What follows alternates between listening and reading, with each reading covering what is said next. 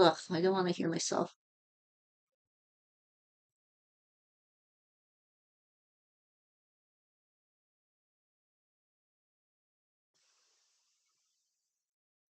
Oh, hello, hello?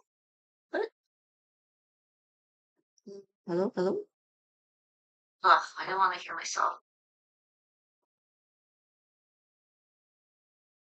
Okay, I don't have to hear myself anymore.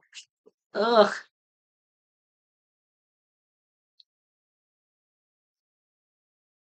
stream is too. Oh no,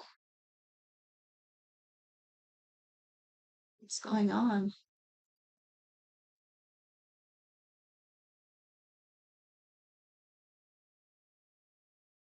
Oh, okay, it's just fucking slow. Okay, man. Um,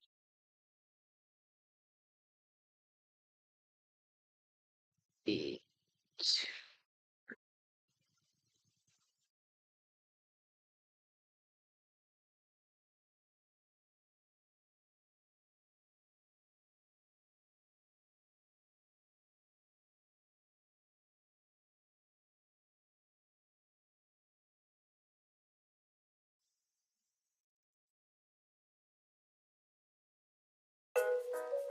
So, what is a VTuber?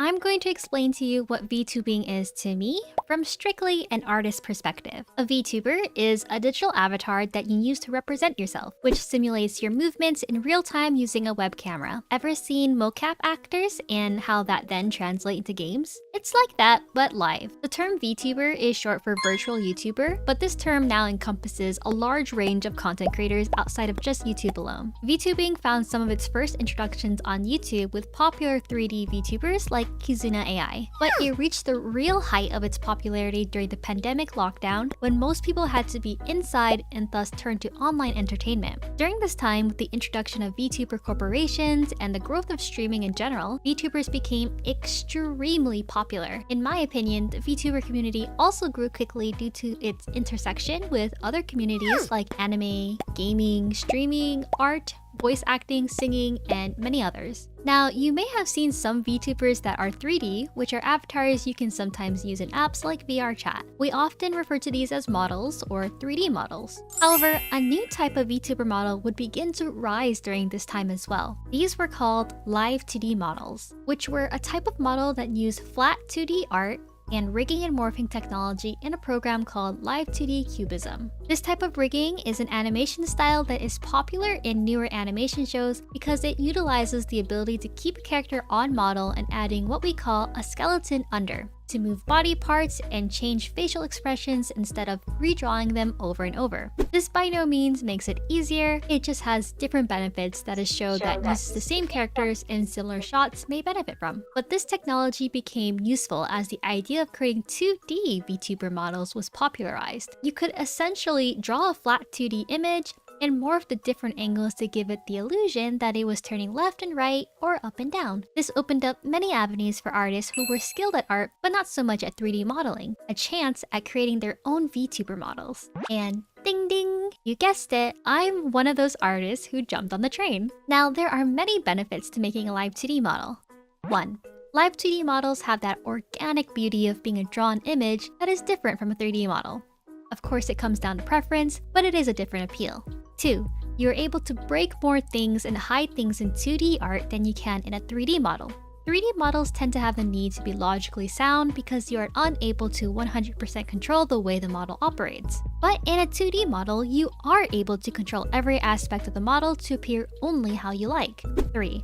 This is just my opinion, but I think live 2D models are easier to get into because most of us will have general skills in art, but not many of us will have learned 3D modeling or sculpting skills. Now, I say easier to get into, but this does not mean a live 2D model is easier to make. It is still a lot of hard work, but essentially doable for anyone who has some art skills. Of course, the program in question to make this all happen is Live 2D Cubism. I'll talk to you more about that in the next video, but as I am currently aware, Live 2D Cubism is the only program as of right now that you can make a 2D model in. So now you know what a VTuber is, and the different kinds as of right now that you can make a 2D model in. So now you know what a VTuber is, and the different kinds there are. Now let's move on to start sketching our model.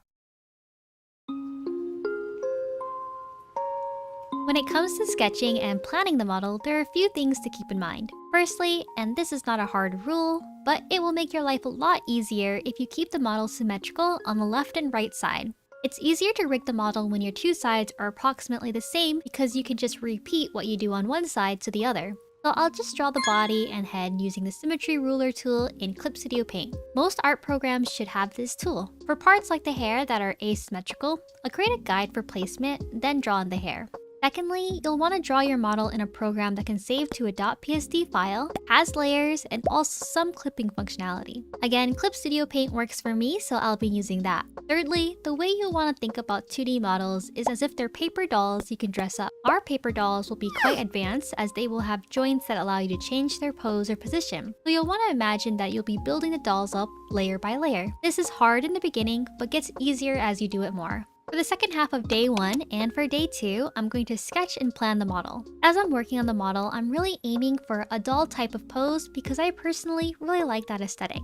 I also plan to have all the body parts completely detached from the clothes so that I can draw more outfits for my character in the future if I want. One defining feature of VTuber models, other than the bouncy boobas and jiggle physics, is the addition of many types of accessories. This is definitely on purpose because the more Hello, it's a new layer and do the ears. Head turning and rigging requires a lot of area to make it look natural. I also made my layers somewhat visible here so you guys can get an idea of my workflow. As a reminder, this is not a tutorial, just my process, so please don't feel like you have to do exactly what I'm doing. The amount of layers is pretty intimidating, and yes, it is hard to keep track to paint or render the model in the future because it also helps create clean bases, which is important for our VTuber model to work well. Here on out is just me lining the model, so I'll leave you guys to a short time lapse.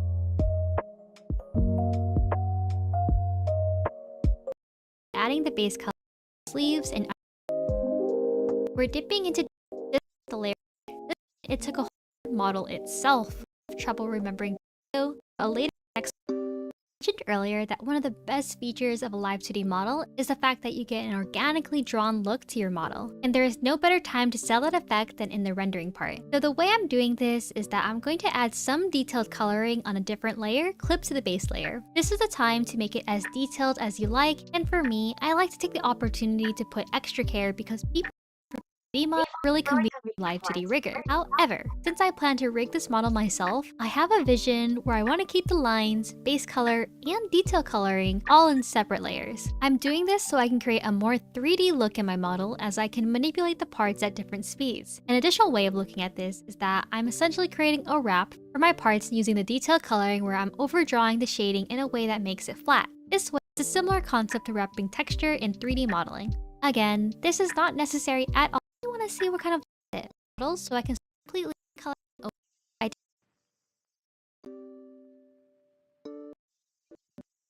So I may have grossly overestimated how much I could blow animation span of one spontaneous. Tired as I am recording this, and while the art isn't yet finished, I feel like there's enough to give you all a little bit of a teaser in the final reveal. So please do enjoy the final reveal.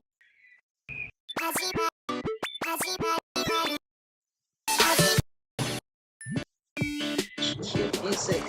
Get me out of here.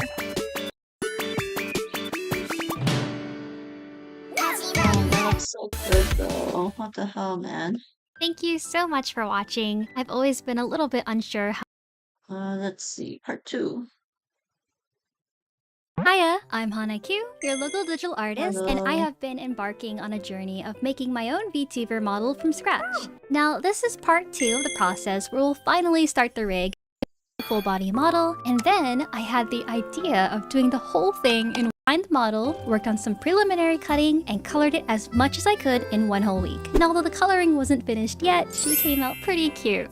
But remember when I said I would do this whole thing in only 1 week? Well, unsurprisingly, that hot, steamy, unredeemable cookie. Now ready to start 3 weeks fancy stuff like body movements and cool animations and physics. Oh, and before we get started, just a disclaimer that generally brought me along and working on the model.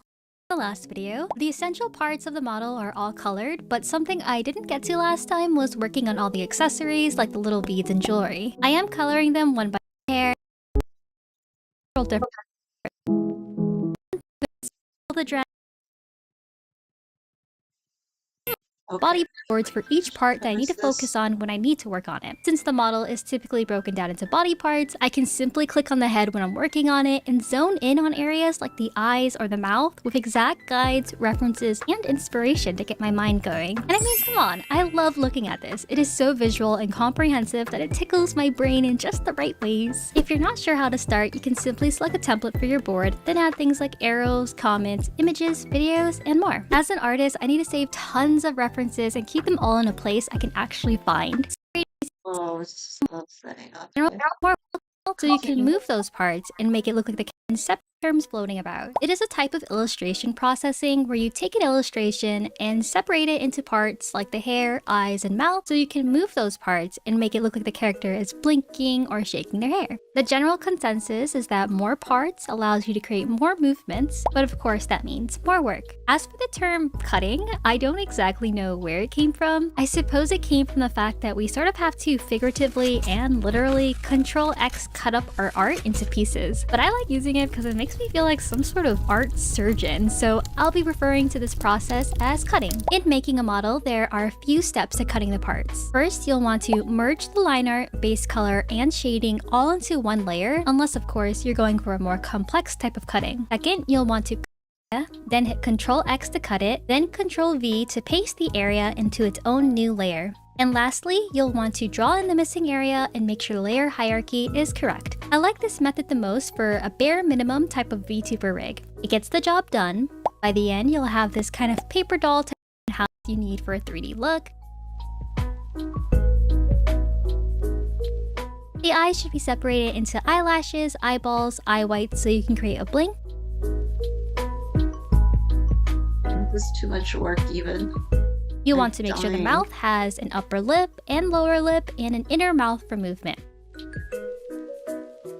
And the list goes on. Luckily, there are tons of tutorials out there that show exactly how to do it, and Live2E has a bunch of sample models on their site that you can learn from. Every artist and rigger has their own way of setting up the model. Luckily, I hate disappointing people and work by myself. A few tutorials, follow movements. One thing you can do is use the mesh transformation tool to sort of simulate a mock trial for the movement. Another thing I like to do is include masks in the model. For example, you'll need a mask to create this disappearing face line look. I make nose lines and masks so that I can make a nose line appear when she looks far enough to the left or right. At this point, I also like to add shadows for certain parts by duplicating the part, setting it to multiply mode, turning on the opacity mask, and coloring in a shade color, blurring it a little, then just displace it slightly. I'll also use the liquify tool to give it more depth. There's also a naming philosophy for the layers, but since I'm the only one working on the model, I just do what makes most sense to me. And most importantly, just do the best you can. You can always go back and fix things if you want a technique underfills.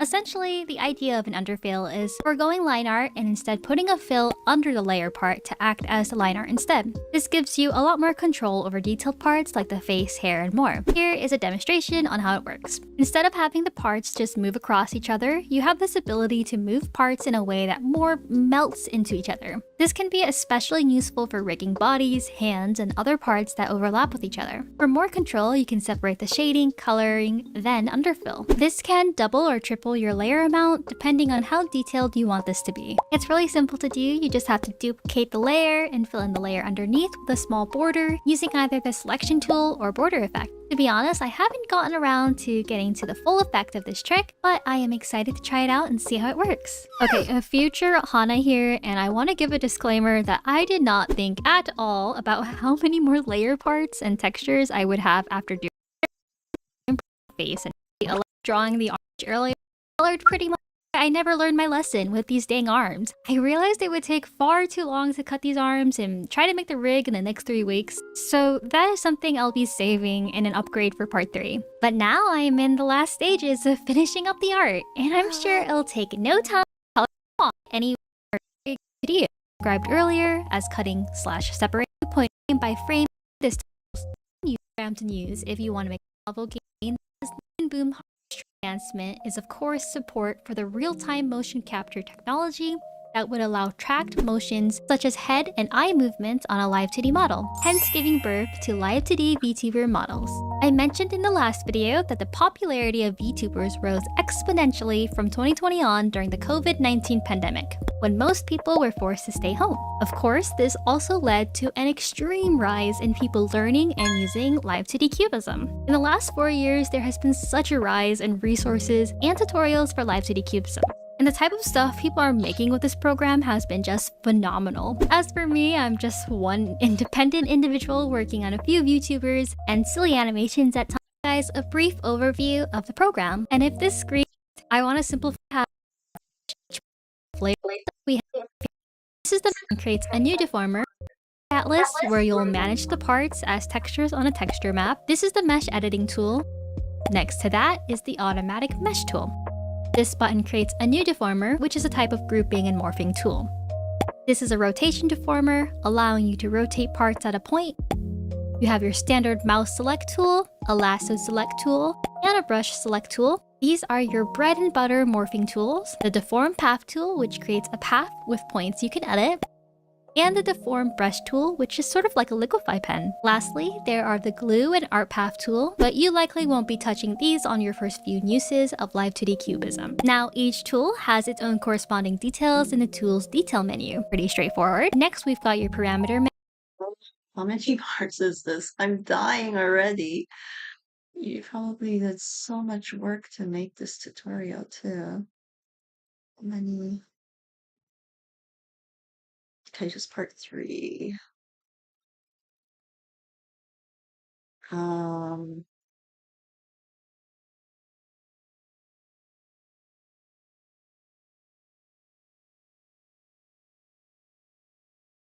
oh, I'm dying. Okay, let's keep on going. Menu. These are the default parameters Live 2D Cubism has set up for us. Essentially, these operate as saved keyframes where we create the actual animation. It acts like a toggle where you'll animate the beginning point, then the last point, and using Live 2D technology, it'll animate everything in between automatically. Finally, we have the deformer menu. For simplicity, think of this like the parts menu, but instead organized by deformers, a type of grouping similar to folders where you can animate using points and Bezier anchors. Setting up the model for rigging is a process we all must go through before we can do any actual animating, because when you load up the model, you start with this. It is horrifying, I know. Live 2D Cubism can't load up all our clipping masks automatically, so we have to do it manually by copying IDs into the clipping tab. And my job is a little harder because of my silly idea of making an underfill layer each layer part. I like to color code my parts because it just makes it a little easier to pick out stuff when you're working with hundreds of layers. Every part comes with its own mesh. The best way to describe a mesh is an outline for your layer part that is composed of many little dots inside. Live 2D animation creates the moving motion by by assembling those little dots in different positions. Now, to make this quick, you can just select all your layer parts and give it an automatic standard mesh. Afterwards, you'll be greeted by the oh so terrifying thousands of bees. It's like killer bees all over again. However, something some of us like to do for more control, and because we hate ourselves, I mean because we want to bring out the most in our models, is creating the meshes ourselves. I decided I wanted to mesh every single part myself. I mean, how much work could it really be, right? 1 week later. Yeah, I regret that. But anywho, no. after you've set up your meshes, you can now create a texture atlas for your model. You know how 3D models need their own texture maps to display the textures properly with the least resources possible? Same concept here. Once you press the texture button, you only need to wait 5 light years for it to load your textures. You can set this automatically, but if you're really extra like me, do it yourself. It's like playing Tetris, but against yourself, with the added self-loathing like, why on earth did you make triple the amount of layers necessary? Press OK and grab your crocheting tools because you'll be here for a while. Now that the meshes and textures are set up, I can try a new technique, glue. Gluing connects 2 layer parts by connecting the overlapping meshes, which then allows you to move one part and have the other part follow and change appropriately. I'm still learning how to use this, but I really only recommend it for the mouth. Deformers! Deformers are a live 2D mama's bread and butter, your best friend, and I mean really the only thing that's got your back. Deformers are a way to group different layer parts, and they come with their own Bezier anchors and conversion points. Similar to meshes, but they allow you to make much more general and smooth movements quickly. You can adjust the number of points and beziers, but be conservative because more always means more stress on your computer. And oh my goodness, we're finally ready to actually start animating. You always gotta get the boring stuff done first, but from here on out, I'm on a one-way train to Dopamine City, baby. We're gonna animate the heck out of this model. Alright, the most important part of any VTuber model is the face, and in that are the eyes. I like to use the deform path on the eyelash, and I set that up by drawing a few points across the lash. You can also see I've organized my parameters into colors and folders now. To start your rig, you'll want to select your left lash line part and add 2 keyforms onto the eye left open parameter by clicking this button. You'll see now that we have a green point at the left and right. You always have to set a keyform to make sure you register the animation. But if you ever make a mistake on the wrong keyform, you can always go to Modeling, Edit Form, Revert to Original to reset it. Keyform 0 is where our closed eye motion will go, and keyform 1 is where the default open eye goes. So I'll make the point to point 0, and using those fun green little dots, I'll drag the lash line down to give it the appearance she's of doing a great job. I'm dying here. Look, everything is pain. Ah, God, someone's Hi there! speaking my Since you've clicked language. on this video, you've probably heard the term VTuber before, but what exactly is a VTuber? A VTuber is a digital puppet controlled by face and motion tracking software, allowing content creators, particularly live streamers, to act as the character in real time. They're a great alternative to facecam when streaming, whether you want to portray a different personality or represent yourself in a unique way. However, aspiring VTubers have a big problem. These digital puppets, or VTuber models, are not cheap. They can cost hundreds or even thousands of dollars. So are VTuber models worth the price, or are artists ripping off aspiring streamers? How difficult is it to make your own? Sure, you may not have professional illustration skills or even know how to use the VTuber software, but assuming you can cobble together some digital art, it might just be possible to bring it to life. And that's exactly what I set out to do. You'll need 3 pieces of software to make a VTuber. Some type of art software to draw the VTuber, an animation and rigging software to define how the character moves, and finally, a face tracking software to translate your movement to the model's movement. Now, we're going the 2D route with this. Even though using a pre-made 3D model can be easier than making a new 2D model, 3D can be tough starting from scratch. You can pick any program you want to draw your VTuber in. However, you need to export a Photoshop file with layers and transparency. Sorry, Microsoft Paint. Krita and GIMP are good free options, while Sweet. Clip Studio Paint, Procreate, and of course Photoshop are solid paid choices. Just use whatever program you feel most comfortable drawing in. Next, you'll need to pick an animation software that's capable of rigging a 2D model for live tracking and character animation. I'll explain what the process of rigging your model means later in the video, but just for now, know that it sets up your 2D model for animation. Live 2D is the most dominant program when it comes to VTubers. Pretty much any anime girl that looks like this is probably using Live 2D. The software is designed to animate your 2D image in layers to create a 3D effect. You can then export your model to a face tracking program in order to to animate it in real time. Live 2D is a popular choice with a big community and lots of tutorials online. However, the free version is a bit limiting in terms of how high resolution and complex your model can be. You can still get a free trial of the full version for 42 days, but eventually it requires a paid subscription of about $16 per month. But what if you have no money?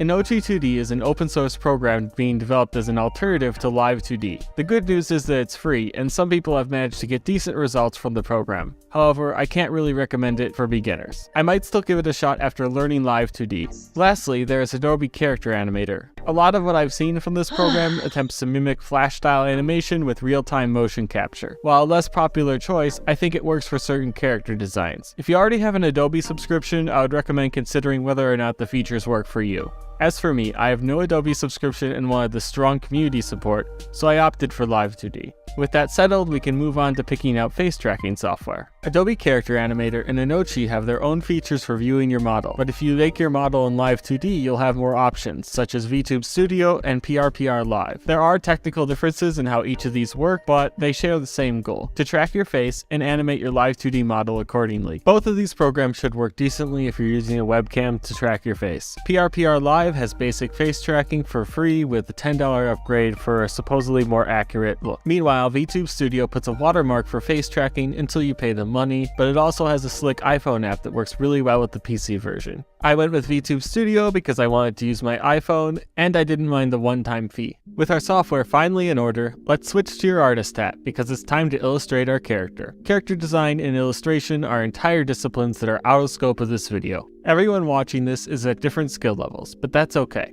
As long as you can draw some sort of character, with a little bit of tweaking, you can turn it into a VTuber. So let's focus on some things I learned that apply specifically to illustrating a VTuber model. You might worry that your art style doesn't fit well with other VTubers you see. This is a valid concern because your style will reflect how you animate your character. However, uniqueness isn't the root of the problem. You need to have some idea of how your character is going to be separated in parts to move with your face. Consider the following requirements in your design. Every part of your model that is going to move needs to be drawn on a separate layer. These parts will then shift and warp in order to create the illusion of animation. You can swap out parts midway, but you won't be able to draw every possible frame. I realize this is a lot to consider from the very start. One of the hard things about making a VTuber is that you're expected to foreshadow and draw things a certain way when you already don't know what you're doing. One of the best things you can do is find models similar to what you want to do. This will be easy if you're an anime girl, but there are a lot of other creative avatars out there to take inspiration from. Look at what parts they move, how far they move, and how they move together. Just keep in mind that every part should be fully drawn on its own layer. So if your face is usually covered by hair, but you still want it to move, you need to draw the entire face underneath. One mistake I made was...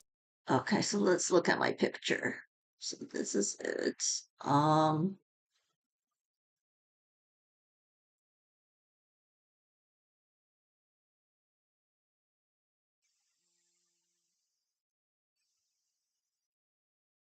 I don't know.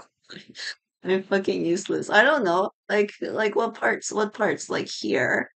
This this is one section that I probably like the bangs, right? I could just be one piece. This is one piece, maybe one piece. The ears, another piece.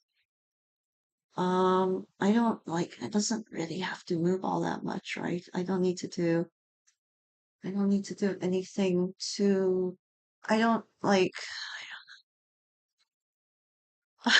I'm losing enthusiasm. not giving myself as much wiggle room as I could have when it came to overdrawing parts. If you don't overdraw as much as possible, it's going to limit the movement in your final model as you try to stop it from breaking. You might notice that I drew my character as a half-body image, while many VTubers are full-body. I personally plan on only using face tracking and wanted to keep things simple. You're welcome to draw out the rest of the body though, if desired. It is possible to use the upper body movements or other tricks to move the lower half. Once your art is drawn and broken up into dozens of little pieces, all fully realized, and you formulated at least a vague idea of how you want it to move and follow your face, you should be good to move on to the next step. Congratulations on finishing your artwork. Now we have to import that static image into Live 2D in order to bring it to life.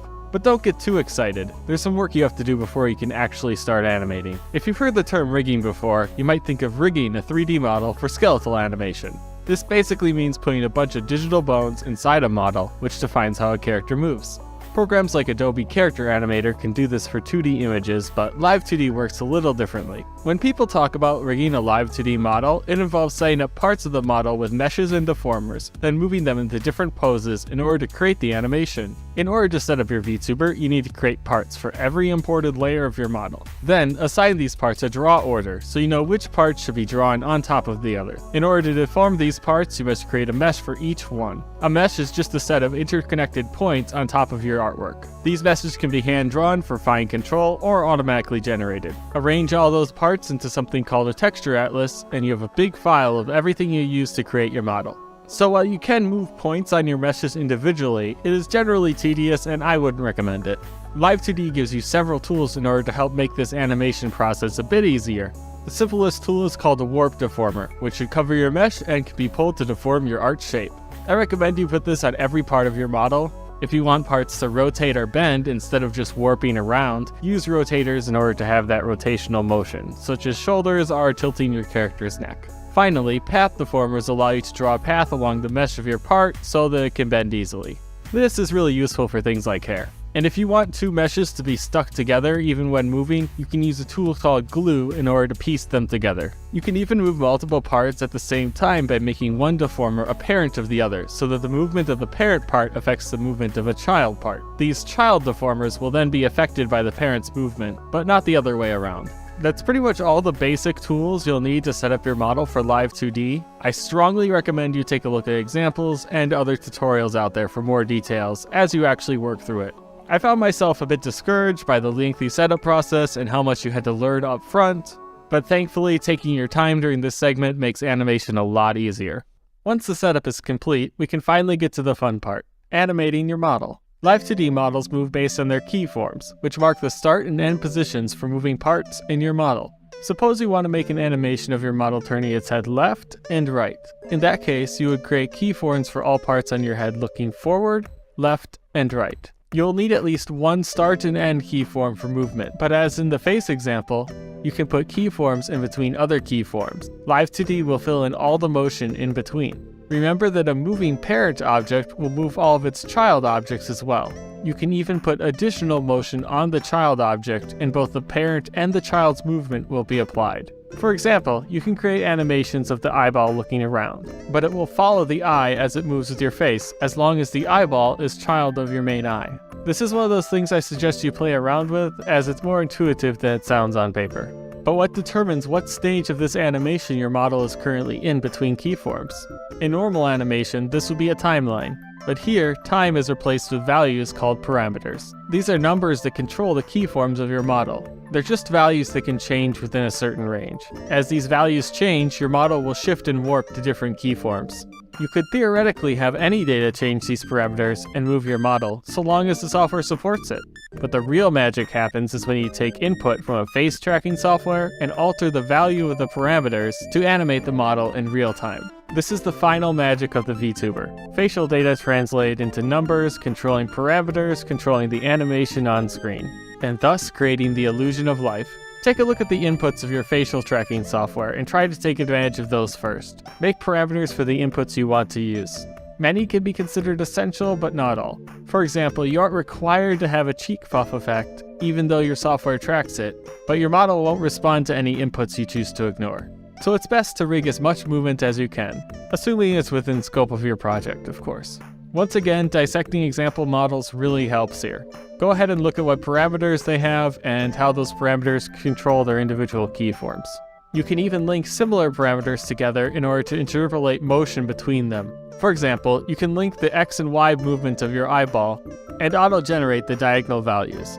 You still have a lot of animation to do though. It takes some time to deform every part of your model for convincing movement, compounded by the number of parameters you want to take advantage of. Check your work incrementally to ensure that all your smaller animations are blending together nicely. Theory is nice, but execution tends to be difficult. Let's talk about some areas where I struggled. Firstly, the mouth movement. Some animation software like Adobe Character Animator use visemes, or sets of mouth shapes for lip syncing animation. In Live 2D, you have to deform with just the parameters that your tracking software gives you. Some clever people have mapped these values to larger sets of mouth animations for better lip syncing, but depending on your model's mouth, they may or may not work. The style of your model doesn't always match up to reality. I opted for a simple mouth opening and closing effect, with the smiling value controlling how wide the sides pull up. I'm not entirely happy with this result, but it works for now. Just be aware that more advanced techniques exist if they fit your style. Another thing I recommend being careful of is the eye animations, especially if any of your design is off-center. You want your eyes to move at exactly the same time, otherwise it just looks weird. So make sure they're a similar distance. And if any parts of your model are symmetrical, you can just copy and paste them over from one side to the other to save yourself animation time. So now your model is moving, but something's different. Something's missing from the other models you see. Where's the wobble? The jiggle jiggle, for hair physics. The final polish to your model is physics animation, but don't worry, you don't have to do any math here. In Live 2D, physics works with parameter inputs, outputs, and an internal pendulum. Inputs are the base movements that cause a physics movement, like your head moving. This base movement makes an internal pendulum swing. You can then use the motion of that swinging pendulum to drive an output parameter, making part of your model animate. You can even add multiple inputs with different levels of effect. Just make sure that the inputs are not set to 0 or else nothing will animate properly. I also personally didn't find the templates Live 2D comes with very helpful as I have a non-traditional model, but feel free to experiment with those if you feel they'll work for you. I would highly suggest watching a more detailed video if you want the theory of how certain parts should use physics motion, like this hair tutorial. Presumably, at this stage, you'll be stuck in a loop of tweaking your animations, physics, and fine-tuning your facial tracking parameters. And at some point, with weary eyes, you'll gaze upon your final model and say, good enough. So yeah, this is the model I finished with. I'm super happy to see my art animated like this for the first time, and I think I've accomplished my goal. So now you have some idea of the effort it takes to make a VTuber model. I would argue that the price of a VTuber commission reflects the effort put in by artists and riggers. It's a challenging project both technically and artistically, but that's my favorite type of project. So go forth and create your own digital puppets. If any of this was helpful to you, feel free to share your creations on. Thank you.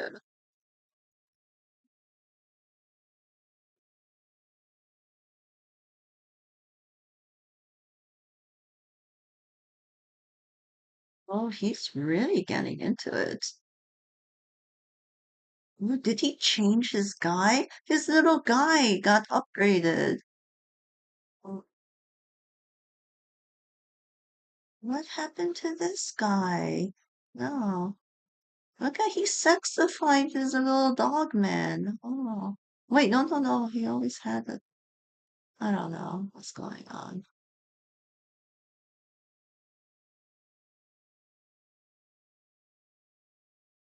Your chat is something I don't understand. Okay. Was it live? Oh, me? Okay, wait, yeah.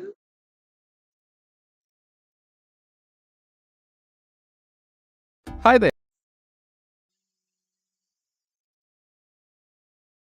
VTuber live to do live. Oh man. Stop bragging.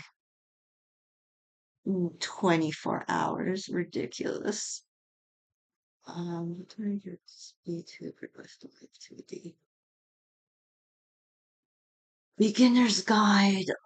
Separating.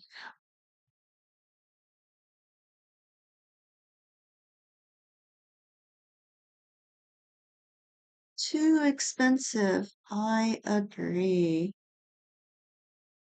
Oh, this looks so cute.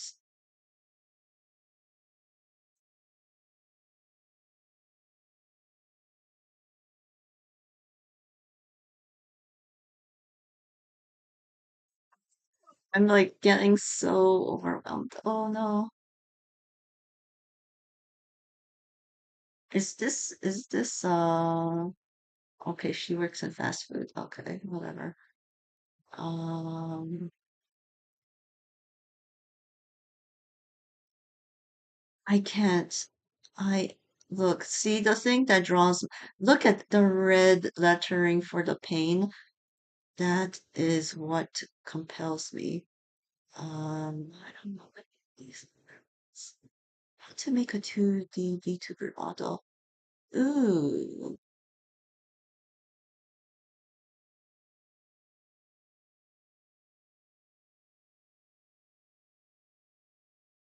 I guess this is the one, right? Look at how many views it has. VTuber model.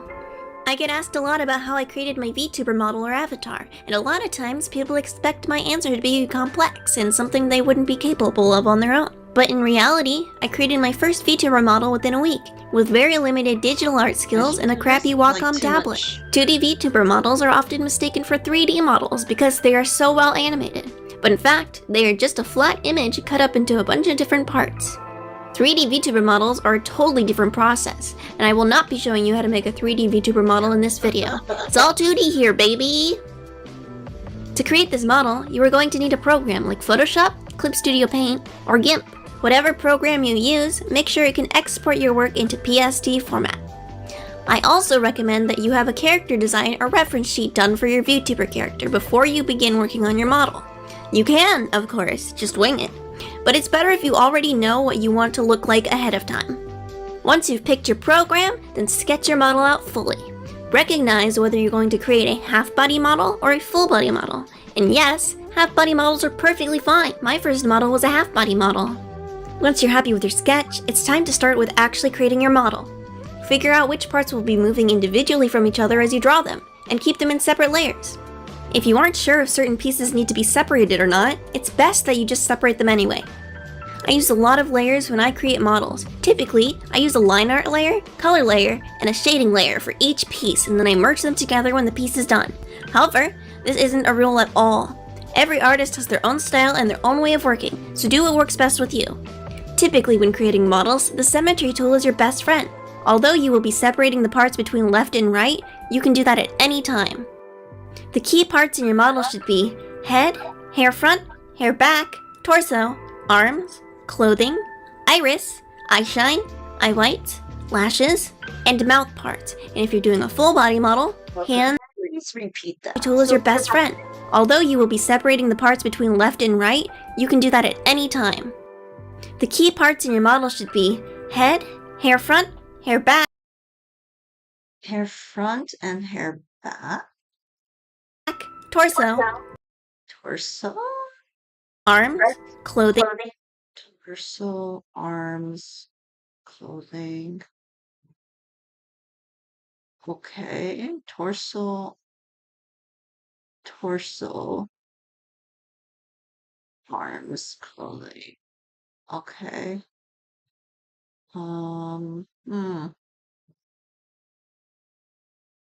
Okay. iris, eye shine, eye white, lashes, and mouth parts. And if you're doing a full body model, hands, waist, and legs. And mouth parts. Iris, eye Iris. shine, eye white, lashes, and mouth parts. Okay, repeat that again. Clothing, iris, Iris. eye shine, Eye shine. eye white, lashes, and mouth parts. And if you're doing a full body model, hands, waist, and legs. Hands, waist, and legs. The face of your model is the most complicated part because it will move the most. Make sure you keep your eye whites, irises, eye shine, and lashes separate and do not merge them together.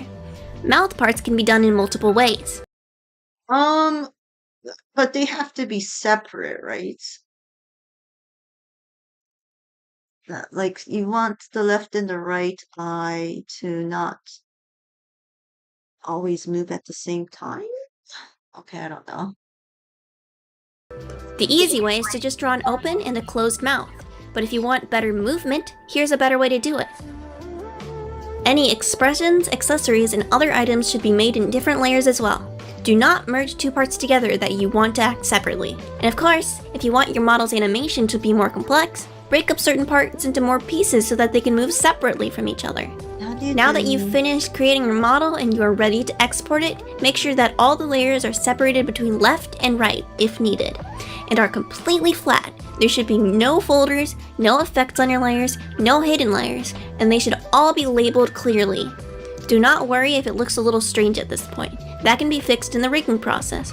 Export this as a PSD and you've officially created your model. Now it's time for rigging, or the animation. The only program that I know of for animating VTuber models is Live. This tutorial has so much clarity compared to the others. Oh, I can't. My brain is already exploding. Okay. Um. 2D Cubism. Thankfully, Live 2D Cubism is a lengthy trial period for you to get to know the software without paying a cent. And that's exactly what I used to rig my original model. Now, I have never bought the Live 2D software, and my rigging abilities are limited and rather rusty at this point. Live 2D can be very intimidating and seem complex, but if you are diligent and adamant to not pay a cent for your model, like I did, you can certainly rig your model fairly Okay, that's so cute. well and fully functionally before the trial period ends, which I do recommend you try if you have the time to do. If you can't or don't want to rig your own model, you can always look for someone else who's more experienced and can do it for you. There are plenty of rigging artists on Twitter who will rig your model for a fee, and there's an entire Live 2D community that will be willing to help you regardless of which path you decide to take. Once your model is done being rigged and exported, you can use a couple of different programs to simulate your model, including VTube Studio and PRPR Live. Simply take the files needed from your exported model and import them into the program. Most programs work very similarly, but this is how you do it with VTube Studio. And this is how you do it with PRPR Live. And boom, you're a ding Okay, what and the the program. Most programs work very similarly, but this is how you do it with VTube Studio. VTube Studio. I'm alive to what? VTube. Oh, I'm so stupid. What's VTube Studio? VTube. VTube Studio on Steam. Uh,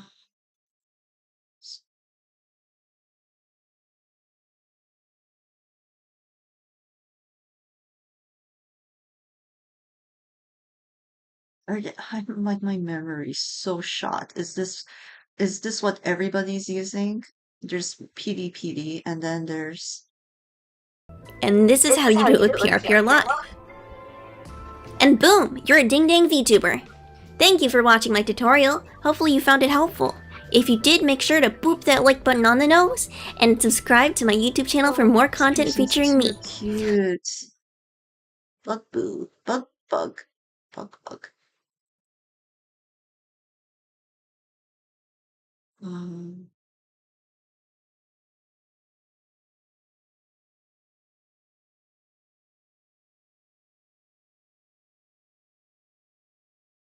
her model's different now. I've gotten improved. 2000. Will you be my friend in 2024? Let's see what's up with her. Hi there! I hope to make lots of new friends in 2024, so will you be? Oh, there. Her voice is different. I like the old one. What is going on? Yes. Yes. My friend?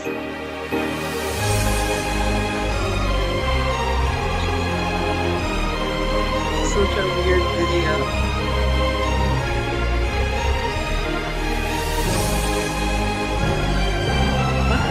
Watching.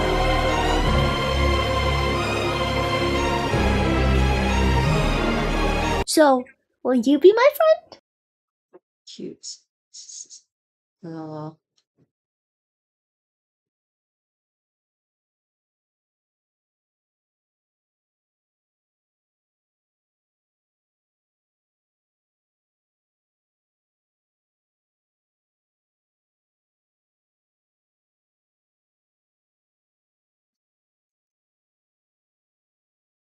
Okay, so let's see.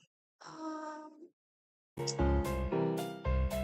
I'm gonna go back to that cynical. No, no, no. Live 2D. YouTube Studio. Live 2D. What is what is live? I don't know what the fuck I'm doing. What does this word mean? Is a technique. Okay. No, live 2D cubism. Live 2D cubism. Yeah, I'm so stupid. Live 2D cubism. Are you kidding me? What am live 2D cubism? Live 2D cubism. Okay. Live 2D cubism.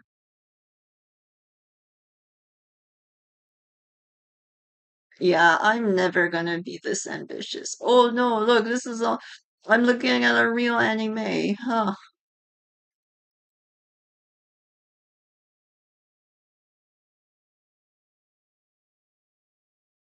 That's amazing. Let's see.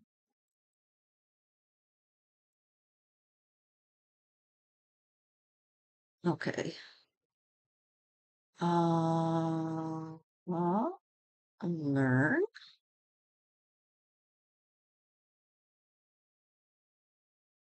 Oh no, what? Developer kit? No.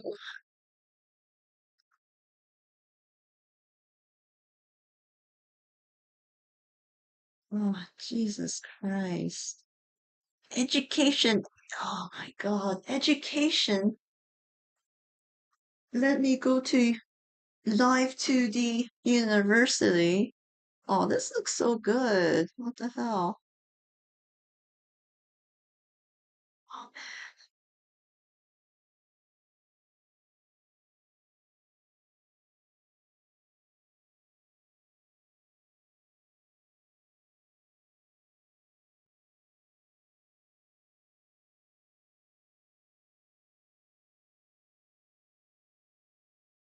for 42 days. Okay, purchase.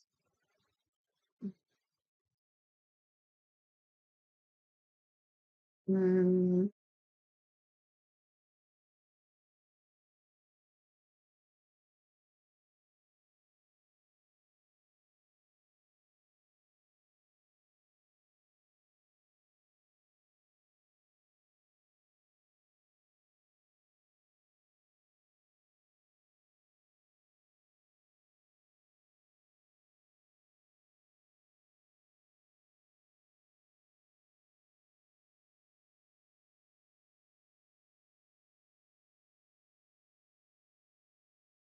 $10 million.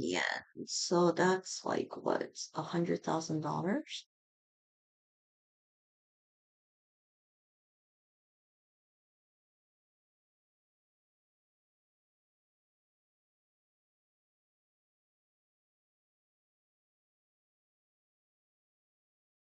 Oh, okay. So it's live 2D VTube Studio. Okay. Like live 2D. DB is VTube Studio. Two.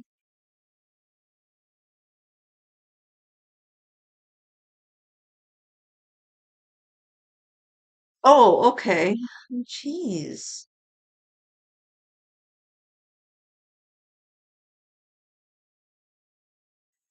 Don't treat me as if I'm stupid. I don't know basic things, okay? Um, okay, so the software is live 2D.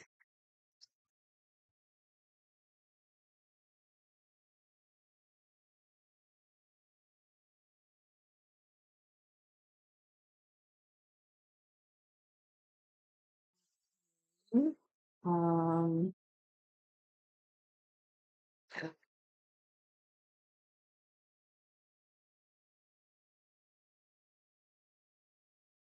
Want to create your VTuber. Mm,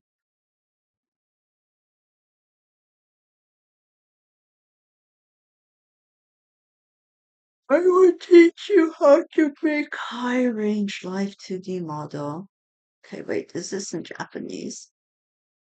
皆さんこんにちは、乾物干物です。メイキングチャンネルの更新をサボりまくっていて大変申し訳ございません。昨年はですね、1枚絵を動かそうライブ 2D メイキングという動画や VTuber モデル制作過程すべて見せますという配信などでライブ 2D のね、メイキングをいくつかお見せしていたのですが、今回はさらに詳しい解説を交えながら VTuber 用高可動域ライブ 2D モデルの作り方を数回の動画に分けて原画作成からお見せしたいと思います。今回はラフから線画編です。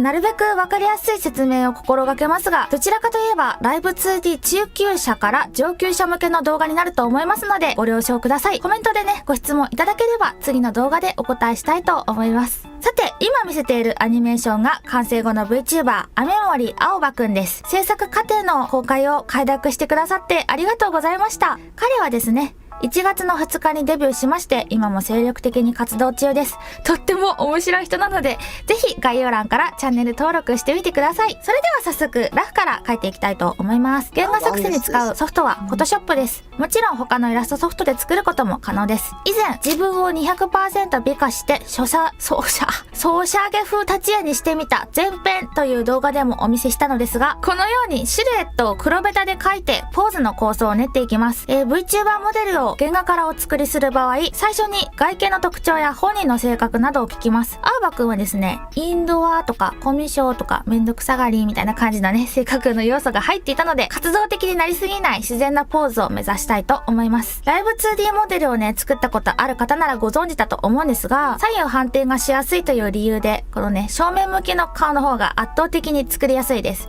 私も、この斜め向きがいいみたいな特注がない限りは正面向きで作っています。ただしね、体はそもそもの個体差が大きいため、斜め向きでもそんなに影響がないです。作りやすさと立ち絵の躍動感の兼ね合いで、私は顔は正面向きで、体は斜め向きというパターンで作ることが多いです。ポーズが決まったら、黒ベタの透明度を下げて、神経レイヤーで顔のラフを描いていきます。この時活躍するのが対称定規です。クリスタなど他のイラストソフトにもある機能なので、ぜひ活用してください。この神経レイヤーで顔のラフを描いていきます。この時活躍するのが対称定規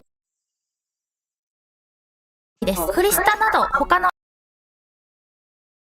Oh, I was like, what's crystal? It's Clip Studio Paint. イ Okay. ラストソフトにもある機能なので、ぜひ活用してください。この機能を使って輪郭やまつげの形などは完全に左右対称になるように描いていきますが、すべてをね、左右対称にすると絵が硬くなるので、前髪は定規を外して描いていきます。ラフの段階ではパーツ分けのことはあんまり考えていないんですけれども、それでも髪と目などの線が重なる部分のレイヤーは分けておいた方が後で楽になるので分けます。で、髪型に関してはポニテでみたいなね、感じのざっくりしたご注文のこともあれば、参考画像をね、添付して詳細にしていただくこともあります。イラストレーターさんによっても変わると思うんですけれども、私はね、完全お任せよりは詳細な指定があった方が描きやすいタイプです。青葉くんもね、ありがたいことに参考画像を送ってくださいましたので、それを見ながら考えていきます。ところで、描いたことがある人ならわかると思うんですけれども、左右対称の目って存外描きにくいんですよね。目が離れすぎたり、あと逆に寄り目になったり、ちょっとのね、バランスの崩れが大きく出てしまうんですね。個人的なコツなんですけれども、この眼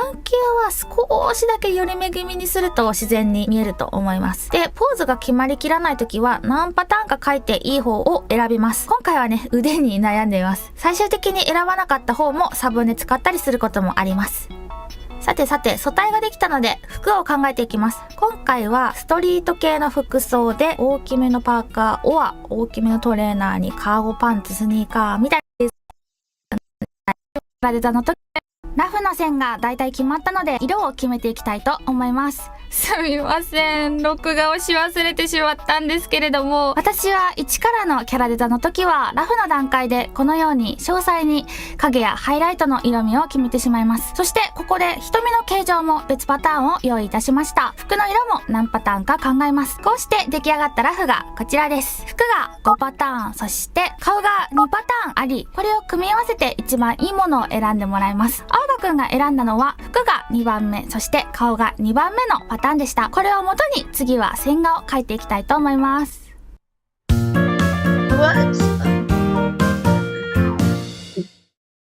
ライブ 2D 用の線画を描くときに普通に描いて後からパーツ分けをする人と最初からパーツ分けをする人と2種類いると思うんですけれども、私は線画の段階でパーツを分けてしまいます。線画でも対象蒸気は活躍します。まつげなどのパーツはかなり細かく分けたものを左右別々で作る必要があるのですが、現段階ではある程度同じレイヤーで描いて後で分けたいと思います。眼球は線画を描かずに豚塗りだけで作ります。縁は少しぼかします。最近流行りの描き方ですね。この時注意するのが、ライブ 2D で動かす場合はまぶたで隠れる眼球の上の部分も描く必要があるということです。後で白目レイヤーにクリッピングしますが、今は便宜上はみ出したところをマスクで削っておきます。眼球だけではなく顔の輪郭や前髪、耳などすべてのパーツは隠れる部分もしっかり描写しなければなりません。特に私の作るモデルは高可動域なので、こんなところまで描かなきゃいけないのレベルで見えない部分も描いていきます。それでもね、いざ動かすと書き足しが足らず、後で書き直すことが多々あります。結果、自然と線がめちゃくちゃ多くて複雑になっていくので、わかりやすいように豚塗りも同時進行で行っていきます。さて、ここまで制作過程を垂れ流しながらひたすら説明をしてきたのですが、ぶっちゃけ線画は同じことの繰り返しなので、もう言うことがなくなってきました。それより何よりこの動画を見ている皆さんが気になっているのは、どこをどうパーツ分けしているのかだと思います。ですので、ここからは図解でパーツ分けの説明を頭のてっぺんからつま先までしたいなと思います。ただし、現段階のパーツはあくまでも線画の段階でのパーツです。塗り終わった後、またライブ 2D でモデリングしていく最中もどんどこパーツは増えていきますので、それはその都度説明していきたいと思います。Oh no. まずは顔です。先ほども言った通り、基本左右は別々のパーツにします。眉毛だったら左眉毛と右眉毛の合計2パーツです。で、この左と右って言い方なんですが、地味にここもライブ 2D を作る上でややこしい部分で、ライブ 2D 上での左右の故障は基本キャラから見た方向になっています。つまり我々から見て右側が左側が右なんですね。もうややこしすぎるんで、私はパーツに名前を付けるときは右左ではなく、左矢印右矢印と付けています。ふんふん眉毛ふんふん眉毛みたいな感じですね。こうすれば私から見てどっちの側のパーツなのかがすぐわかるし、ライブ 2D で作るときは逆側のパラメータを付ければいいわけです。さてさて、目はさらに片方だけでも上まつげ、横まつげ、下まつげ、Oh, jeez. 目のクマ、目のクマ? You're separating that too? 下向きのまつげ、下向きのま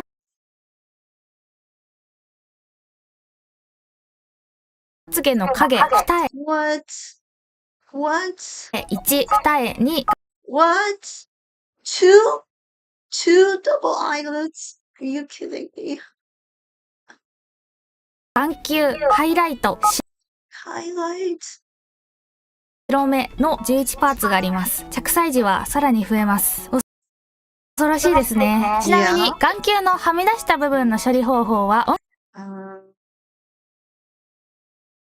Oh, okay. 主に2つあって、私みたいに白目にクリッピングする方法と上まぶたと下まぶたの肌色のパーツを作って隠す方法があります。他にも方法はありますが、今は割愛します。白目にクリッピングする方法のメリットは、パーツ数が少なくて済むというのと、まぶたの塗りが複雑なイラストでも綺麗に処理できるなどがあります。デメリットらしいデメリットは、クリッピング枠を使うこの1点につきます。クリッピング枠、何それ、美味しいなとなってる方がほとんどだと思いますが、正直これが私にとって一番のモデリングの壁であり難関ポイントだったりします。後で詳しく説明するので、とりあえず今はクリッピング枠という数量限定の貴重な枠があって、その枠を使用する方法なんだと覚えておいてください。逆に言えば、上まぶたと下まぶたのパーツを作る方法は、このクリッピングの枠を使わないというメリットがありますが、パーツが増えるので処理の難易度が上がるのと、複雑な塗りのまぶたには向かないというデメリットがあります。鼻は現状1パーツです。口も今は1パーツですが、後からバカみたいに増えます。後で説明します。さて、ここまで1パーツ1パーツと連呼していますが、今はまだ線画の段階なので、レイヤーは線画とベタ塗りに分かれていると思います。後でね、色を塗った時に結合するのは線画とベタ塗りに分かれていると思います。後でね、線画の段階なので、レイヤーは線画とベタ塗りに分かれていると思います。後でね、色を塗った時に結合するんですけれども、輪郭はベタ塗りと線画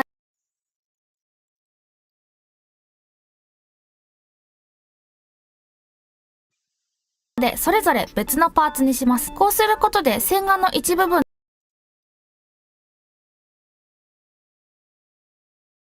だけをマスクで消して立体的な表現ができるようにToo much expression. なります。前髪と横髪は合わせて12パーツです。今回はかなり細かくパーツ分けしましたが、どれくらい分けた方がいいかはぶっちゃけ好みです。このね、紐のなんかは前髪は3パーツしかありません。そして後ろ髪は1パーツで作ってる人も多いと思いますが、今回はなんと13パーツに分けます。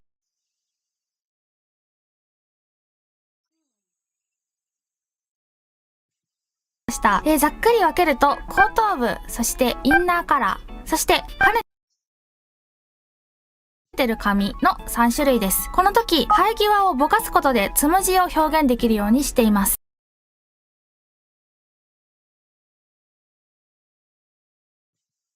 で、首はこれで上を向いた時に見えるので大幅に描き足しています。今回は鎖骨も別パーツにしました。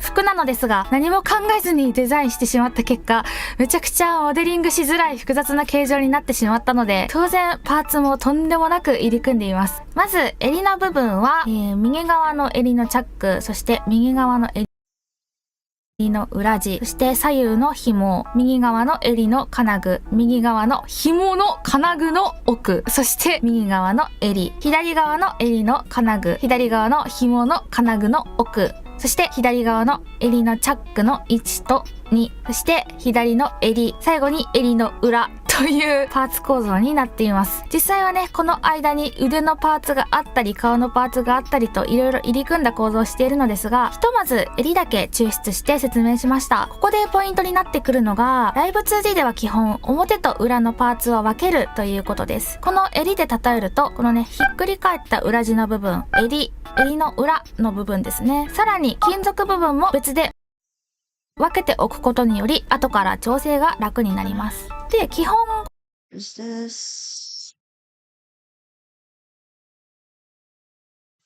このライブ 2D の分け方っていうのは一緒で、ヘッドホンもね、同じように耳当て、絵の部分の手前、そして絵の部分の奥と表と裏のパーツで分けています。本当にめちゃくちゃちっちゃな部分なんですが、チャックの金具もね、つなぎ目と持ち手と根本で分けることによって、自然に持ち手部分だけを揺らすことができます。また、胸ポケットのように立方体に近い形状のものを動かす場合は、前面と側面でパーツを分けた方が動かしやすいです。今回はベルト、前に垂れている部分、そして前面、上面、側面で分けました。で、チャックもね、個別にパーツを分けているのですが、この複雑な形状を手書きするのはマジで腕が死ぬので、こんな感じで自作のブラシを作って描きました。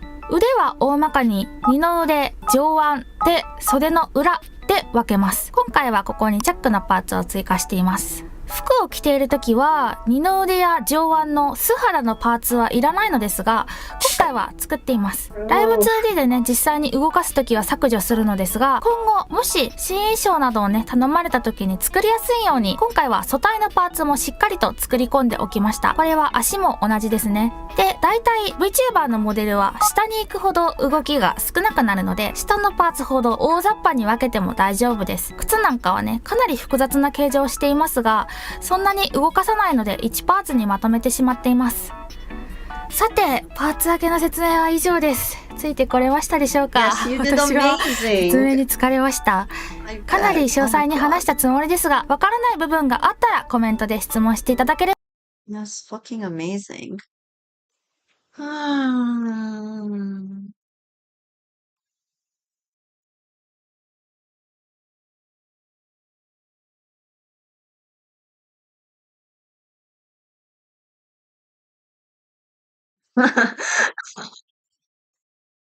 Yeah, this is amazing.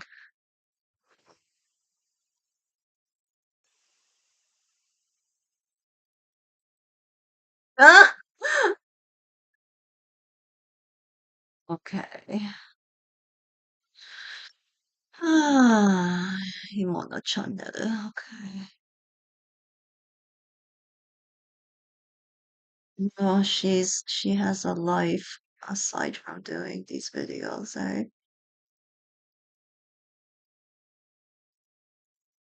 Hand tracking. I wonder if she's like a professional. I wonder if this is a guy.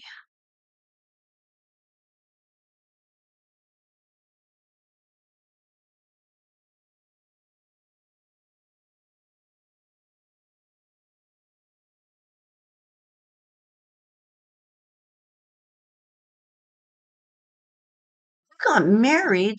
Oh my God. Mm.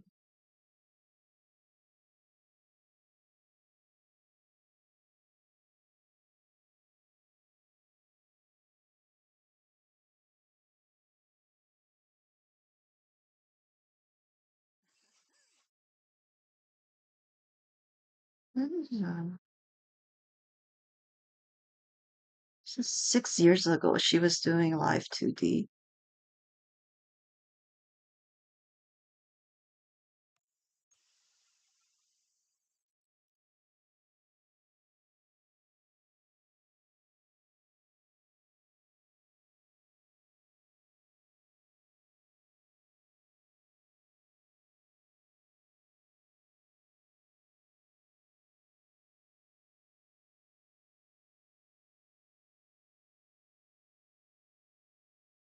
Ah.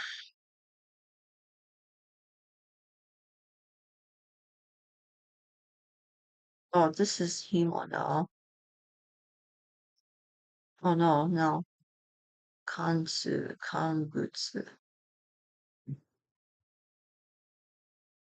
Oh.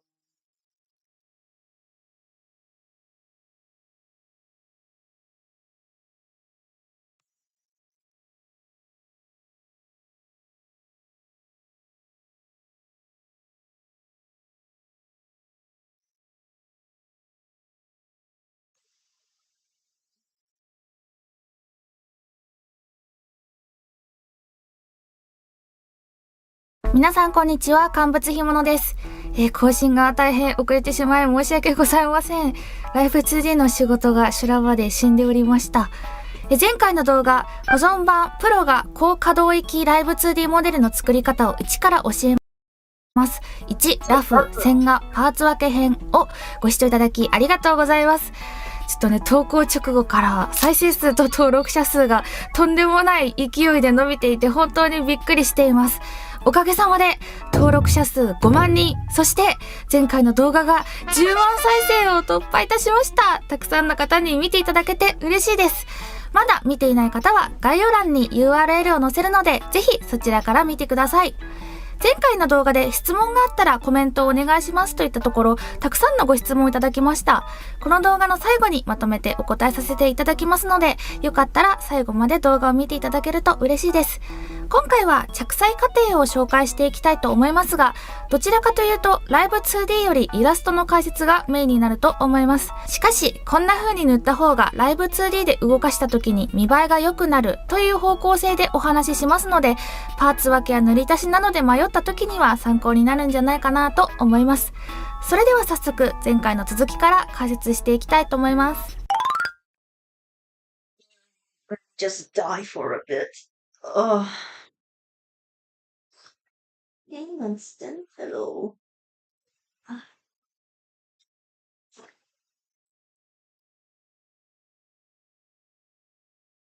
Hmm. Oh.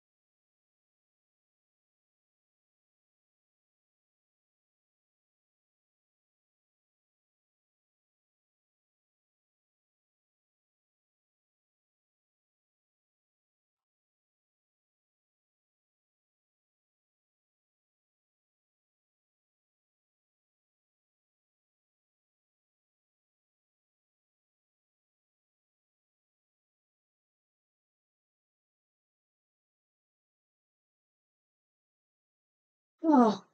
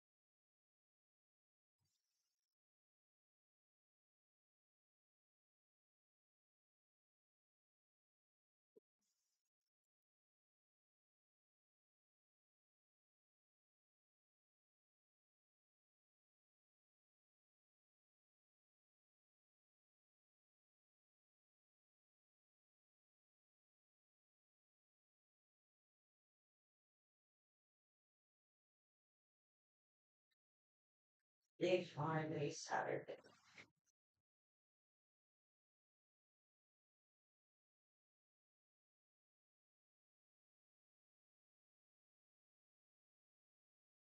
Ah.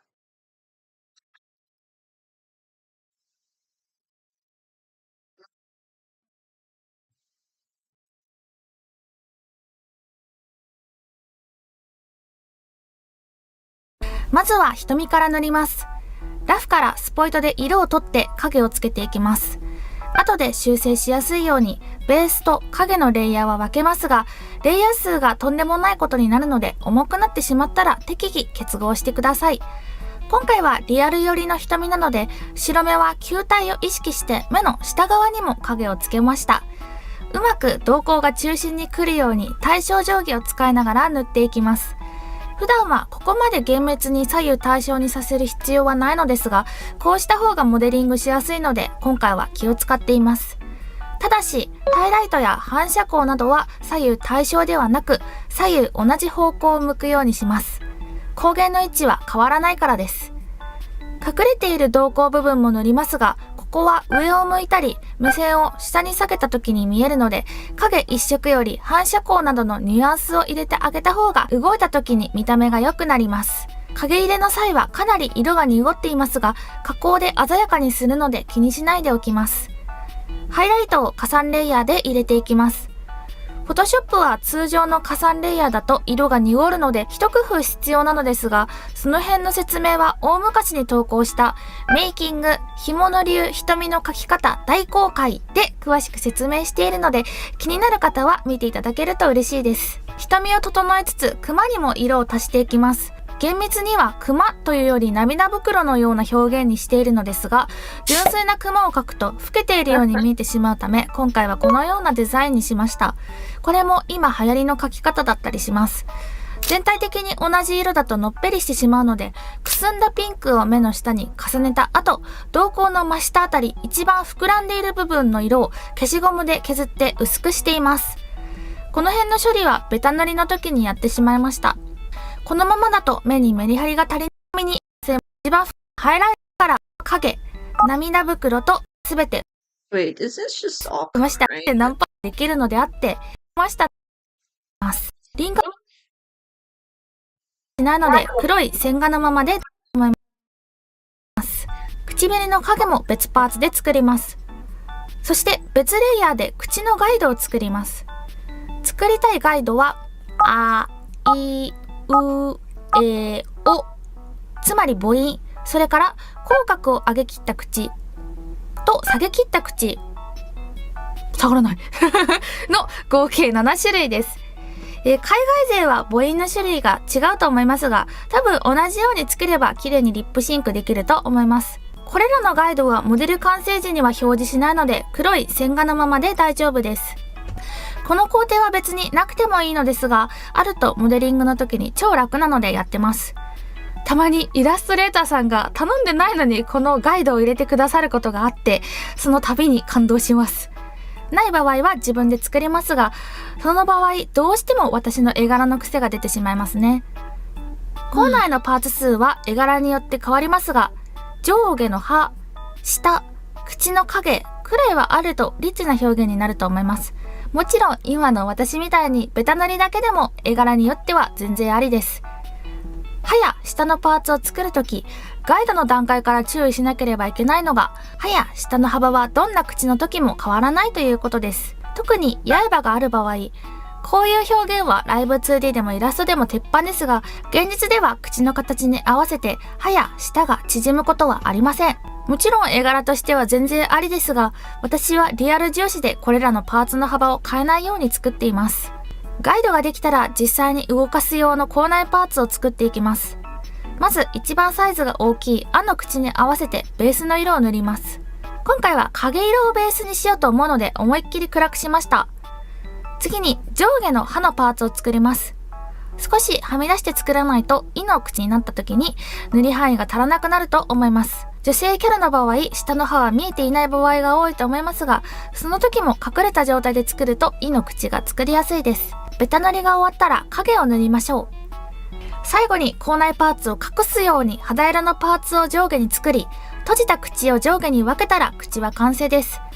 肌色パーツは線画と結合してしまう方も多いと思いますが、モデリングの時に楽するために私は分けています。顔のパーツができてきましたね。次は髪の塗りに行きましょう。1個の上に神経グループを作り、全体的に色を置いていきます。この時活躍するのがラフです。ラフを透明度を下げて表示して塗りの参考にします。普段は影色から塗りますが、黒髪は元々が暗いのでハイライトから塗っていきます。暗い髪は肌色をふわっとのせると綺麗なのでよくやるのですが、1レイヤーでは綺麗に乗らないので何レイヤーか重ねて明るくしていきます。スクリーンレイヤー、肌色で明るくして、オーバーレイレイヤー、オレンジで色をのせるという感じでしょうか。今のままだとクリッピングができず色がはみ出してしまって非常に水をかけます。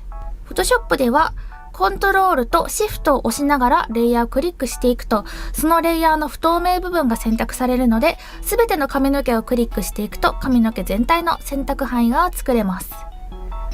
球体を意識しながら髪の毛にハイライトを足していきます。左上に光源があるイメージです。ハイライトの際にオーバーレイで色味を足します。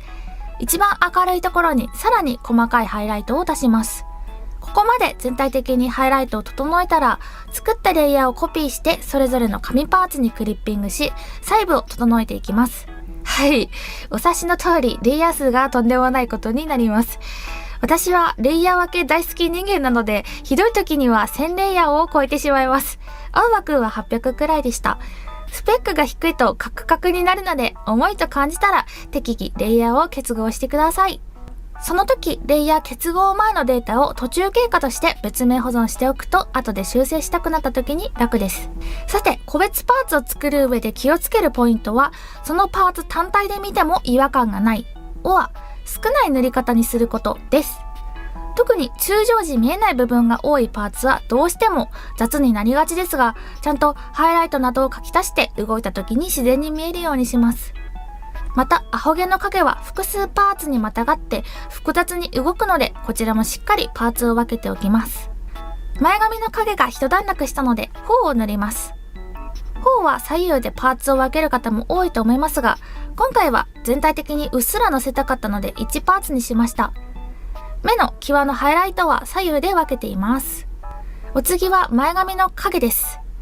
よく前髪の影が輪郭にくっついたままだったり、前髪はやたらパーツを分けているけど前髪の影は1パーツだったりするデータがあるのですが、それだとモデリングの時にめちゃくちゃ苦労します。前髪をやたら分けたなら前髪の影もやたら分けましょう。ちなみに青葉くんの着彩で実験的に取り入れた前髪影の作り方がとてもうまくいったので共有します。まず前髪のベース部分の選択範囲を取って塗りつぶします。そして光源的にはありえない表現なのですが、髪の左右に頭の膨らんだ部分が最も影が多くなるように色をつけます。なぜこんなよくわかんない塗り方をするのか。前髪の房を別々に動かすと、よく動いた時なんかにこんな感じの見え方になることがあります。この時影が平行についていると、なんだかおでこが広くてハゲたように見えてしまうんですね。でもさっきみたいな影にすると、髪の付け根部分の影が幅広くなり、髪が大きく浮き上がっている、うねっているものとして認識しやすくなるので、ハゲにくくなります。ライブツールにしか活かせない独特の塗り方ですが、すぐに真似できると思うので、ぜひやってみてください。さて、着彩はまだまだ序盤のパートいっぱいで、依頼時にあるといい情報は何？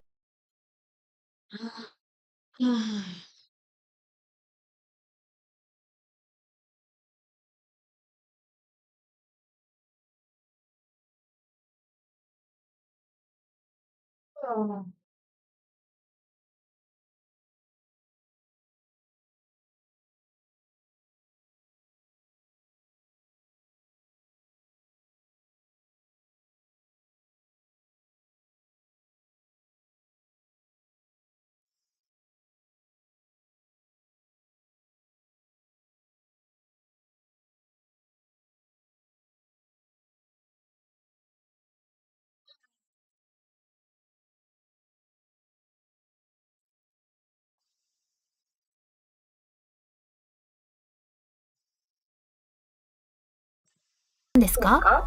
一番多かったのがこの質問でした。ありがとうございます。今はスケジュールがいっぱいで受付を停止しています。再開するときは Twitter でお知らせするので、よかったらフォローをお願いします。ちなみに今月に40件とか50件ぐらい依頼が来てて、でも実際に作れるのは月2体なので、再開後も全ての依頼を受けることは難しいと思います。大変申し訳ございません。お値段も昔は公開していたのですが、それで大変な思いをしたので今は非公開です。どう大変だったかというと、モデルによって制作難易度、制作時間は全然違います。さらにこの1年で私のモデリングの技術は飛躍的に上がり、モデリングにかかる時間もバカみたいに増えました。なのにお値段は一定だったので、どんどん収入が減っていって貯金がすっからかんになってしまいました。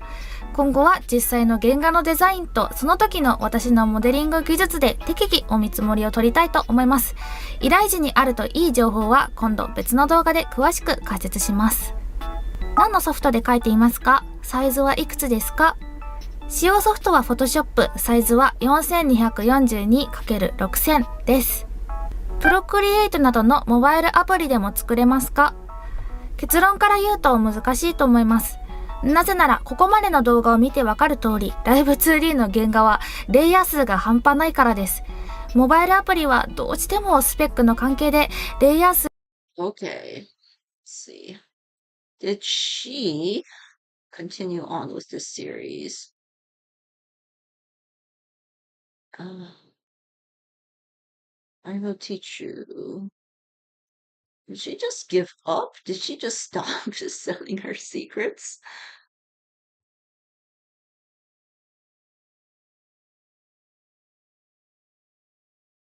Hmm.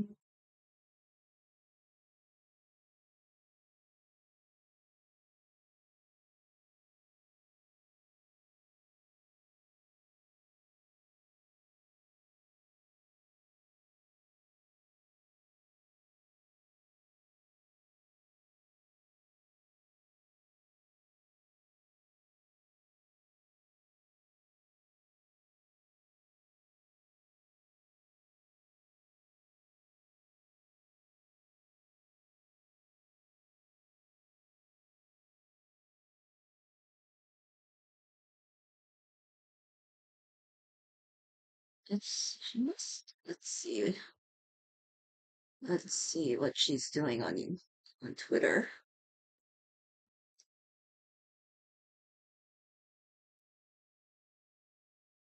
She's just disappeared off the face of the earth.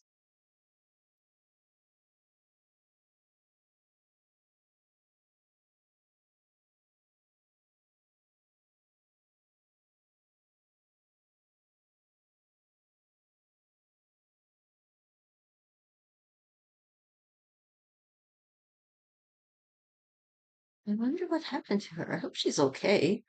Man, there's like 40 requests a month.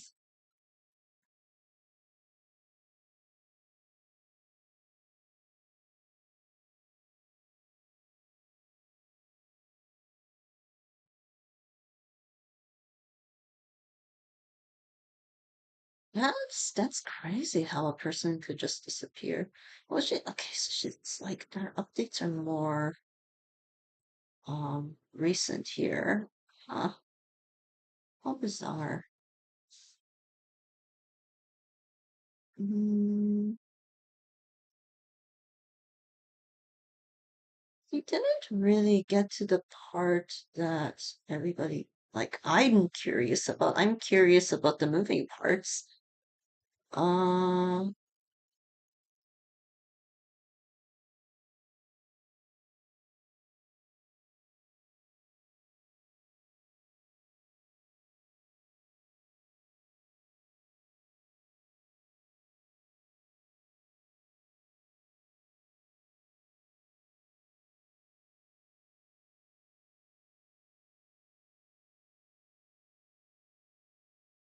a new series will start. She got married. She can shake a person's hair. Okay, is this the continuation?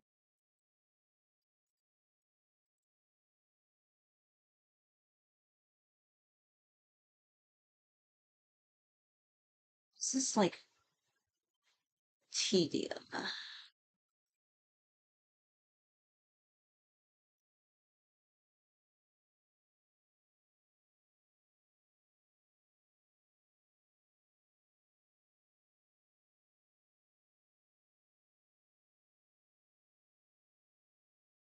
皆さんこんにちは。ライブ 2D モデラー兼バーチャル YouTuber の乾物ひものです。ちょっとね、声のテンションが低くて申し訳ないんですけれども、喉風邪をひいてしまいまして、ちょっと声を張れないので、お聞き苦しいかもしれませんが、ご了承ください。ということで、シリーズ第2回目となる今回から、いよいよ具体的なノウハウを伝授していきたいと思います。事前に Twitter でアンケートを取ったところ、なんと総数1003票の投票をいただきました。まさかね、1000票を超えるとは思ってなくて、口の紙筆の作り方。Oh, come on, show me every one of everything. びっくりしてます。本当にありがとうございます。 I wanna そ know の中で everything. も特に解説してほしいと票が集まったのが紙揺れだったので、今回は紙揺れの作り方を解説していきたいと思います。正直ね、今回の動画マジで有料級です。これを見ればもう紙揺れマスターと言っても過言ではないほどのね、情報を詰め込んだので、かなり質のいい動画になっていると思うんですけれども、ただね、ちょっとね、情報を詰め込みすぎて動画時間が長くなりすぎてしまったので、泣く泣く2本に分けてます。本当はこれを見れば紙の揺らし方が全てわかりますってやりたかったんですけど、すみません、この動画だけでは全部わかりません。なので今回は前編としています。ちなみにこの動画を撮っているのはシリーズ第1回目が投稿される前なので、 Twitter で意見を募りましたが、今後は動画のコメント欄やマシュマロのご意見も参考にしたいと思っています。それでは早速参りましょう。まず大前提として VTuber 用モデルの紙は物理演算を使って揺らします。以前の動画では手動で揺れアニメーションを作る方法を解説しましたが、これはあくまでも映像用の手法なので今回は対象外になります。もう一つ注意点として、今後のノウハウは全てライブ 2D プロ版を使うことを前提 No!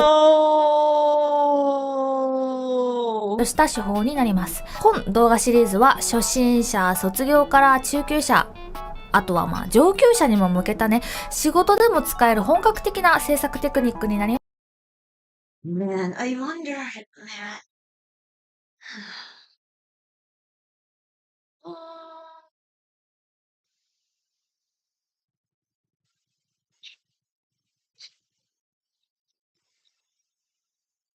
Average cost.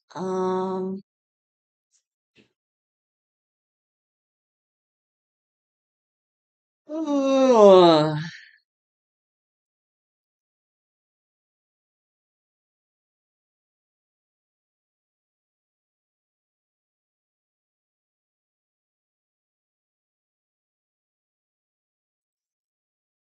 Let's see, how much was up here?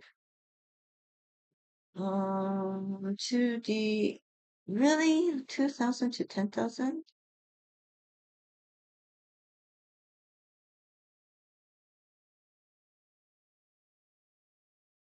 Ah. Oh.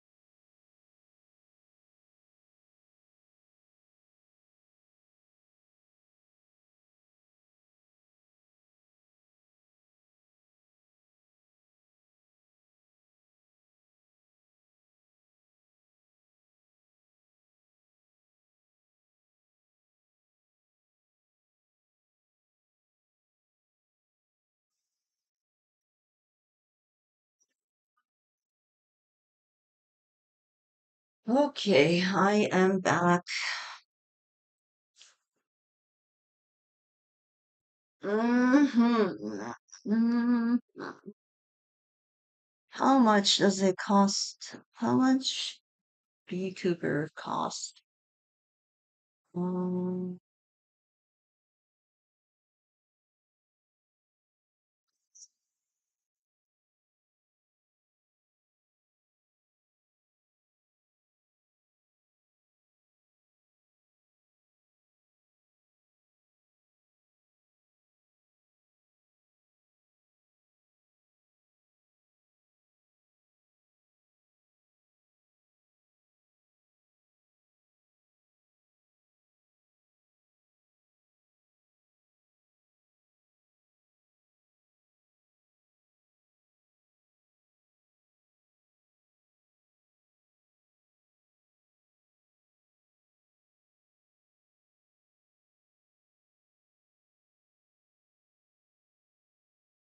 it's for the art with no rigging.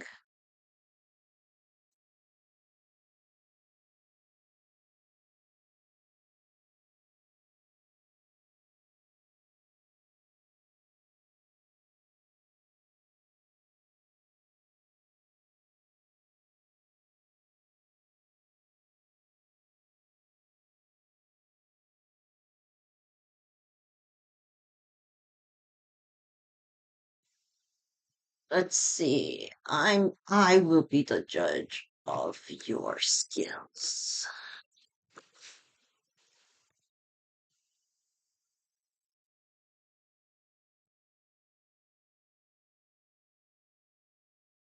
Hmm. Hey, is that Tsunade? Oi, oi, oi, oi, oi. Stop making me sign in.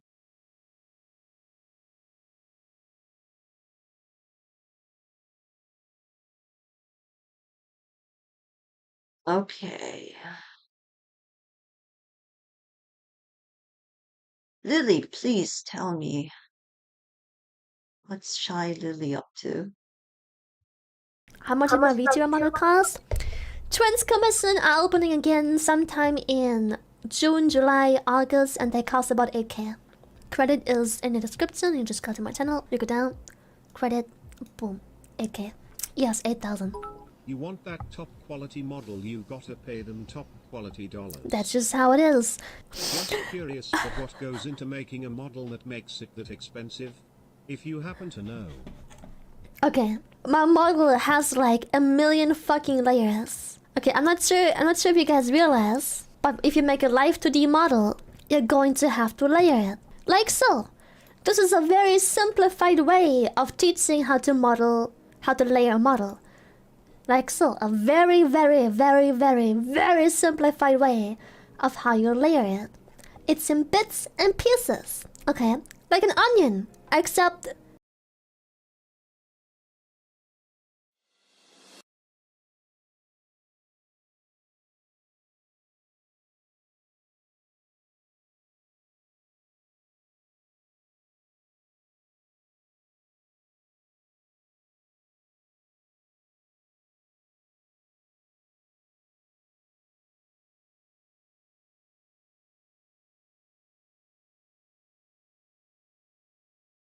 Okay, is there something that shows her work? Oh, two more links. Twitter? Did she just give up? Like she became a streamer, so she just gave up on working?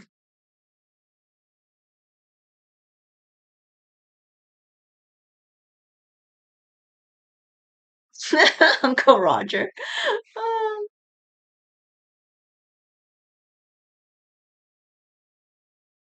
so I guess she's just given up on.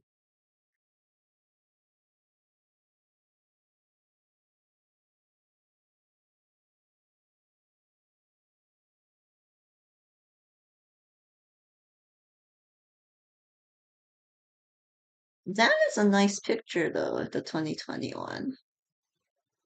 Um,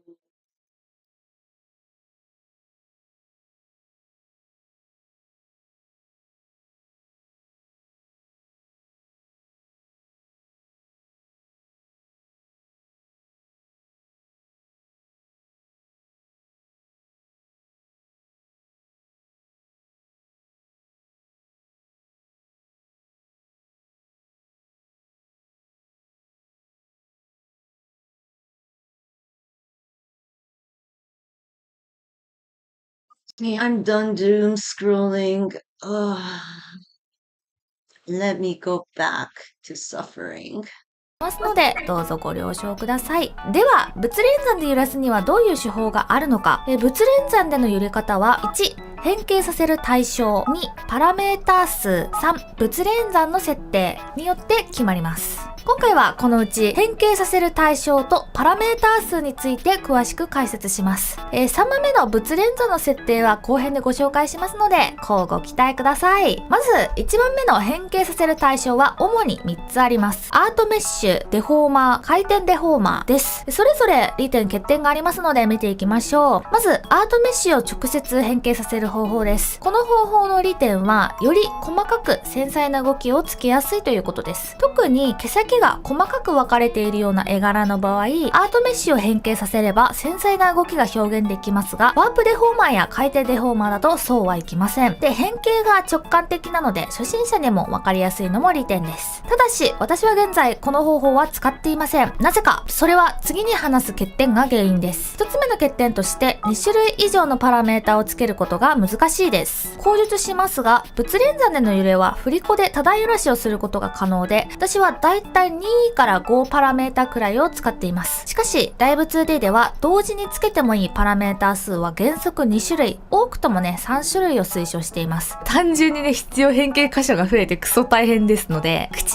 なんかはね、ゴリ押しで作るのに4種類以上つけたりもしますけれども、紙全部をね、そんなえぐい調整してたら寿命が終わります。なので、アートメッシュで多段揺らしをするのは現実的ではなく、デフォーマーと組み合わせての変形がおすすめです。ちなみに私は紙のアートメッシュは角度計のパラメーターに点を打って細かい立体感を表現しているので、そもそもそっちでパラメーター数オーバーなんですよ。だからアートメッシュで揺れは作っていないというわけでございます。で、もう一つの欠点として流用がしづらいです。例えばデフォーマで作った揺れは左右対称の形であれば複製からの左右反転で丸々流用ができて超楽ちんです。アートメッシュも複製反転はできなくはないですが、左右の紙はね、形は同じでも塗り方は微妙に違うことが多いので、そういう使い回しはできないことが多いです。まあこれはね、ライブ 2D のアップデートが来たら、なんかアートメッシュの形状の複製とかもね、なんか別のパラメータにできるようになるみたいなのは聞いたことはあるんですけれども、今はね、そういう方法はできないです。っていうのが欠点です。アートメッシュの説明は以上です。次、ワープデフォーマーで変形する方法です。現在私はこの方法を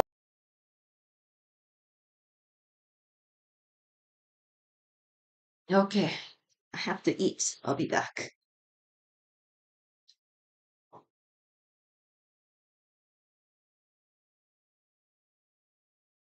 Mm.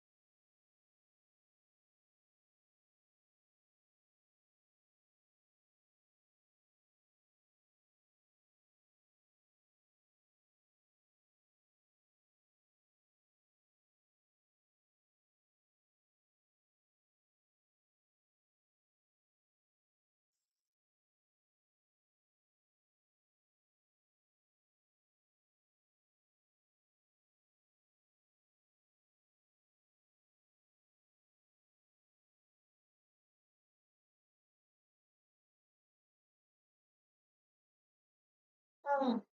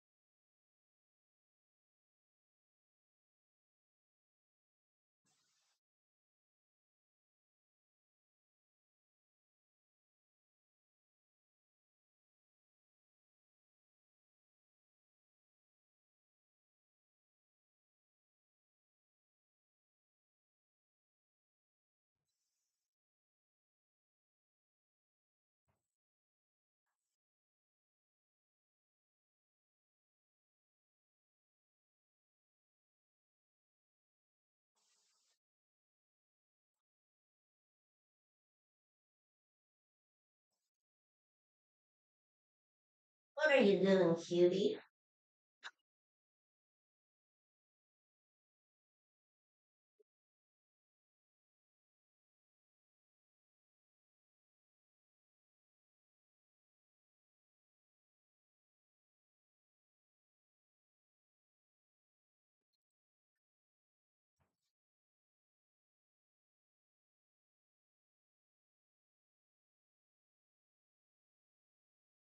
Yes.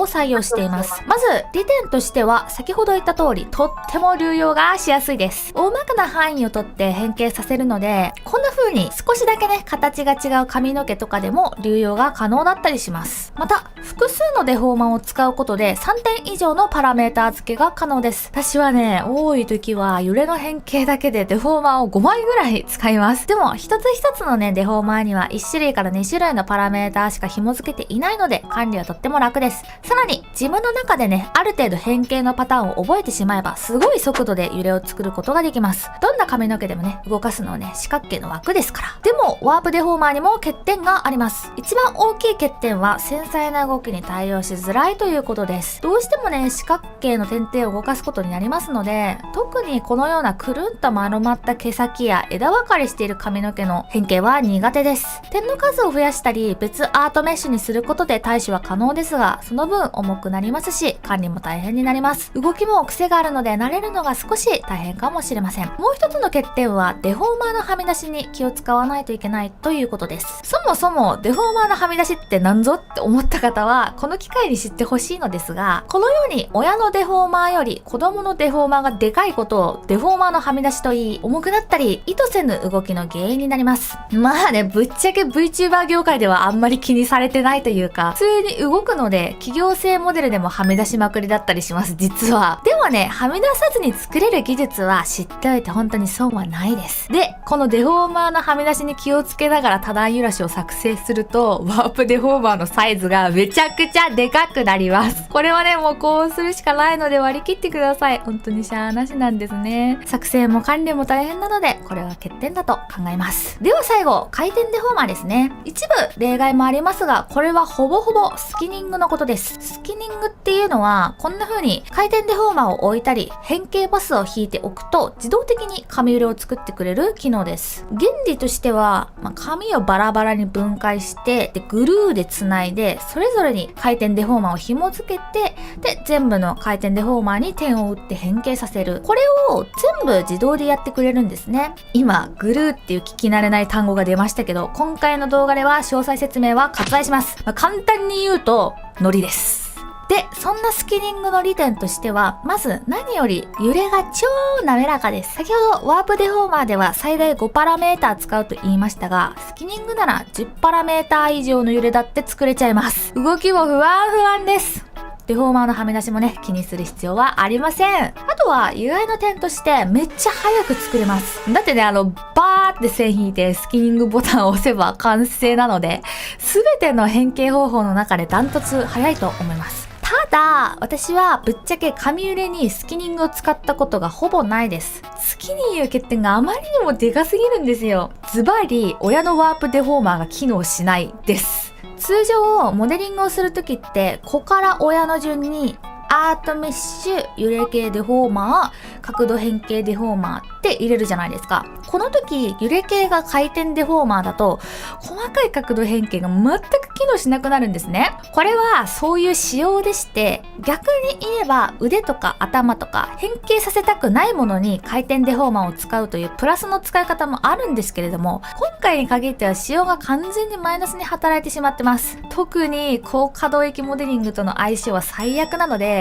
使わないというより使えないの方が正しいんですよね。あとはバグりやすいです。自動生成の定めだとは思いますが、こんな風に境界に裂け目ができちゃったり、すんごい変な動き方をしたりします。メッシュ打ちをね、工夫することである程度回避はできると思いますが、慣れるまで大変だと思います。ちなみに私は未だに慣れません。ざっとそれぞれの変形方法を解説しました。それぞれ向き不向きがありまして、私は現在はワープデフォーマーを使ってますが、もちろんどの方法でも工夫次第でいい揺れを作ることは可能です。これから詳しい変形方法も解説しますので、皆さんは自分に合った変形方法を選んでください。さて、お次はパラメータ数のお話です。まず、大前提として、パラメータ設定はちゃんとした方がいいです。名前だけじゃなくて、ID も自分なりに法則を持たせた方がいいです。私は、パラム、最初はパラムから始まって、次がヘア、髪ですね。で、お次は髪の V の頭文字。前髪だったらフロントの F、後ろ髪だったらバックの B、そんで、数値、基本ね、多段揺らしなので、丸の丸という風に表現しております。Y 軸や Z 軸専用の揺れだったら、末尾にね、さらに Y や Z をつけますし、左右どちらかの紙専用の揺れだったら、L や R をつけたりします。で、意外と大きいのが最小最大の数値なんですけど、紙揺れだったら絶対に最小マイナス1、最大1がいいです。を使うからパラメータ。さて、お次はパラメータ数のお話です。まず、大前提として、Okay, let's see. Oh.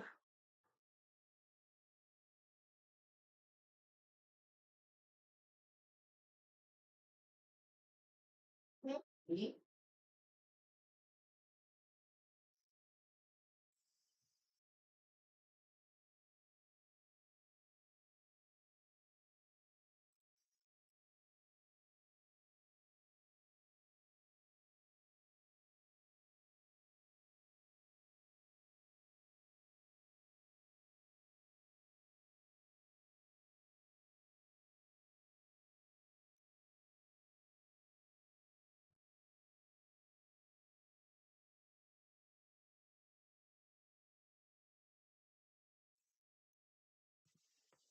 パラメータ設定はちゃんとした方がいいです。名前だけじゃなくて ID も自分なりに法則を持たせた方がいいです。私は、パラム、最初はパラムから始まって、次がヘア、紙ですね。で、お次は紙の V の頭文字。前紙だったらフロントの F、後ろ紙だったらバックの B。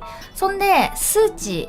基本ね、多段揺らしなので、丸の丸という風に表現しております。Y 軸や Z 軸専用の揺れだったら、末尾にね、さらに Y や Z をつけますし、左右どちらかの紙専用の揺れだったら、L や R をつけたりします。で、意外と大きいのが最小最大の数値なんですけど、紙揺れだったら絶対に最小マイナス1、最大1がいいです。デフォルトだと最小マイナス30、最大30なんですけど、これね、角度計パラメータ用の数値なので、揺れパラメータにはでかすぎるんですよ。いざ物連座に組み込んでも倍率上げないと全然動かないみたいなね、事態になり得ます。もしそれで困っている人がいたら、もしかしたら数値が原因かもしれません。パラメータ設定ができたらいよいよ変形なんですけど、物連座の揺れはね、大まかに分けて単体揺らしと多段揺らしがあります。私は紙揺れでは基本多段揺らししか使えませんが、まずは簡単な単体揺らしから説明します。で、ここからね、ちょっとお礼の話なんですけど、解説用にモデルを使わせていただけないかという無茶ぶりを、これまたツイッターでしたところ、自由に使ってくださいという優しすぎるクリエイターさんが見つかりました。もうね、このお姿見て、おってなってる方いると思いますけど、VTuber さんのお名前は18号さんです。めちゃくちゃ声がいい方です。私がライブ 2D を制作したケイソン村長のフレンズさんです。知ってる方も多いと思います。で、イラストとライブ 2D を作ってらっしゃるのは三日月美香さんです。なんと18号さんの実のお姉さんです。今回ね、この三日月美香さんと18号さん姉妹のご快諾をいただきまして、解説でね、18号さんの原画を使わせていただけることになりました。本当に感謝してもしきれないので、皆さん概要欄にね、お二人の URL 貼っとくんで、絶対フォローと登録をよろしくお願いいたします。では、単体揺らしの説明をしていきます。アートメッシュで直接つける場合は、変形パスツールが便利です。こんな感じで、大まかに点を打ったら、点をつまんで動かすだけです。いや、超簡単ね。でも、ちゃんとツールを変えとかないと、点自体が動いちゃうので気をつけてください。全体が緩やかなカーブを描くのが理想です。で、横紙なんかは破綻防止に、あえて上部は動かさないのもありです。さらに、もう少しこだわるなら、毛先をね、くるんとさせてあげるととっても可愛いです。この時便利なのが変形ブラシツールです。ぶっちゃけ、このツールは髪の毛以外でも何でも使えるんですけど、こんな風にね、徐々に形を整えてあげることができます。最強です。で、デフォルマーだと反対側の動きをつけるのに動きの反転ツールが使えるんですけど、アートメッシュだとね、これうまくいかないことが多々あるんですよ。こんな感じで。その時おすすめなのが形状のブレンドです。まず動きをつけた方にパラメータを合わせておいて、コントロールプラスシフトプラス C もしくはモデリング、形状の編集、形状コピーを押します。この後コントロール足すシフト足す V もしくはモデリング、形状の編集、形状貼り付けを押せば Too advanced for me. Ah.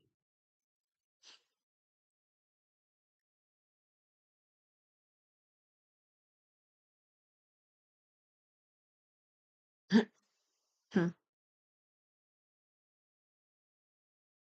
Hmm.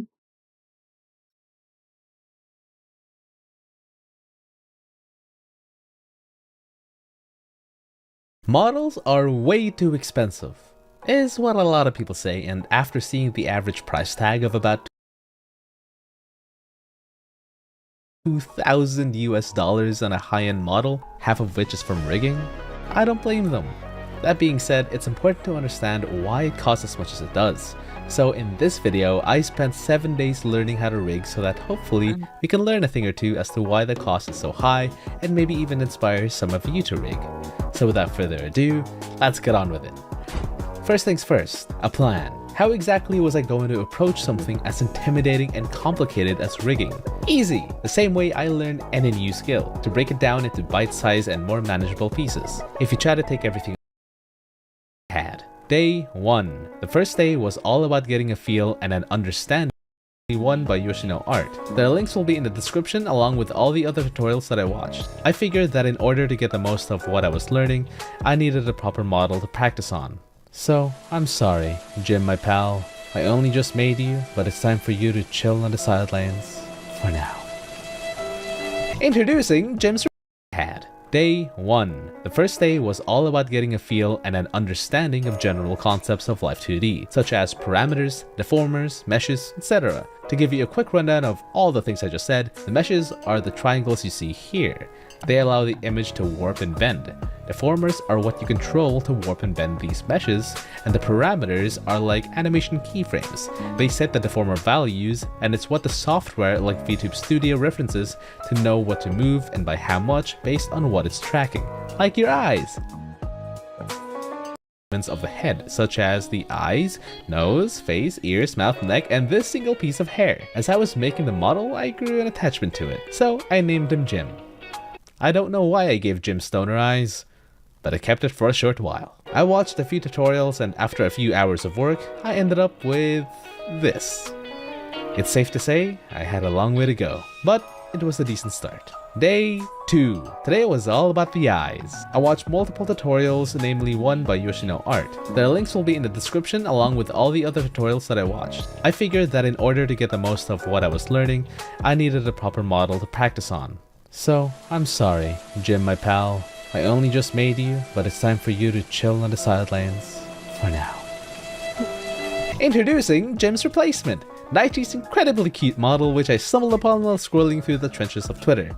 It's really well made and has everything I needed, so it was perfect for my needs. She's selling this as a Live 2D learning model on her Ko-fi if y'all are interested. No rigging was applied, but she's selling this as a Live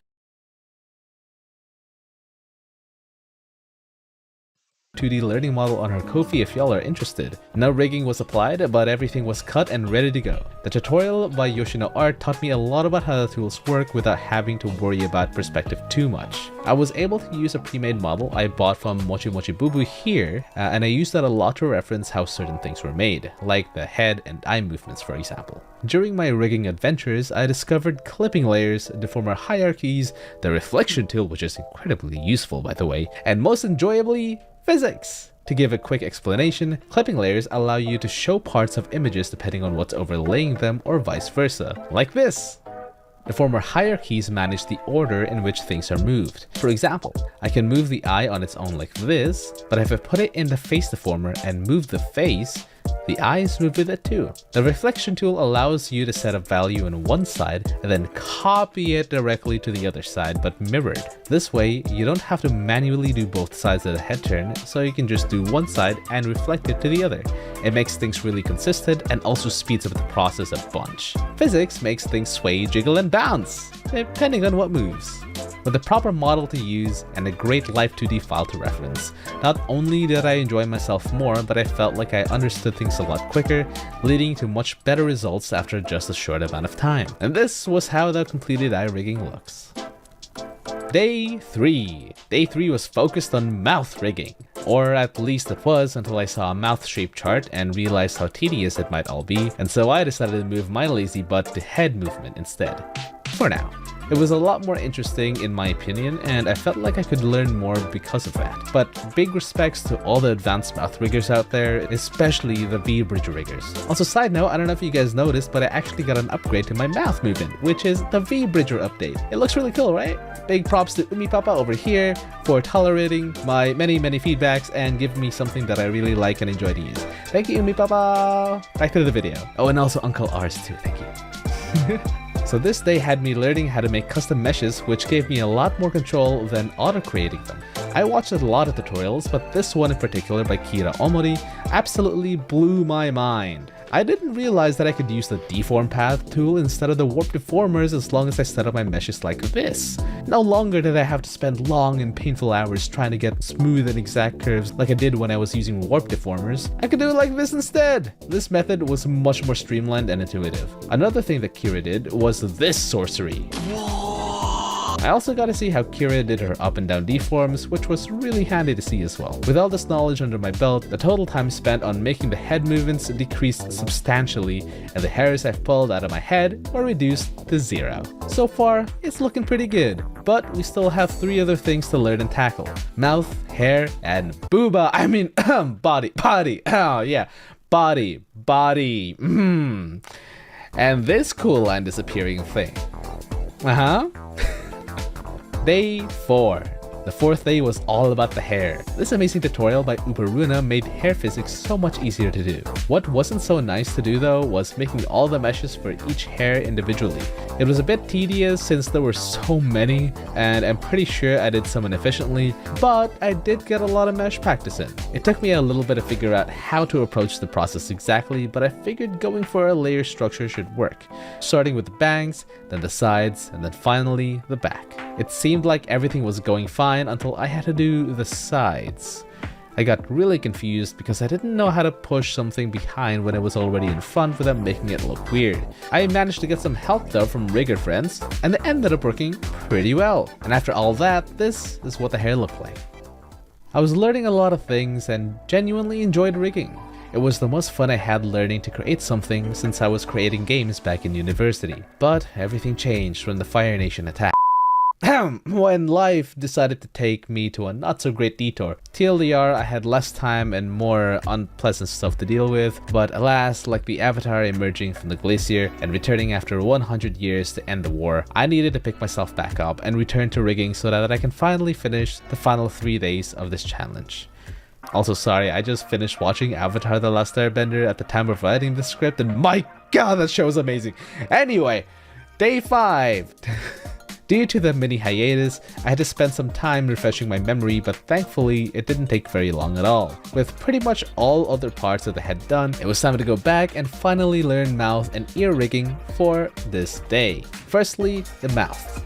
At first, I wanted to pull off this complex mouth rigging created by Cozy, but of course, as a total beginner, there was no way I could pull this off within a decent time frame. With the time I had left, I needed something simpler, to which I stumbled upon this neat little find on Booth. It's a reference file of a mouth rig. I was almost set on using it, but I stumbled upon yet another mouth rig reference, this time by Ransom VT. It was even simpler and with half as many keys as the previous simple rig. I knew that, at least for now, this was my best option. My goal was to get something working fully and in the least amount of time as possible while also learning as much as I can. So, all things considered, this fit the bill perfectly.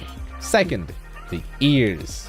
The ears were a lot harder than I thought they were, and I was pulling my hair out trying to figure out how they worked. Understanding animal ears in perspective was an entirely different challenge on its own that I'm nowhere near familiar with. Then I realized I could rig it similarly to how I rigged the eyes. Does it look top tier? No, not really. But does it work? It sure does. And considering the amount of time I have left, having something that just works for now is good enough for me.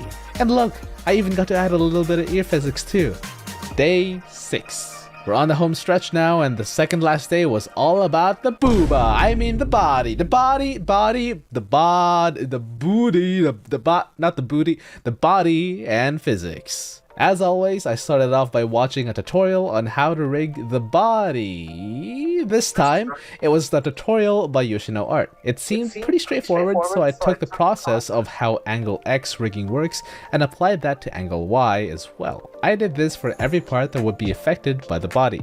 The arms, head, accessories, etc. Once I was happy with the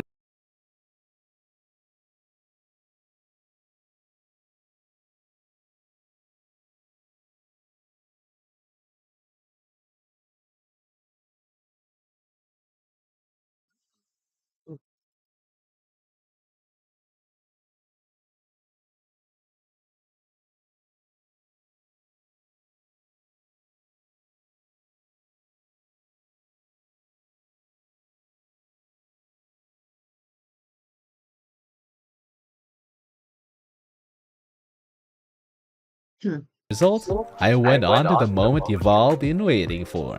Okay, it's happening! Jiggle physics!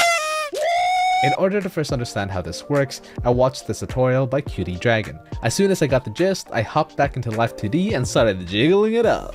At first, it was a bit too much, but as I continued to refine the motion more, it started to look a bit more natural. Or, you can just ramp it up as much as you can. It's really up to you. I don't have any. And now we have the first bit of physics on our model.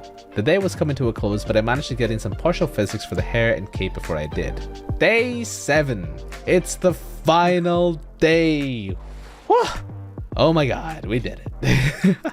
All in all, progress was pretty good and we've come a really long way, but now it was time to wrap it all up with some polish. The goal was simple: to tie everything together, tweak the motions, iron out the kinks, clean everything up, and most importantly, resist the urge to add more things. I know you know this cool thing that you wanna add, but this is the moment where you really need to get this thing shipped. So you gotta just, leave that on the wayside for now. Because I couldn't complete the physics on day 6, I had to make sure I did it for day 7 along with polish. Polish usually takes a while because it's all about the little stuff that requires a lot of micro adjustments to really take everything to the next level. There's just a lot of little stuff. Oh, I almost forgot. I also wanted to do this line disappearing effect for the face too. Thankfully, it was just a simple clipping trick. We finally come to the end. And before I show you the final result, I'll just summarize my entire experience first. In just 7 days, I was able to learn Life 2D and create a fully usable model. Was it easy? Absolutely not! It's quite challenging, and a lot of creative problem solving was needed. If you're not used to doing these types of things, it might be a bit daunting at first. If I didn't have all the resources that I did, I don't think I could have completed it to the same degree in the same amount of time. That being said, you really don't need to buy anything. There's a lot of free practice and reference models out there, not to mention the plentiful array of YouTube tutorials. You just have to take a look around. Though I will be putting a link to the playlist I created and used in this video along with any future ones I decided to add in, so do take a look. It'll be down in the description below. So with all that out of the way, here is the final result of my 7 days of learning Live 2D from scratch. I hope that this video gave you a little bit more insight as to why VTuber models cost as much as they do. You're not only paying for a model, but you're paying for the time the artist put in to learn the craft, and the actual time spent making the model. As you've seen from the video, there's a lot that goes into it. From the design, art, and piece separation, to the actual rigging itself, and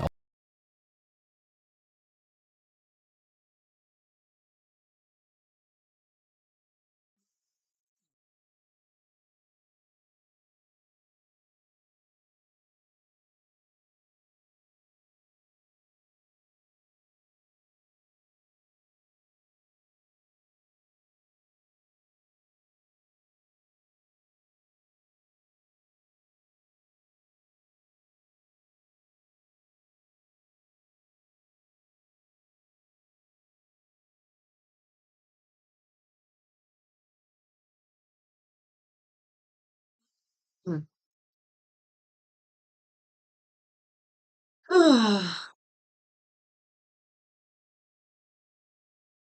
Okay, more fucking tutorials. More. It will never end until I die. No.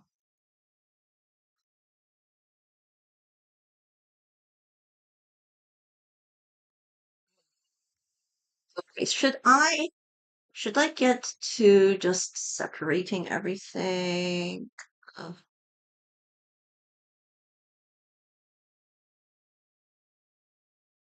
I guess I should. I'm kind of sick of tutorials. I'll probably watch some tutorials tomorrow. I'll separate everything today. Hmm.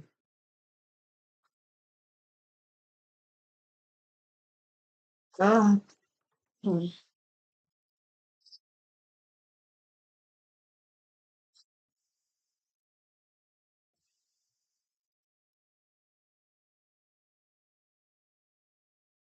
Hmm.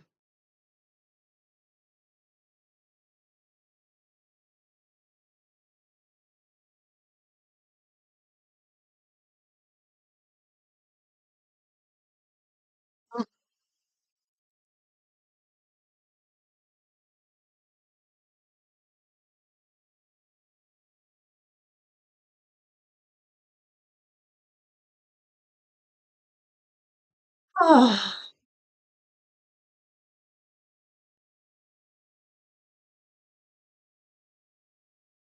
yeah, I have to get on it because I don't want to do this. I'm not gonna make it super complicated, but I'm also not going to. I don't know. I still just want something to move, right? Um, so let's see.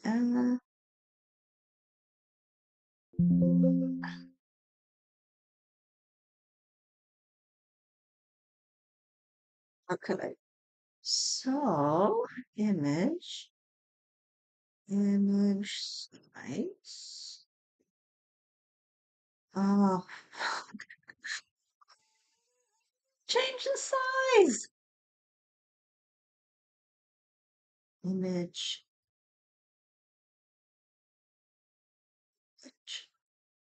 Resize canvas. Okay.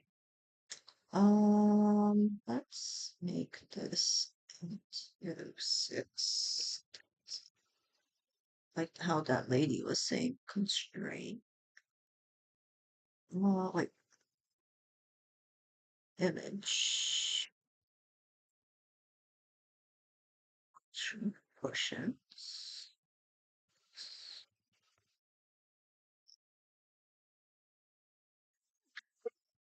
What is this? Image. Oh, okay. I have to scale image to new size.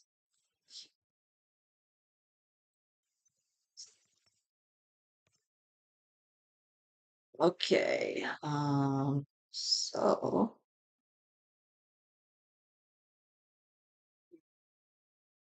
mm, look. So um oh, this is so hard. Oh, freehand selection tool. So let's do the ear first. This this X.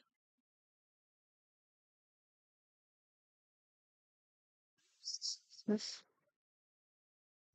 plus in there. And ear. Screen.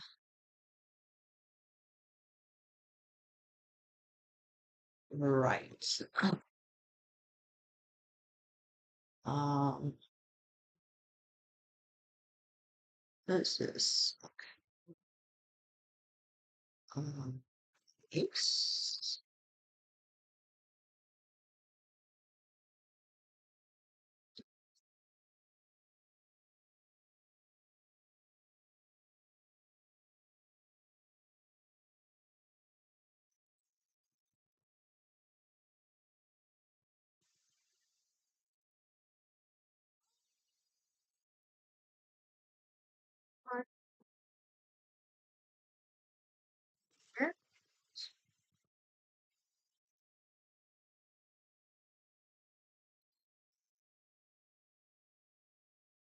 Okay. Um,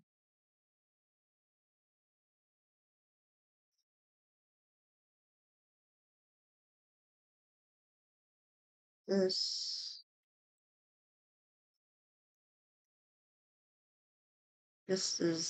these are the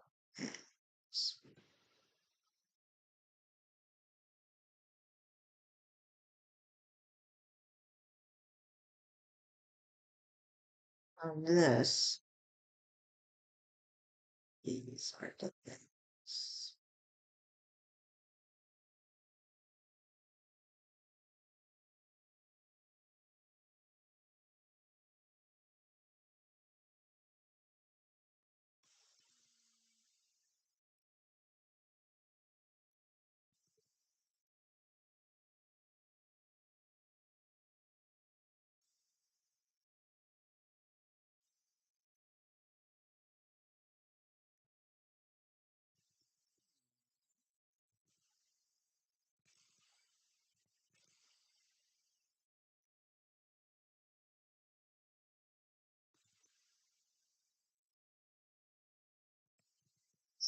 The one.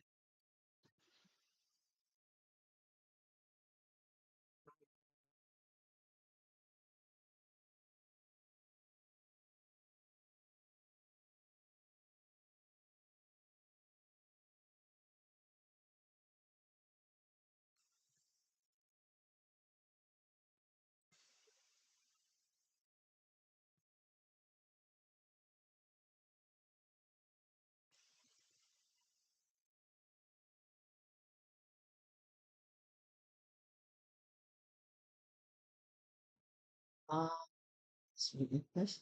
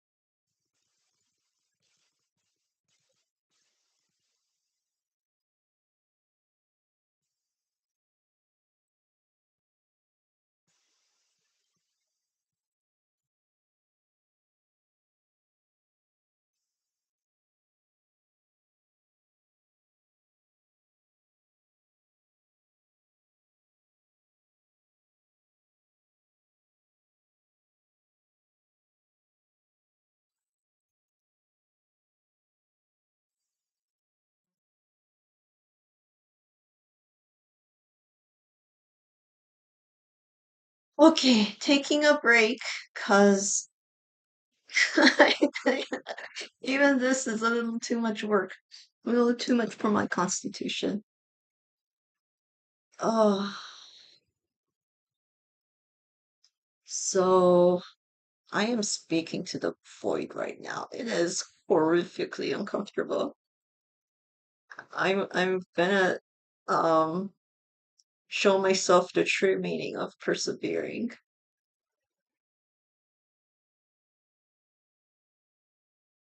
Oh, okay. I don't know if I guess I kind of want the body to move, but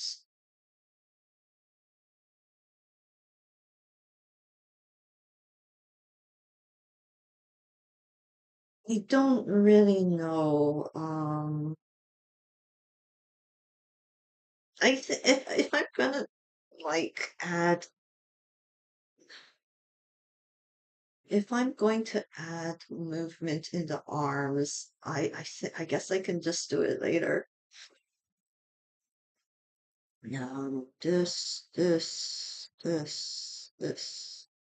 This.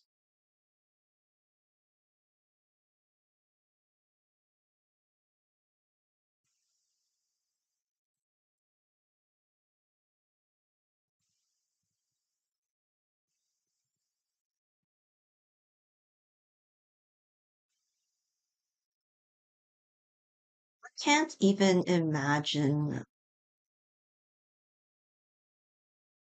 Like I don't know. I think it's a little crazy that people are doing this as a job. I mean,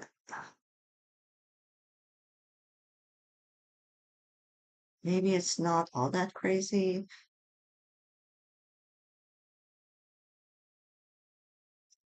If somebody's willing to pay, then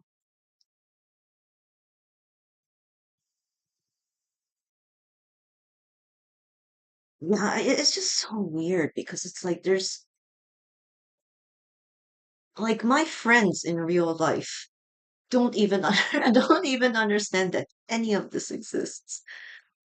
And I'm like the crazy person is explaining like the economics of V2. I don't even like I don't even know that much about the economics of it. But whatever I know is like much more than whatever it is that they know.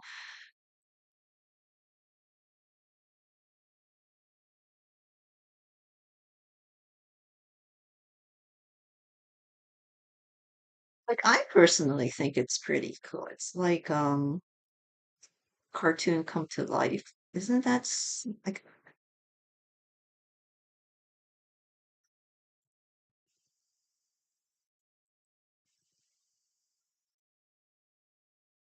okay, so um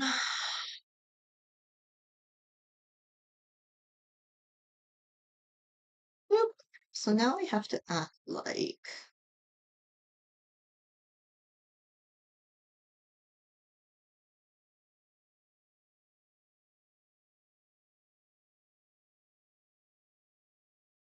probably just have to draw.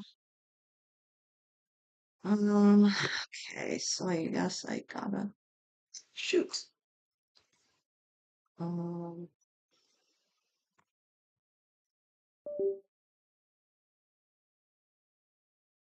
I think the nice thing about fucking talking to nobody, it's kind of embarrassing. But the nice thing about doing this is that I am so cognizant on what's happening in the stream that I can't pull up anything that's slightly embarrassing. So I am not doom scrolling because even though I fucking it's exactly the same as how it would be if I were to be by myself. But I'm like, holy shit. One day, one day, I might piss off the wrong person on the internet, and they might one day go through all of my shit. And so I have to at least think about future Emmy and not do anything that would embarrass. future ready. Oh shit, and I just put like I just mentioned my name. Ugh, whatever, man. Mm, so we can get rid of, oops, get rid of, let's get rid of,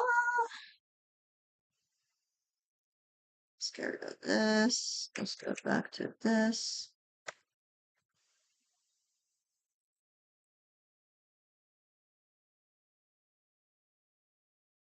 Oh, try to fill in the face.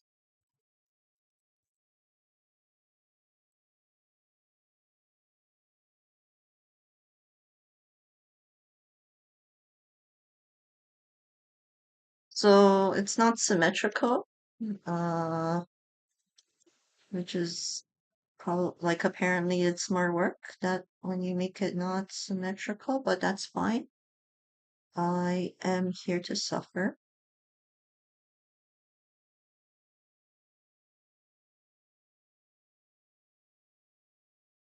And okay. So the other thing is I have to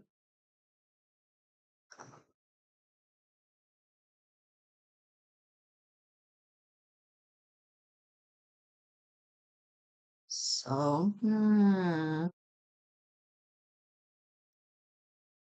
have to probably move this a little bit more. Mm, this this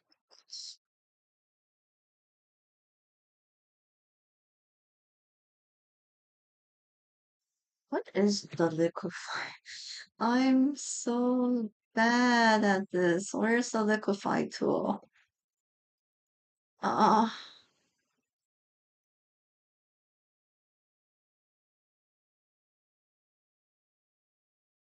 where is liquefy?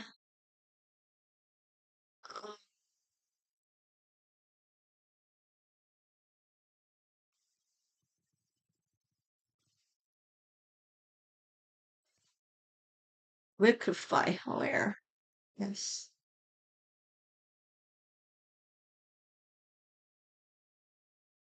Transform tool is Control T. Okay. Control T. Shoot, shoot, shoot, shoot. This. Control T. And then tool options. Uh, this. Liquefy. And then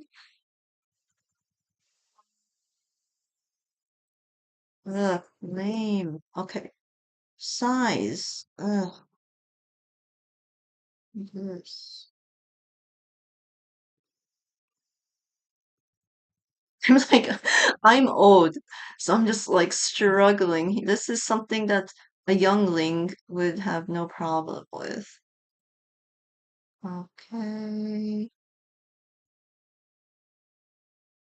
And yes, I am old enough to copy for younglings. This.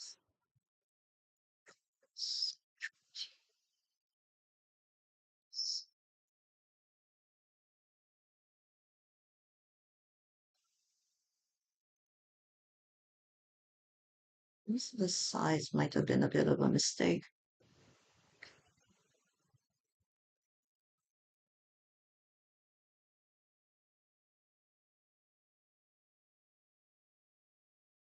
Okay, so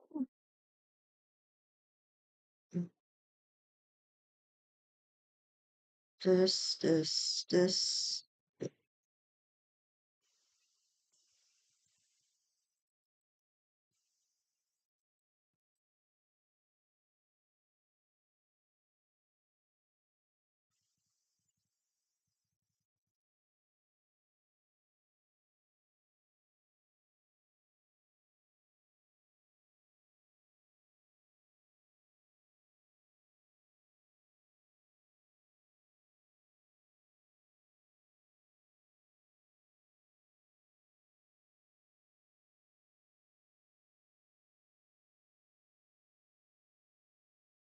So she put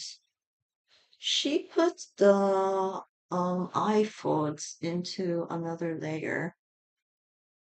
I wish she was so good at explaining things. It was kind of a shame that she decided to not continue that tutorial.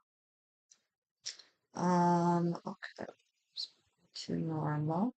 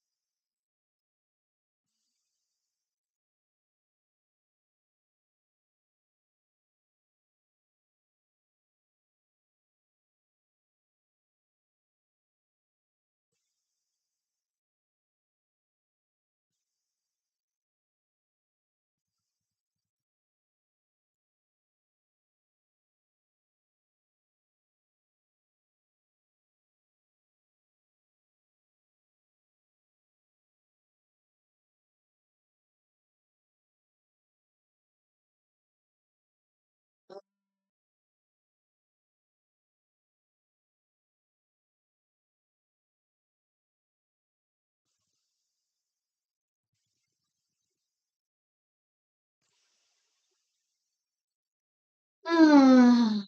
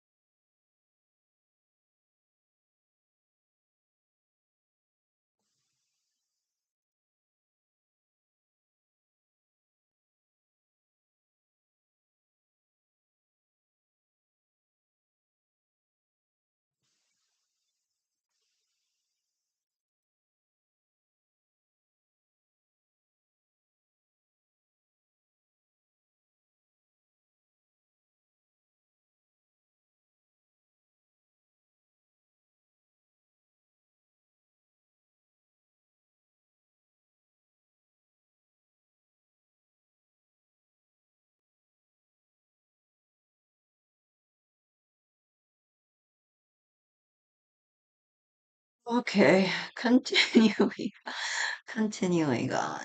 Okay, this here, you get this, you get the base.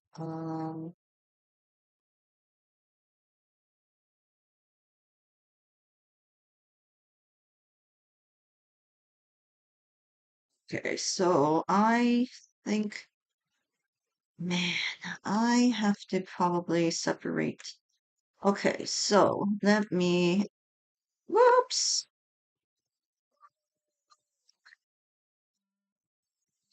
Okay, cool. Um,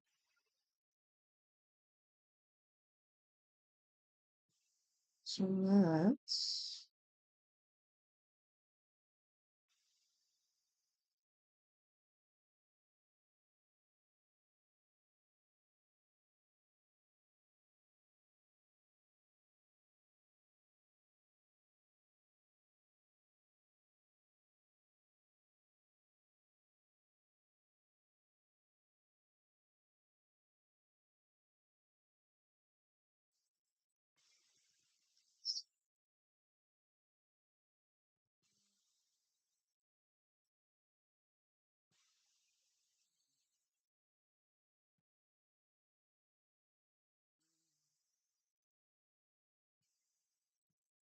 As brutal as it is probably better for my work ethic to have something. Where is this? Voist. Where did I paste this? It's, oh, shit, I have to label things. Lord.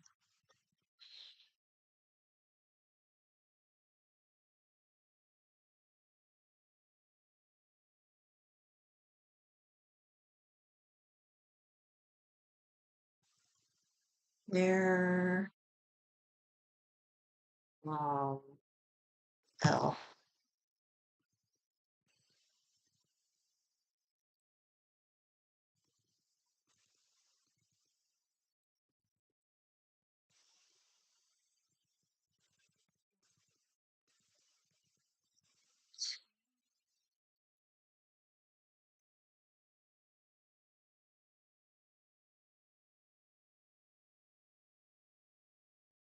S-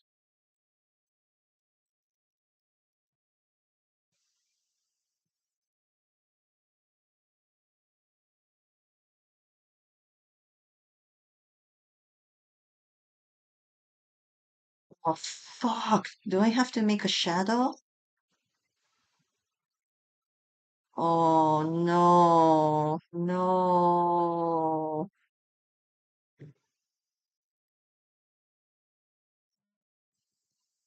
Softly. Mm, okay. Now,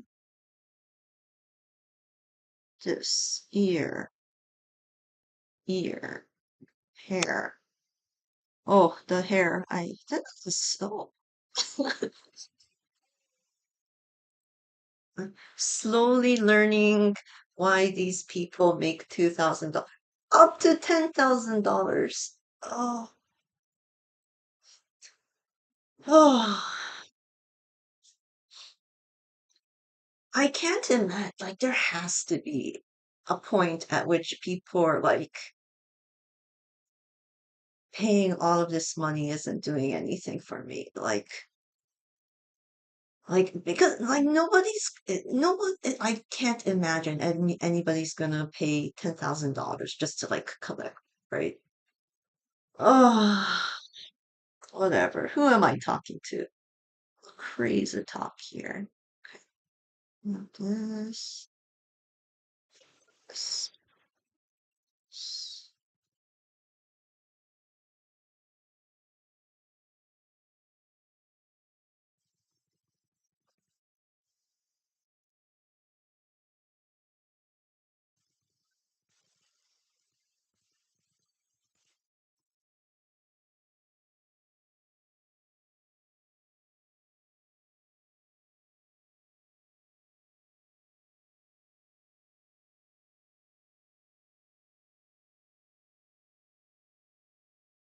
I actually, so sometimes you see these channels that have like 30 views and they just keep on going at it. It's like steady, consistent schedule, and the views are at like 30 or something every time. Every so often you get like a little spike. I have so much respect. I'm gonna be one of these people. My ego. I have no ego, okay? I'm gonna be one of these people. I'm gonna be chugging along. Nobody's gonna see it. They're gonna, they're gonna. If I die in a spectacular fashion, they're gonna say this on the news. They're gonna be like, she had a YouTube channel and nobody saw it, and m- and people will probably watch it. Will people watch it? No, I don't even think anybody will watch it. They'll be like, it only got 30 views. Like, I'm not gonna watch something that has 30 views, okay? Oh,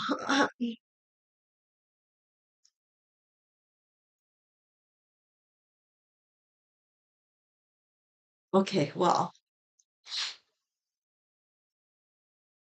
not even at 30 views. So I have to like mule. That's what I call it, muling on. Oh, okay. Do this. So, okay, what is left of my friend? Um, so the neck is left.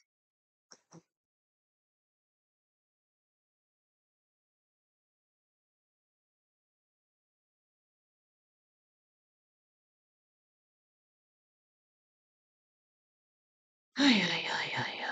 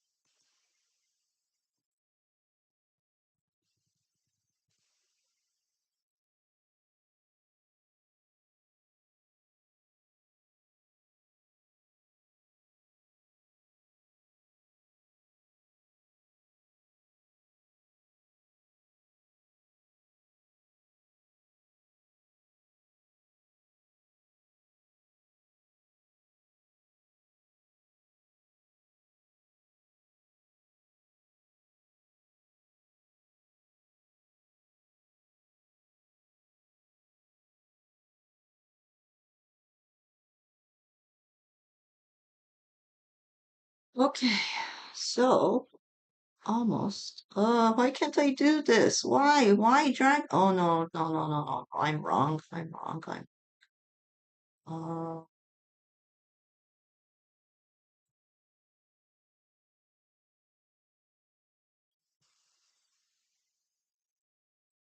I'm like really, really, really tired. Oh, all this concentration.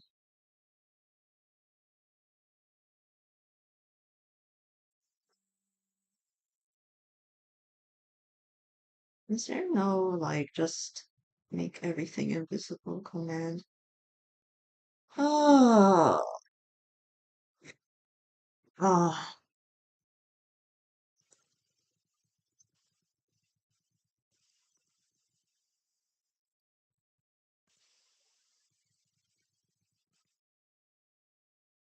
oh, horrible. Oh, oh,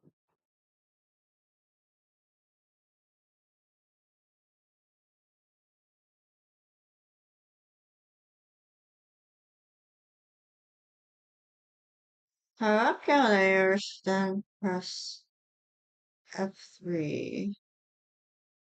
Not the layers. Sweet. I press F3.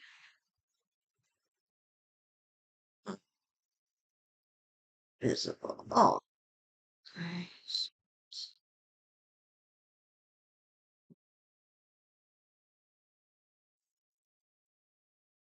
Let's keep this up. Keep this up. Can I put this? Ugh, whatever. If I this.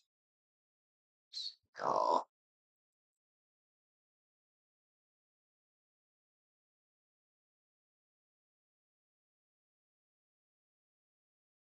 okay.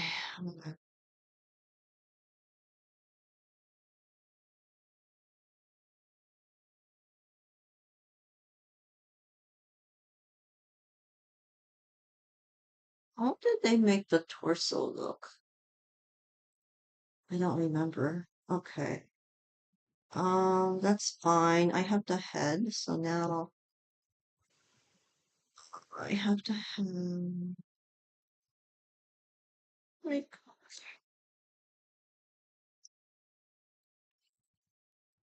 this is too tiring for me. I'm like tuckered out.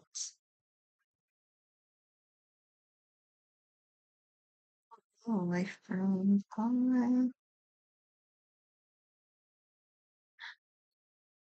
How embarrassing.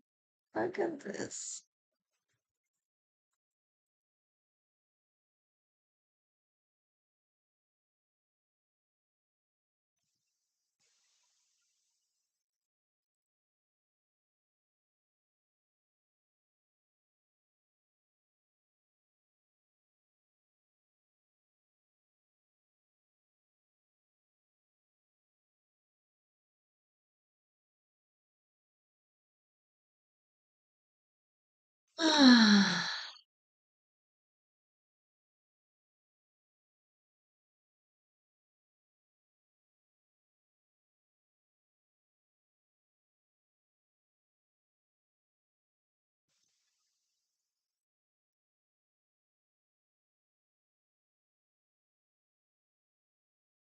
Is that this is too large? I can't tell. I can't tell. Is this too large? What are my proportions? Is this you want like the what are face proportions? Oh,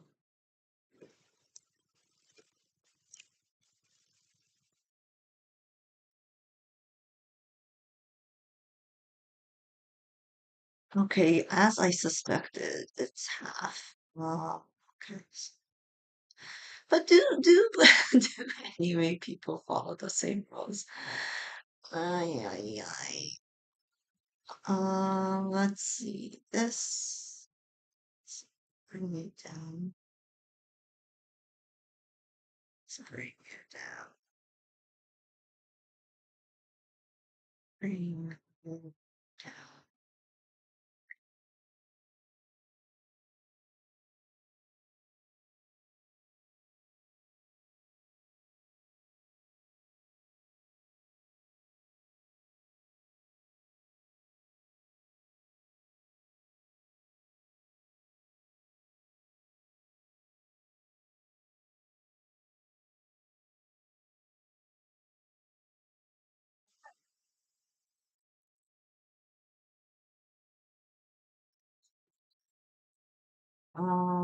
This too.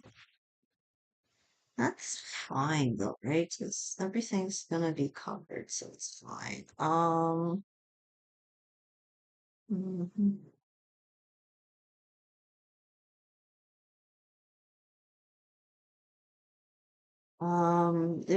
They want you to make ears on a different level, right? Okay. You will be ears. No shit, I already have ears. Wait. Do I have, are these real ears? Or are these decorative ears? Oh my God, I can't, I guess it doesn't matter. Let's not do the extra work. Let's not do the extra work. Um,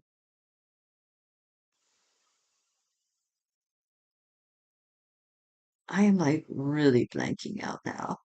Okay, so the neck. Let's clean this up. Oh shit, I have to do so much work for the eyes. Holy shit. Holy shit.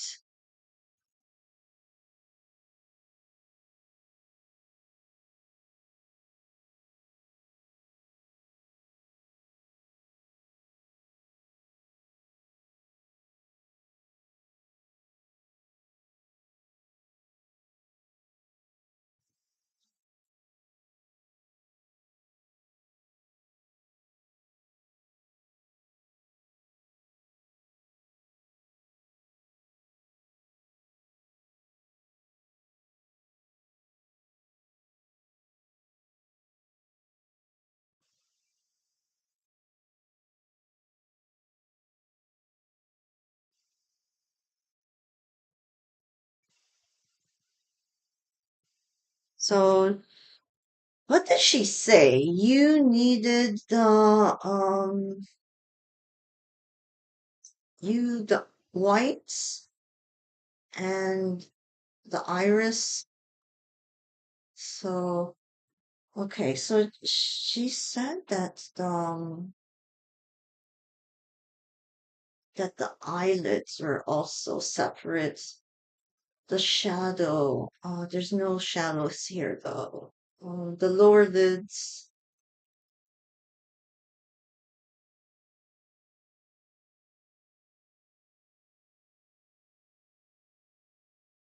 okay, whatever. Well, I mean, we gotta do it, right? Oh,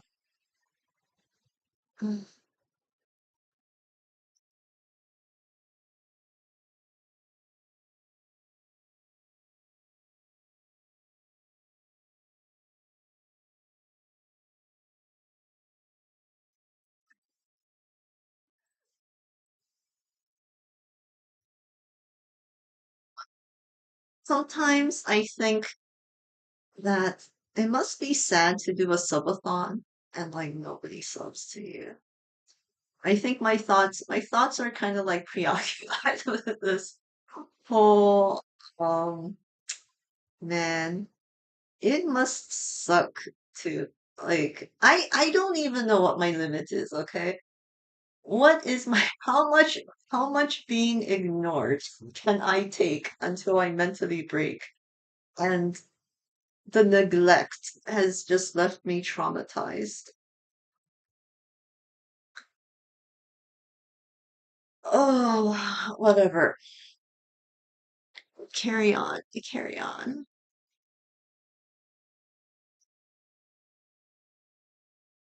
Oh,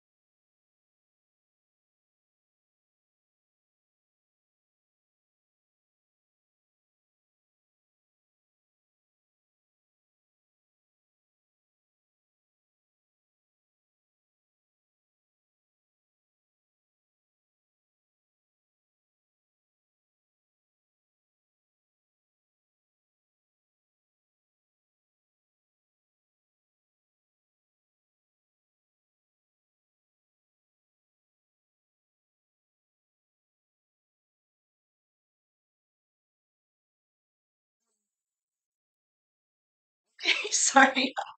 I'm just like decompressing. I am going to brush my teeth. Not that anyone cares. Sucks.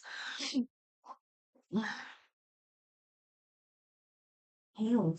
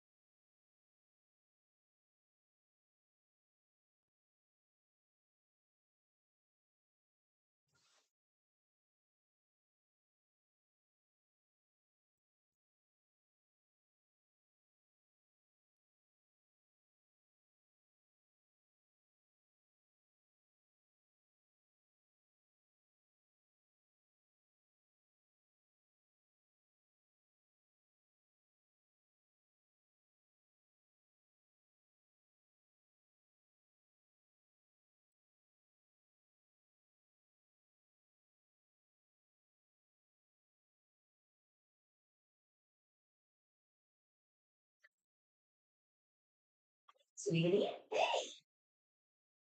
Oh, so tired.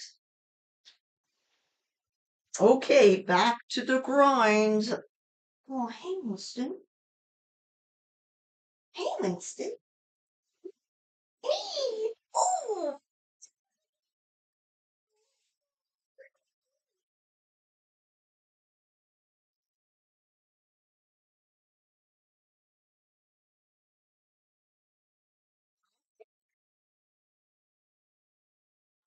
what's with this cruelty?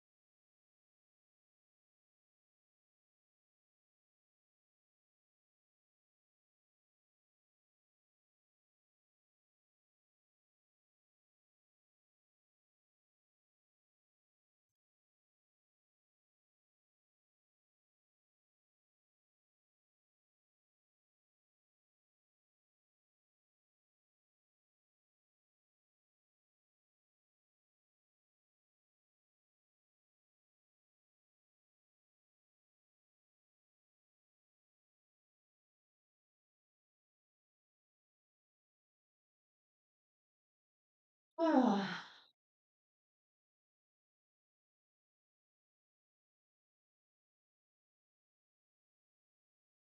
Oh, oh. How's it going?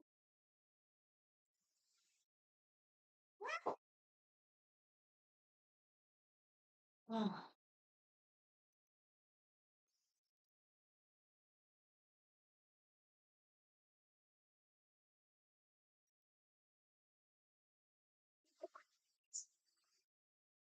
it's time.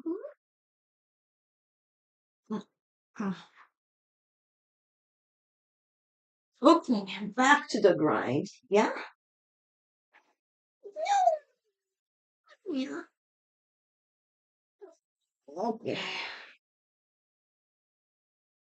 Don't look at me with those eyes. Ah, oh, yeah, yeah, yeah, yeah, yeah. Hmm. Okay. Oh, I don't believe you're about to attack me.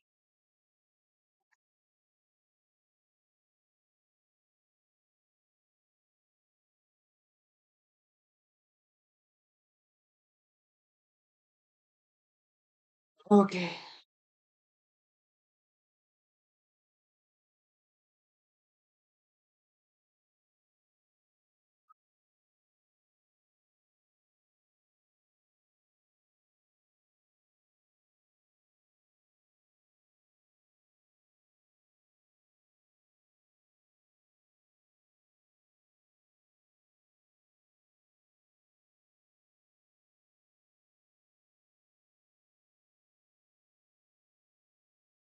Okay, eyebrow.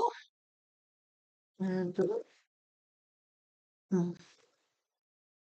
okay. Eye. Boop. Screen. Right.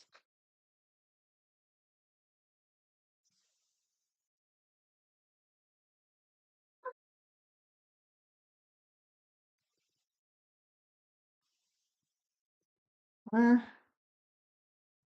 mhm. Uh,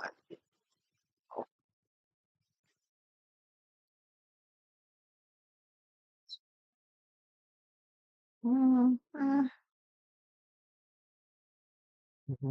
mhm. Um, mm,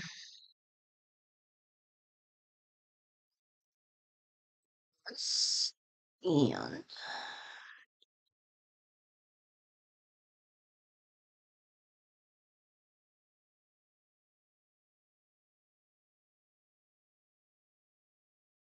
subscribe. Uh, mm, I don't like this.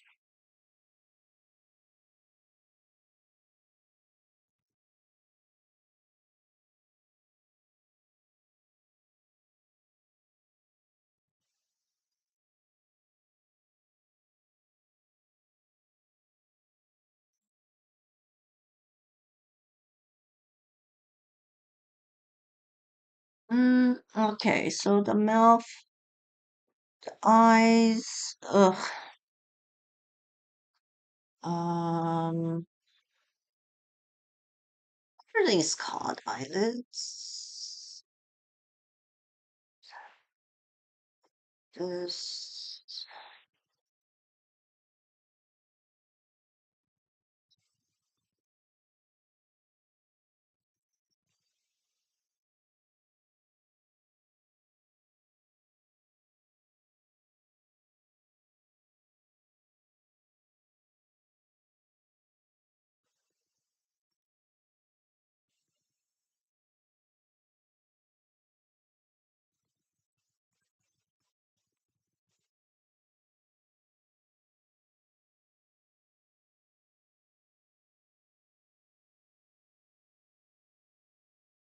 I no, wait.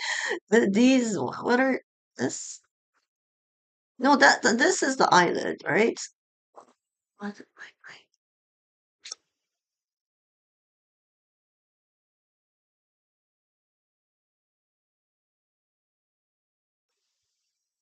Oh, what am I? Okay, lower eyelid. Oh. No, upper eyelid.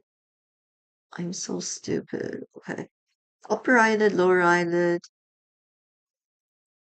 double, double eyelid. What is this called? Upper eyelid, lower eyelid, white, iris, bags, eye bags. Um, do you just call it the double eyelid? Double eyelid?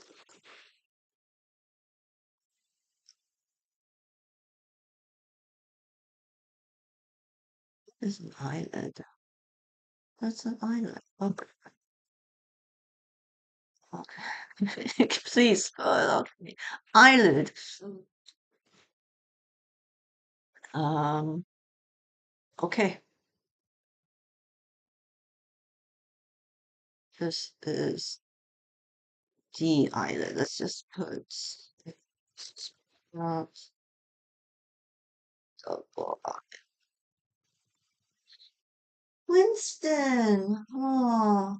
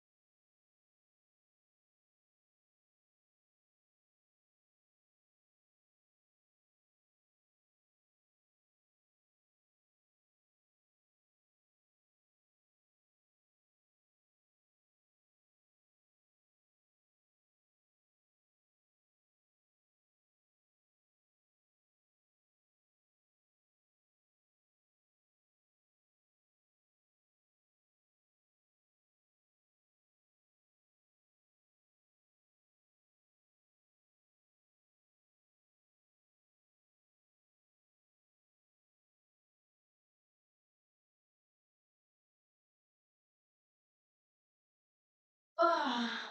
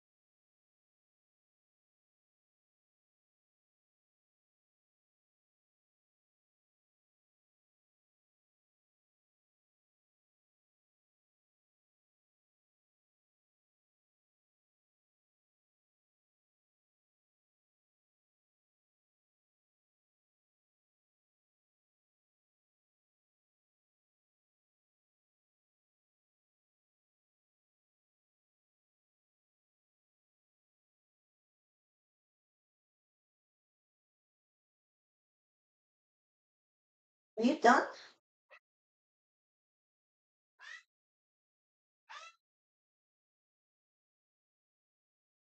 I'm sorry, YouTube. I'm just like, is OBS still up? Is OBS still up? I'm sorry. This is just probably pure me using your bandwidth for nothing. Oh, I am sorry.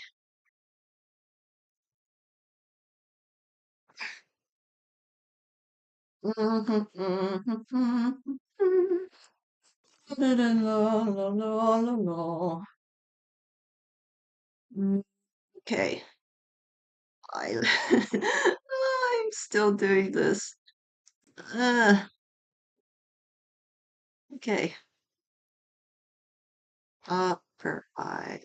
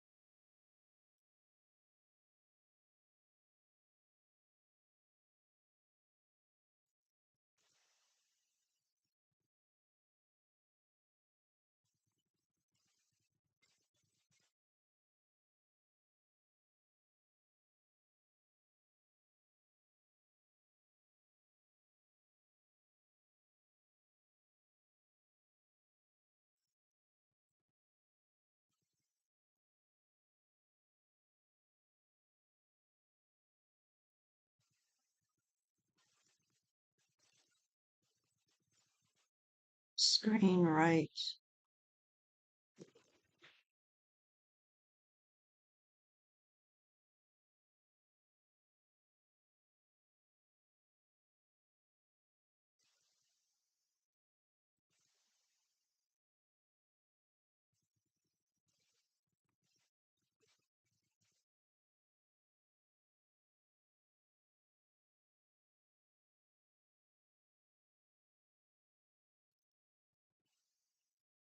This is separate, right? And then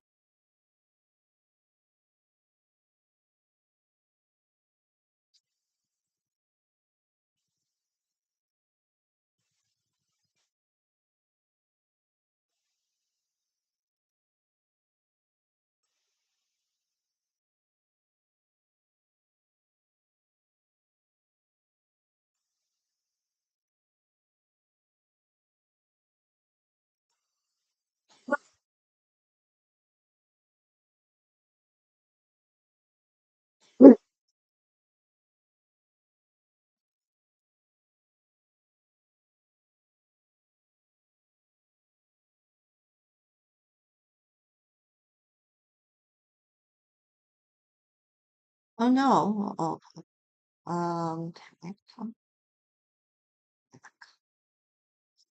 um, okay.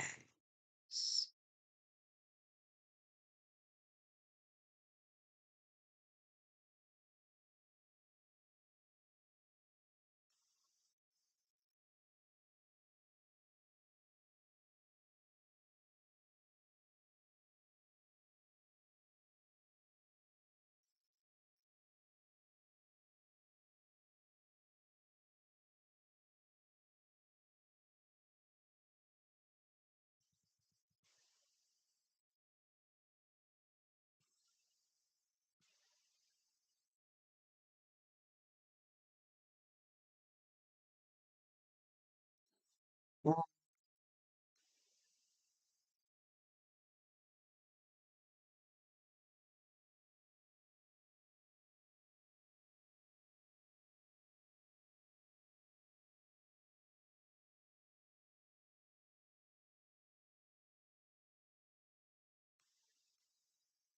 where is this? Uh,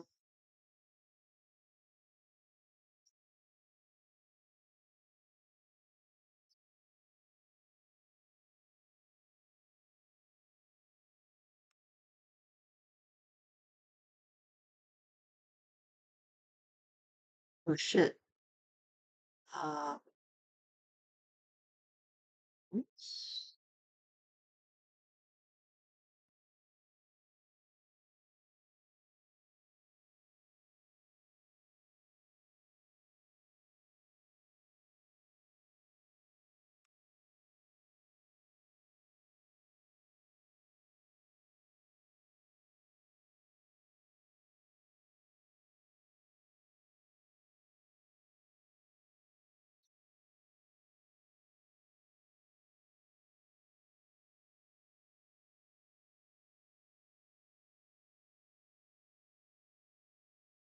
Film mode. Um, this film mode. Events come up. So,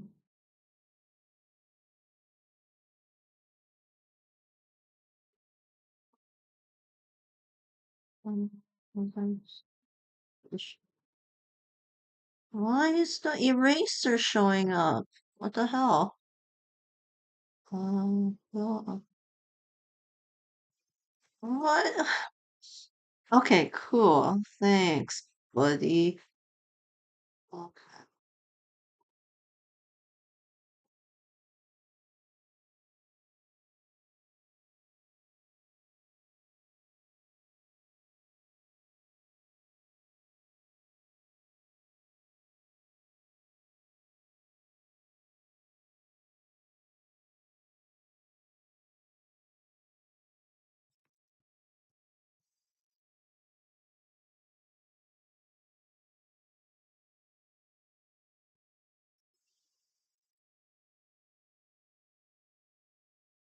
What's this?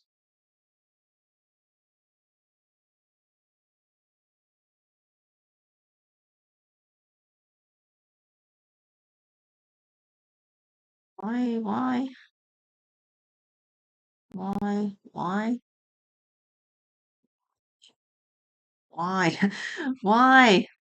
why? I don't know why. Why? Oh, wait. Am I? No. Why is it not showing the other covers?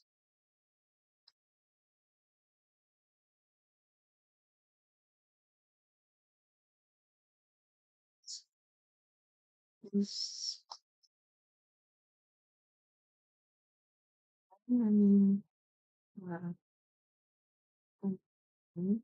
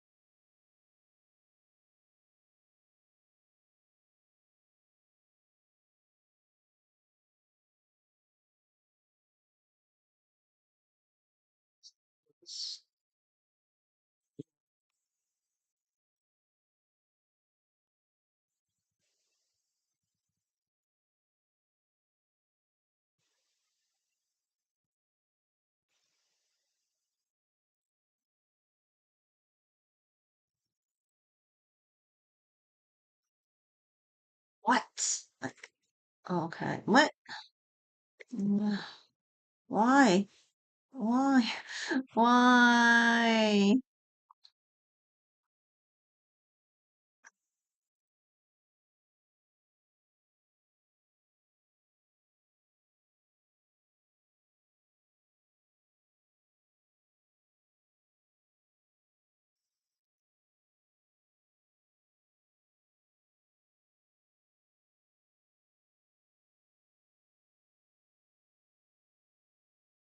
Okay, so I should split this up into two, right?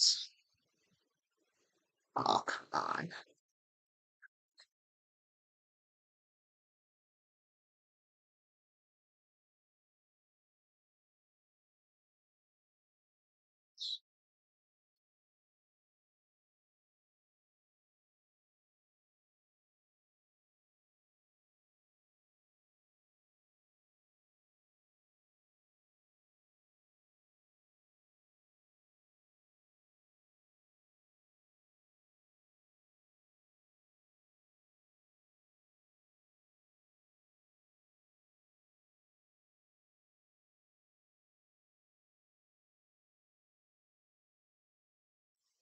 I'm going to fill this with a gray so I cannot feel myself dying.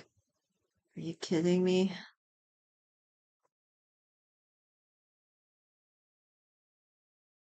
It's gray. Oh, okay.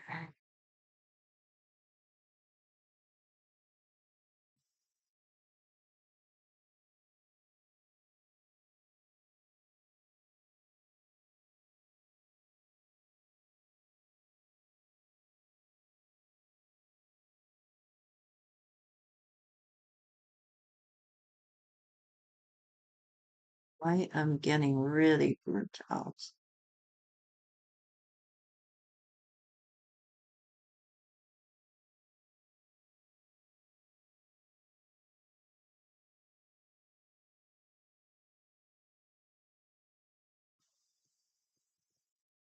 Oh,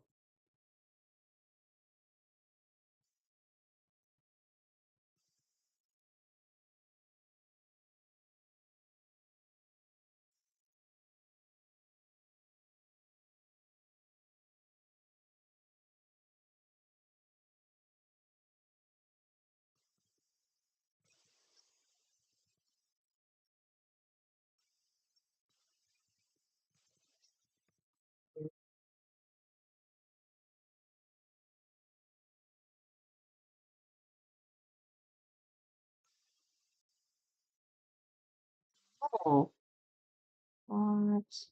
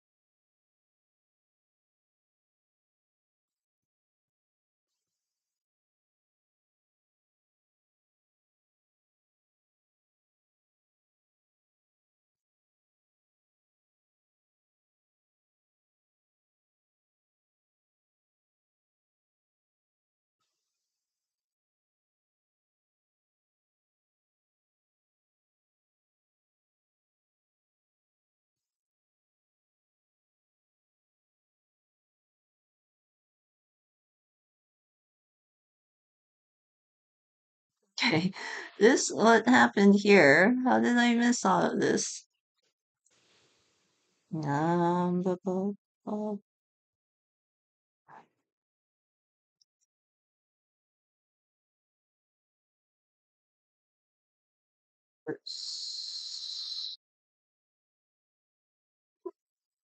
Cool.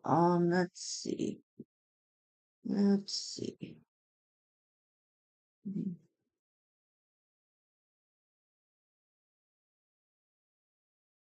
This-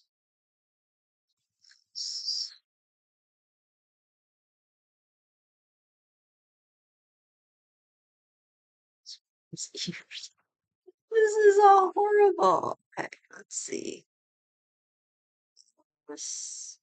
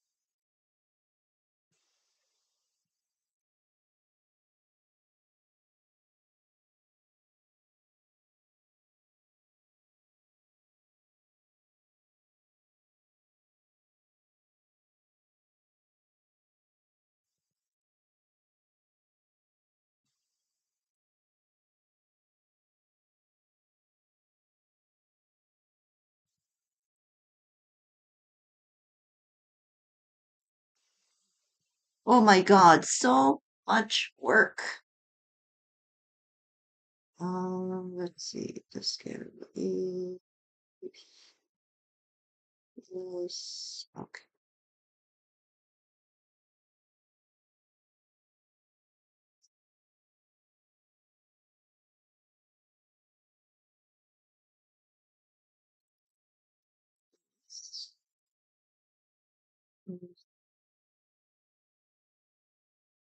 So,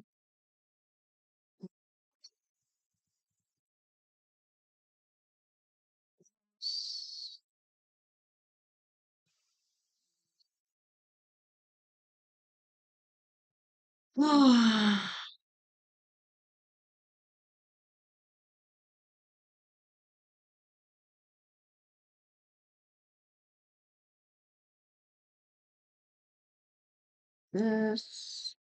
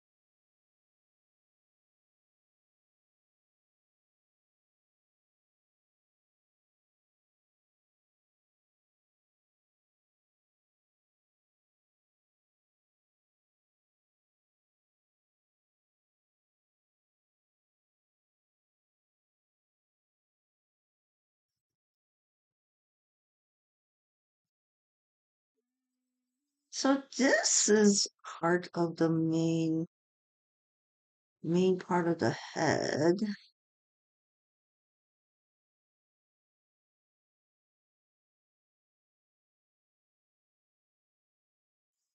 So what do I connect this to? S-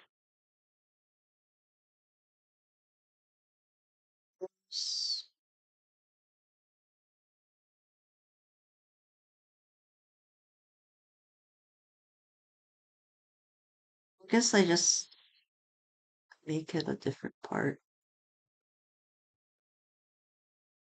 Okay.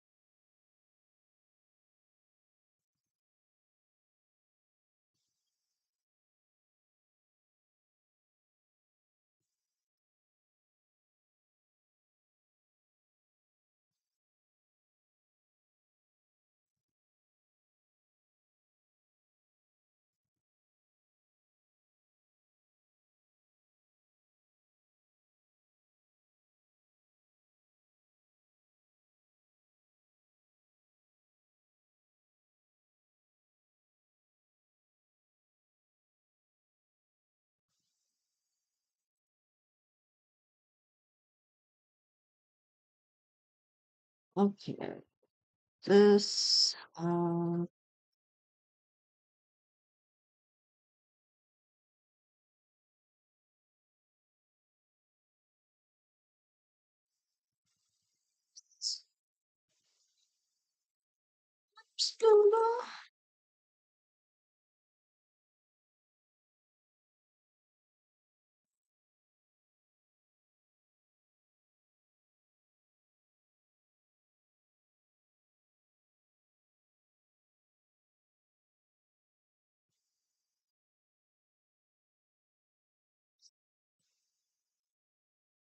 Oh.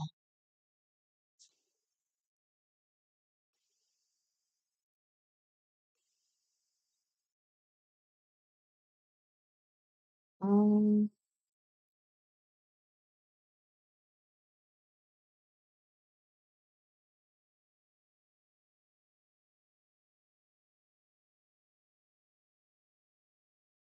I have to draw the line, don't I? Let's see.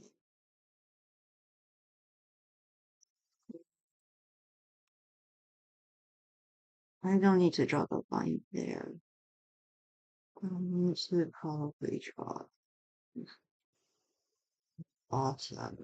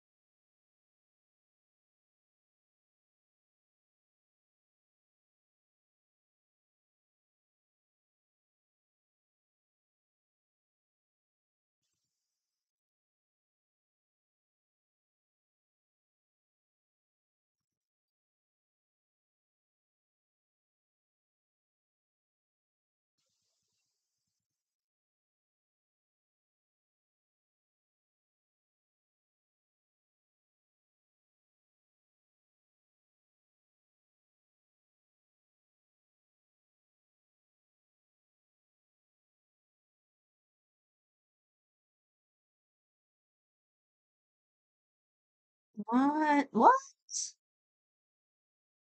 Shit. Whoa, whoa, whoa, whoa, whoa, whoa, no. No. Oh,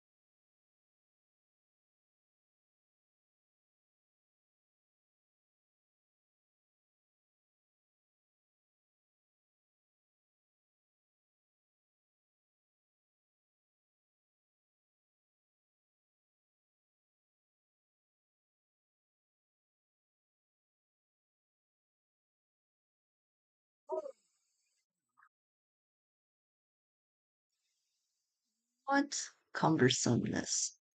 I mean, I'm getting there, right? It just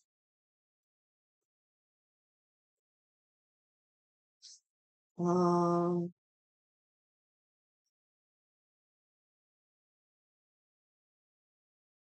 yeah, I have to watch those videos on how to do the eyes and the mouth.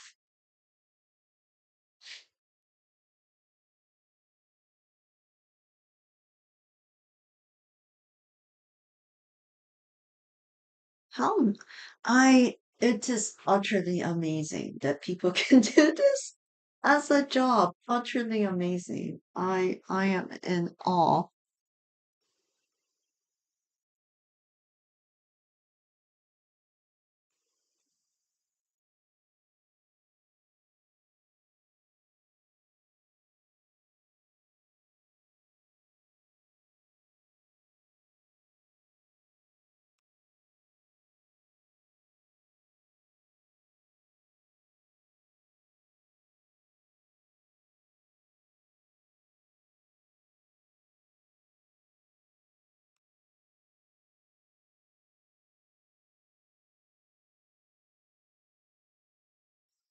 This guy has to be on top.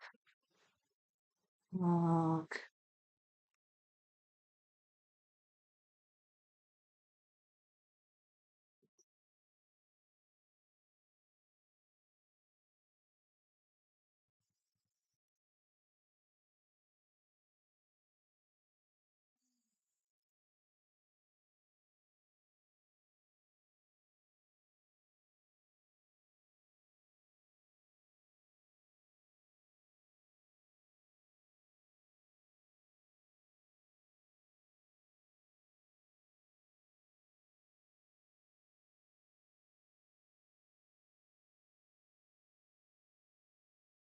I fucking die. Have I not repeated this enough? Okay, let's see. This is so painful. I cannot reiterate how painful this is. This is pure pain. This is a circle of hell. I have no idea how people can do this. I cannot believe that people do this. They're willing to get paid for it, and possibly not all that much if you think about how much time is put into it. I was like so willing to pay somebody to do this too. They probably do a much better job than I would, but oh, this like 4 hours has passed, and this feels like I don't know. It feels like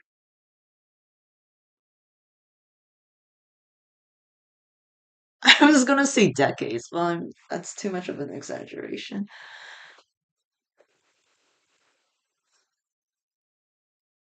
Mm-hmm.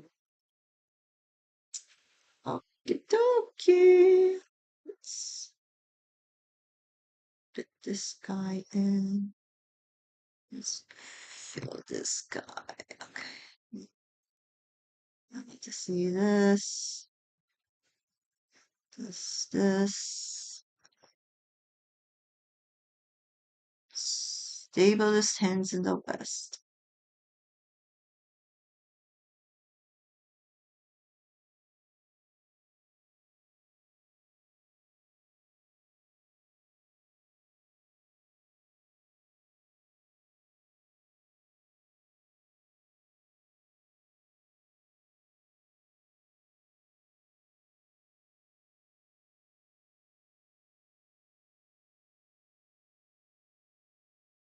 Why? Why? I know. Why? Why? Why?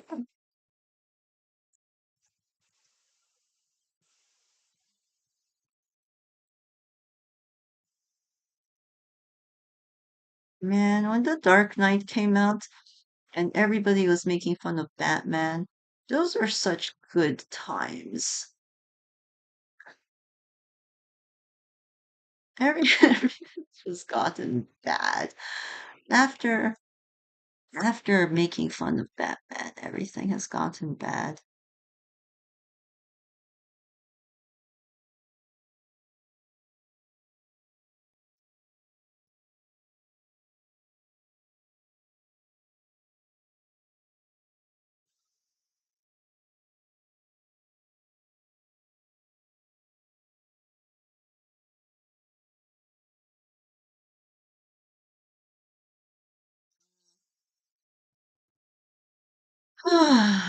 Another sigh.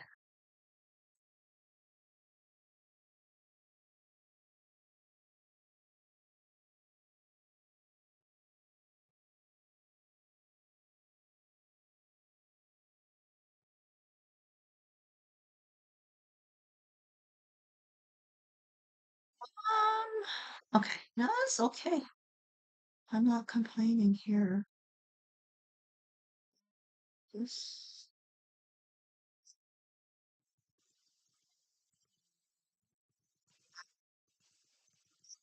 two.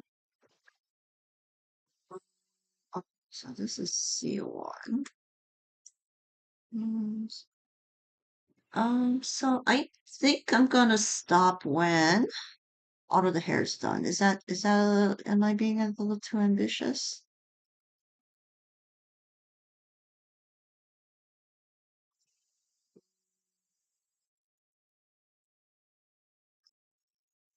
Yeah, it's a little too ambitious. Okay, I'm gonna do all of this side.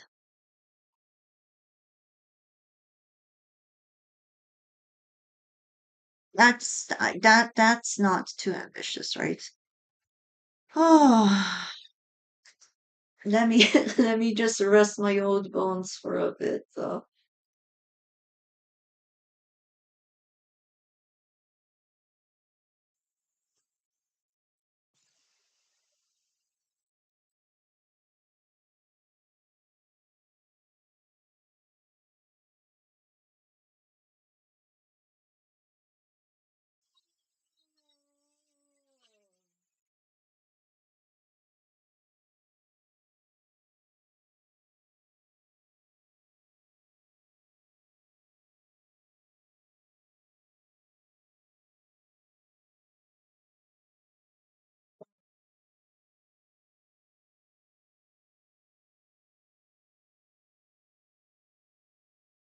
I am sincere. I am sincerely in hell. As Obito likes to say, this is hell. This is just hell.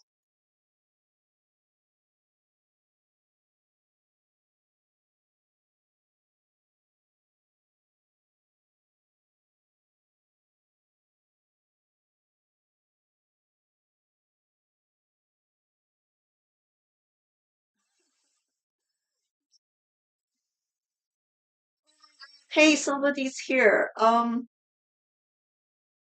Not right now, but I'm sure the enjoyment will come when it's finished, and it's always super good when I finish.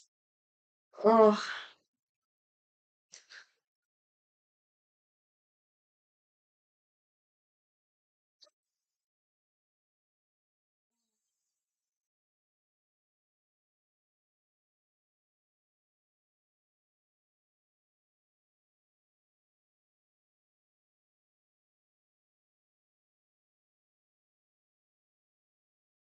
okay. Coming back to the grind.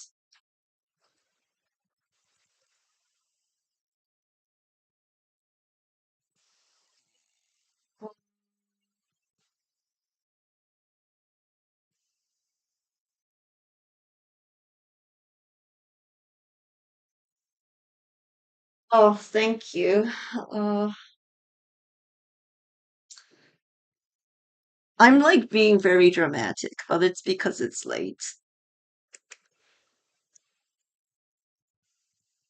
Okay, let's see this. this. Okay.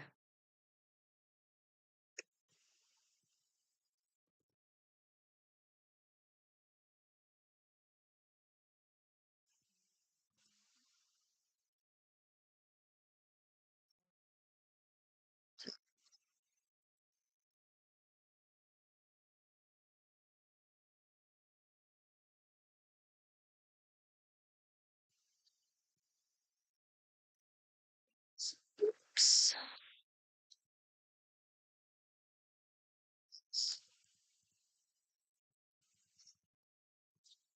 Lovely.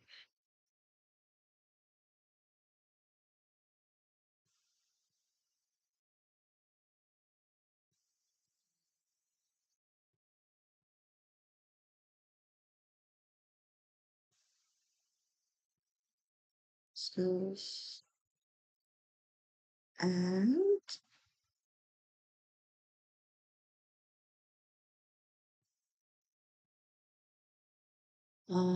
so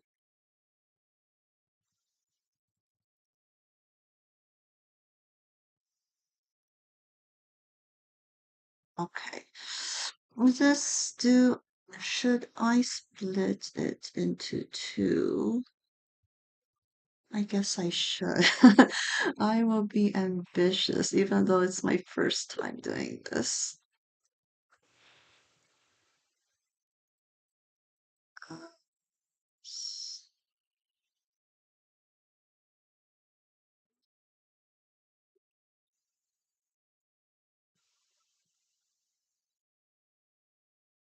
Like this. Ah,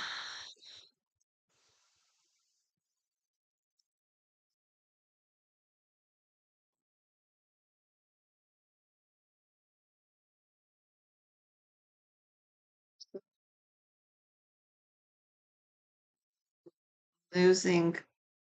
I'm losing track. Oh no, this guy. Okay. Um,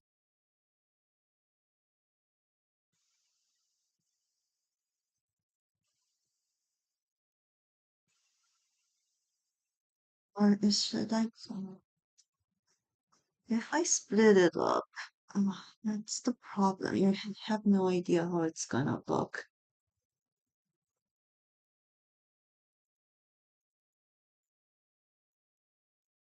Okay, well,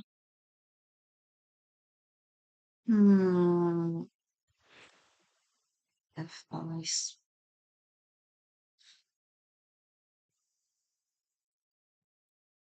let's see the other.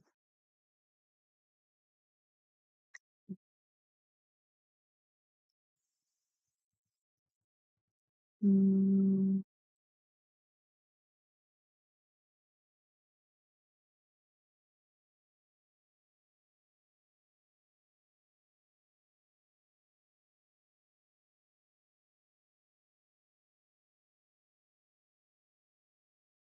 let's split it into two. Let's be ambitious. Um,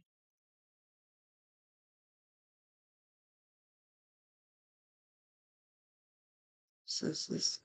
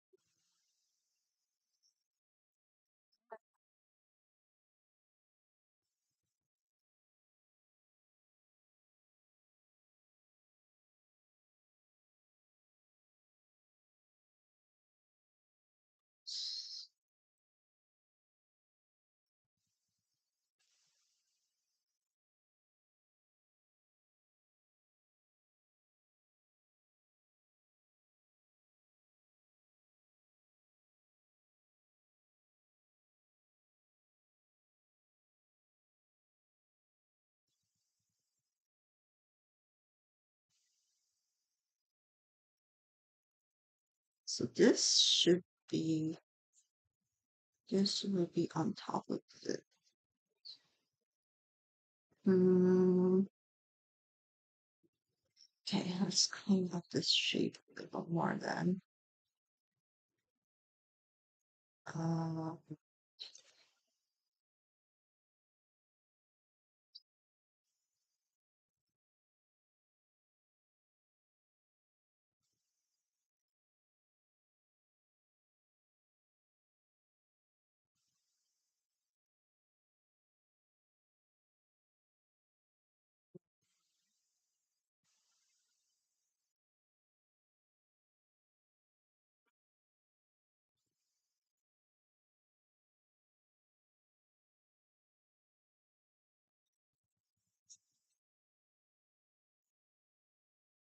hmm.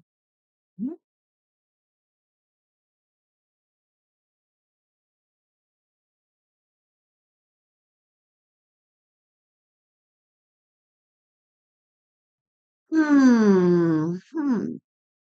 Okay. If I were to use this,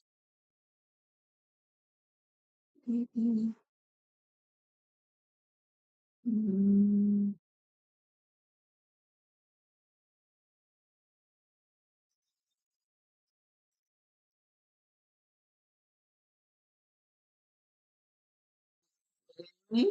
Mm, Yes.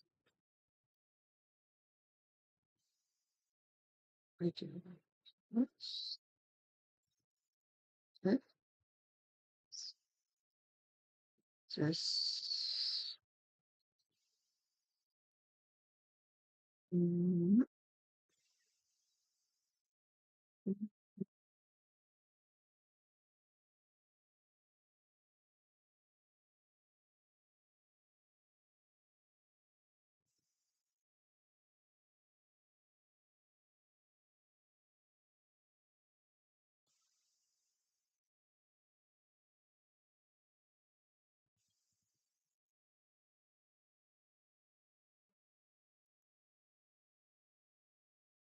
Oops.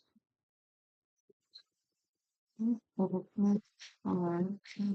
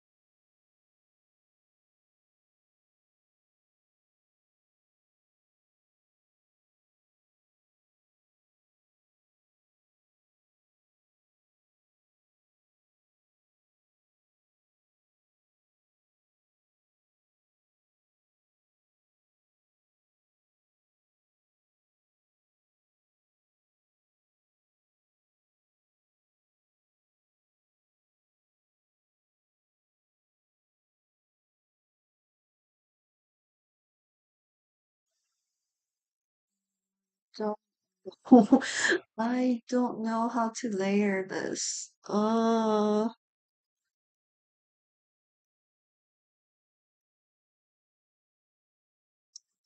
Just um, maybe it makes sense if I did this.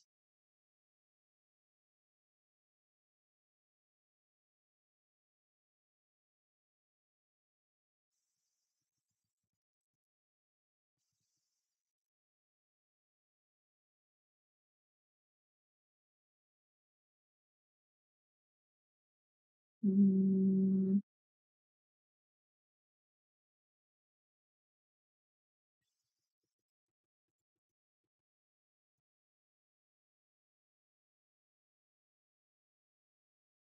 okay, I think I know what I'm gonna do. That's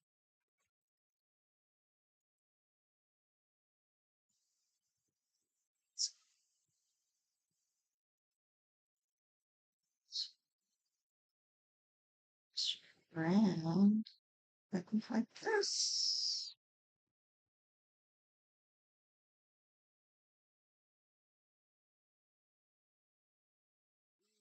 Is that Oof, am I making extra complexity for myself by doing this? Because then I have to make a back. Hmm. Am I the type of ambitious that doesn't have to am I doing work that I don't have to be doing? Like this.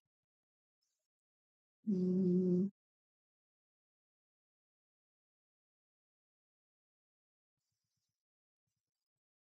I guess I can. This doesn't look too bad. But I am not gonna put a shadow on this. Um,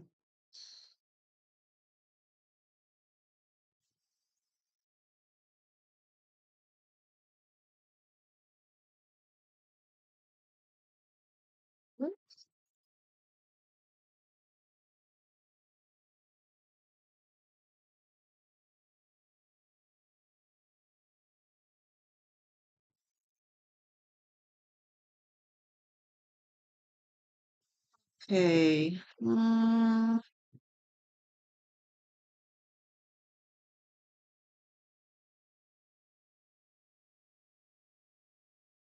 I am okay with this, but now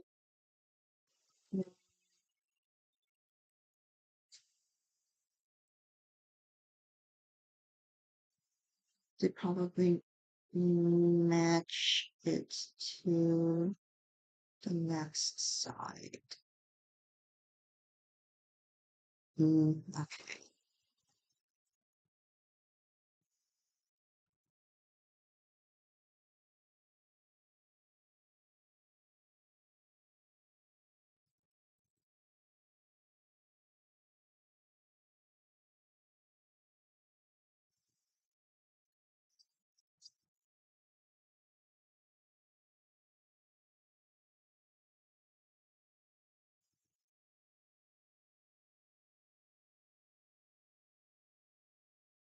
This.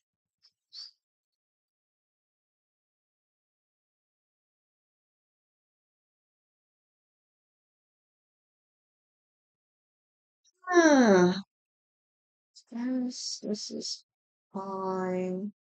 I didn't want this to be too much more extra complicated. Um,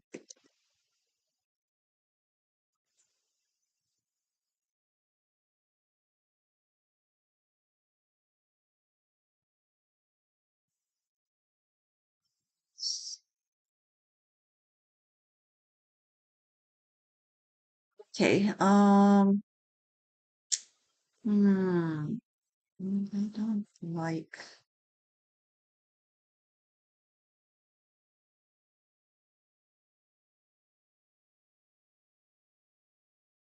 this. Mm,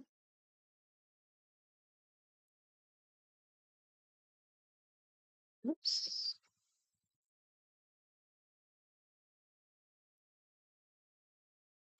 Side too complicated now. Hmm.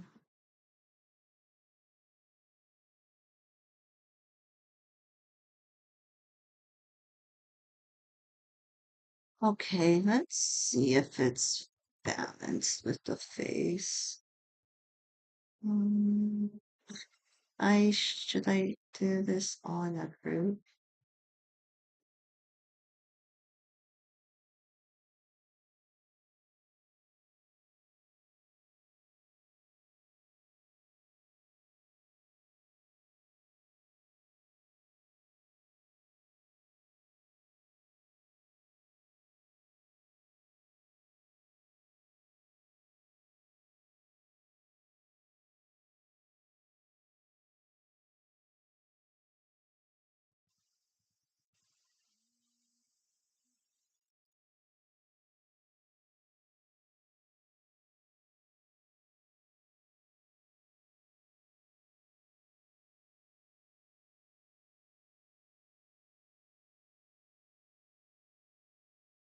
I think it looks fine.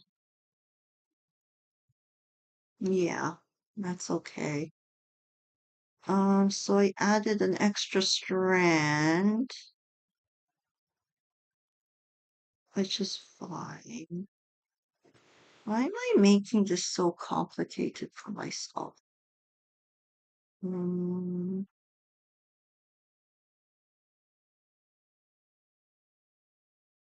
I can just, okay, no, that's fine. I can do it as two pieces.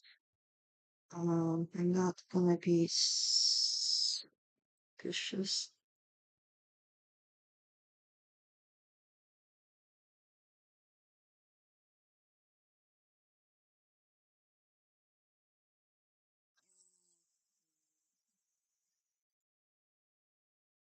So I do need a back now. Ah, man.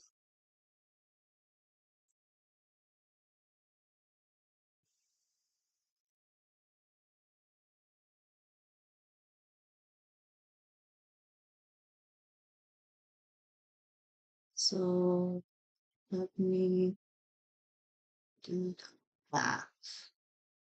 Chair back. C1.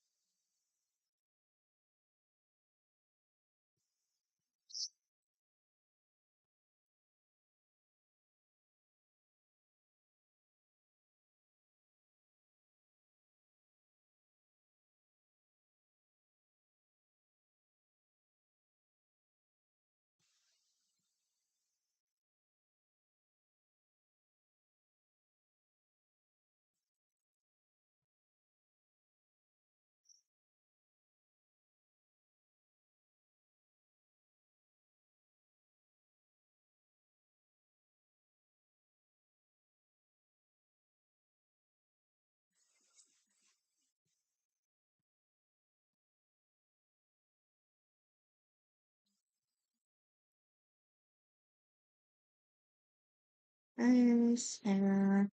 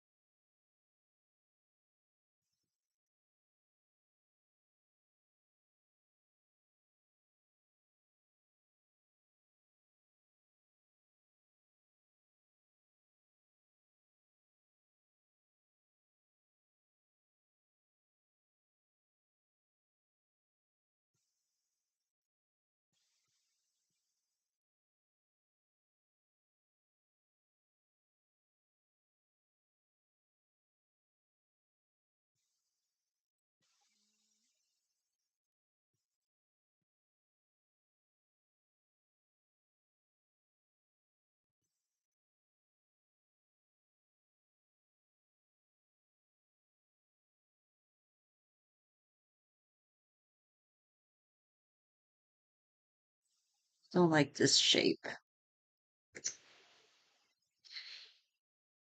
So this is fine. This is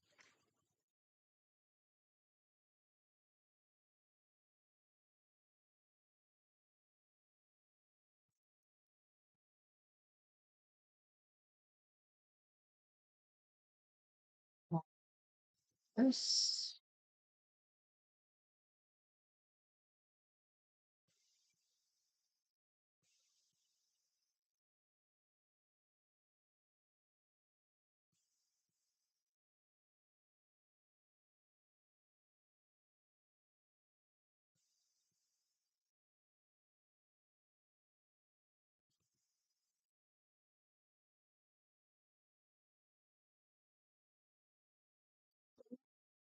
That's okay.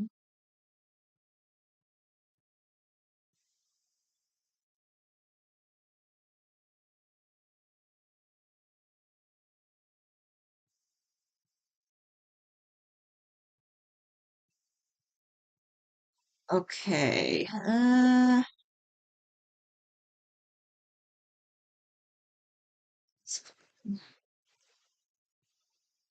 Hmm,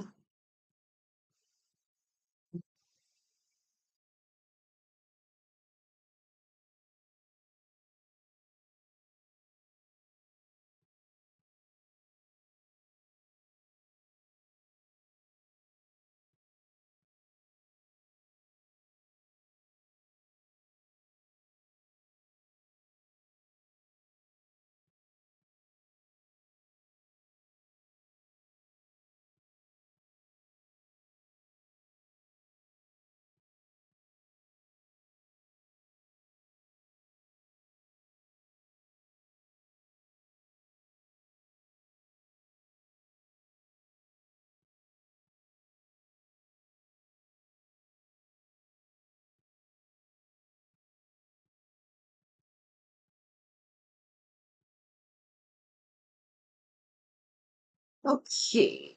Mm. I'm so silly. Okay, let's recap.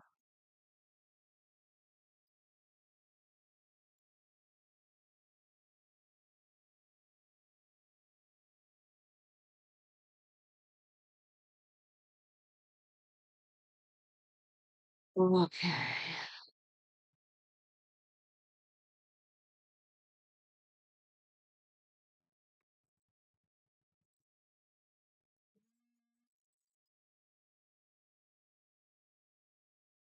I have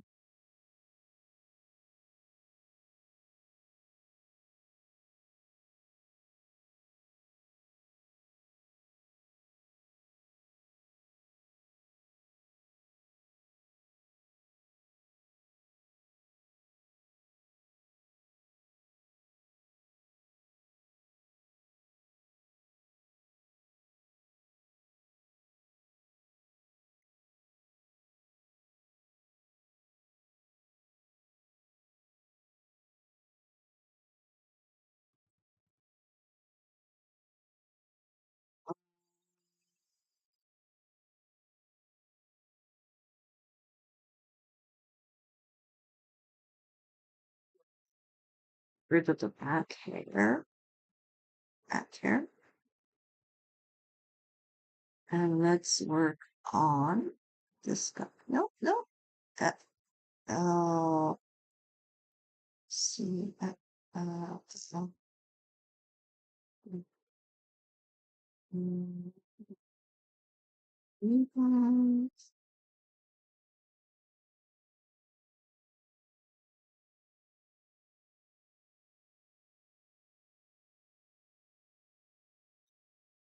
Okay, so I'm gonna split you up. One,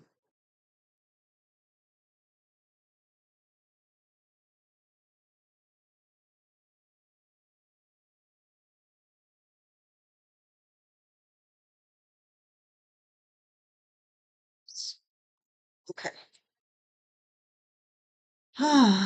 Split up.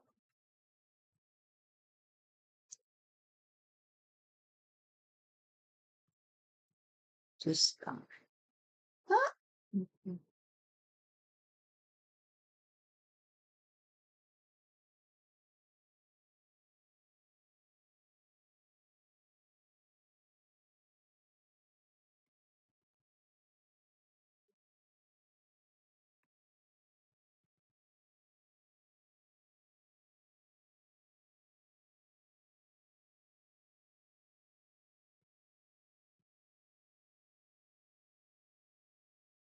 So this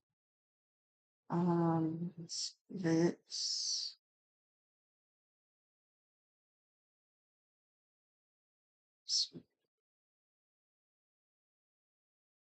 Yeah.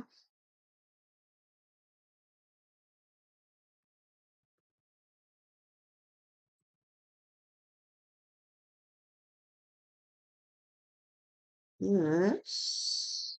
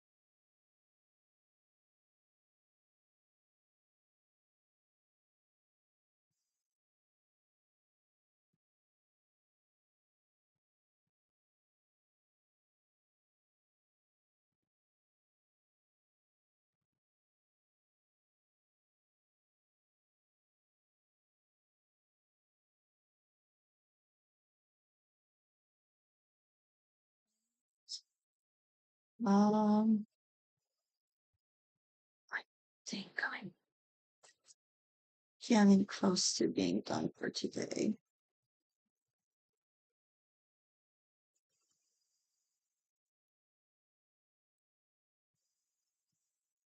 Oh,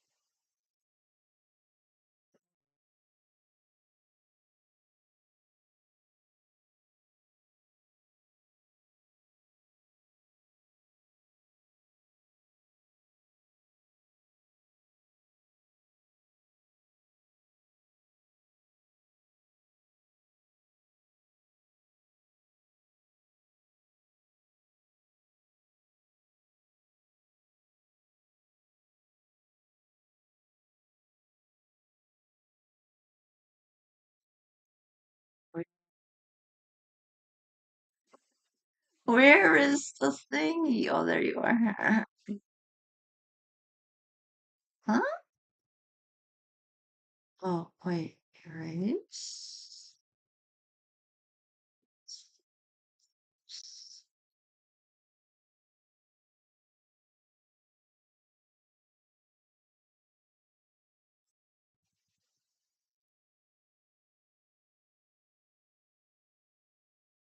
I did such a bad job on this.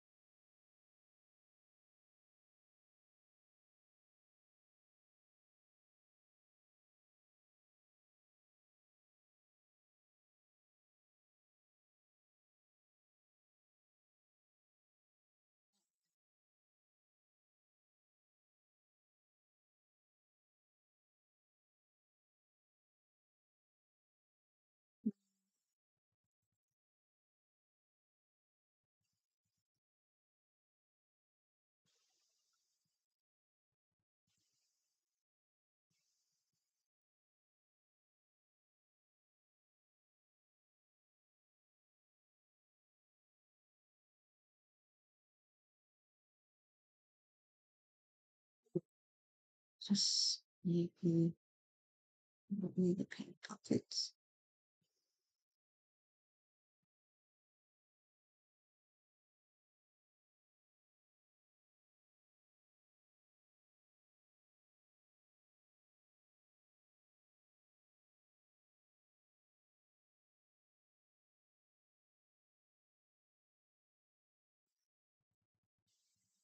Okay.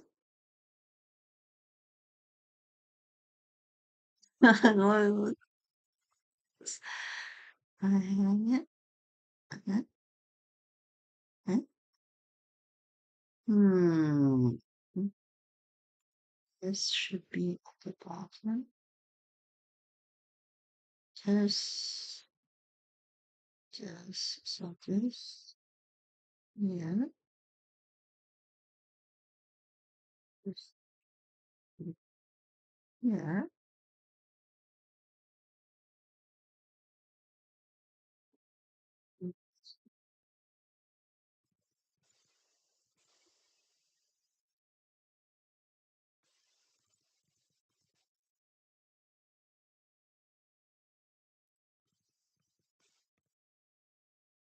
Oh, thank you so much.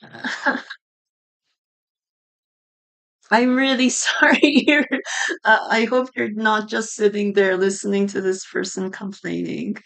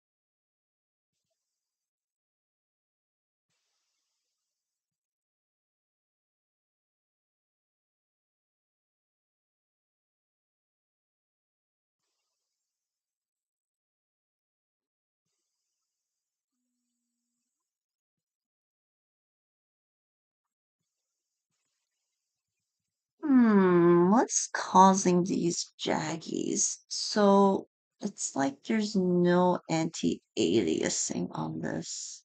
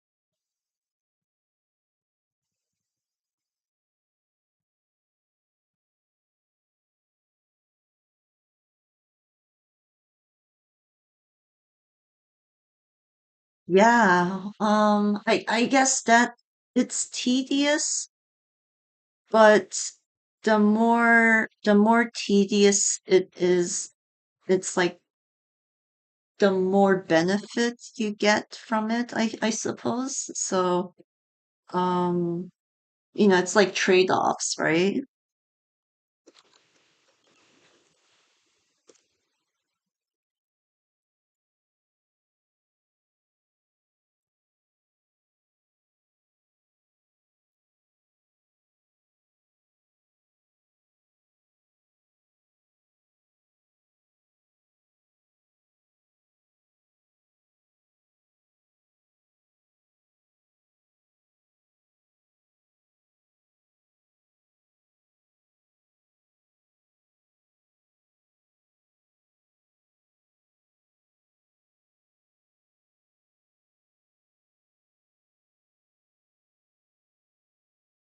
This is the right layer. Okay.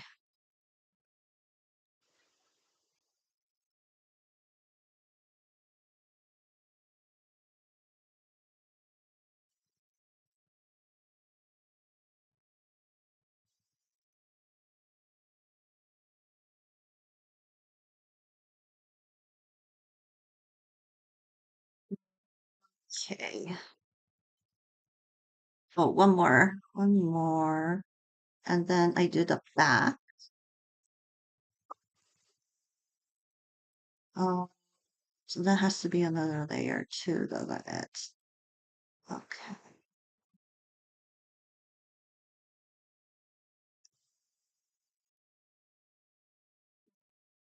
Mm, mm, mm.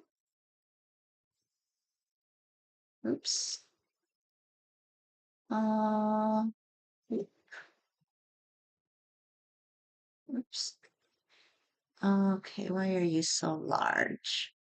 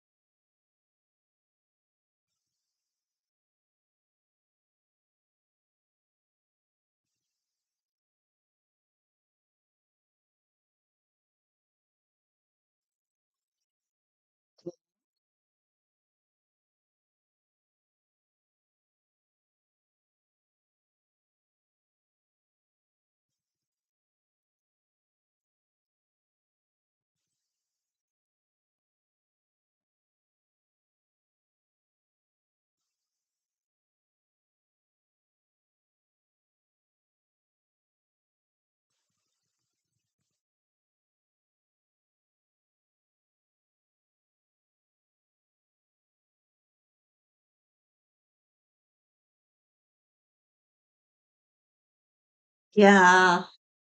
Yeah. You just have to have patience and um I don't know what the word is, but you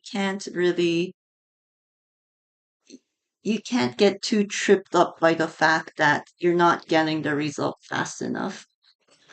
Hmm. Um, I think, hmm, I think that's fine.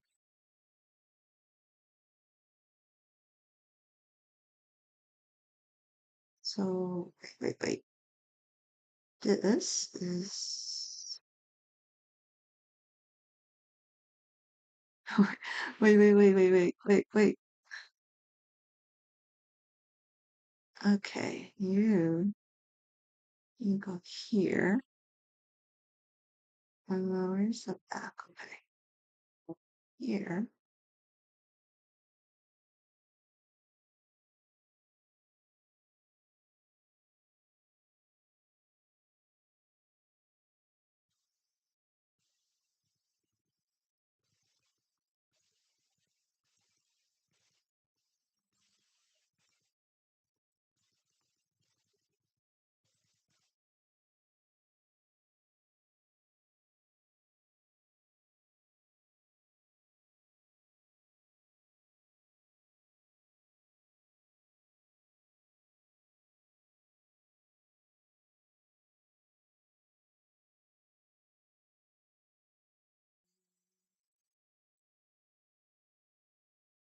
Oops. Mm,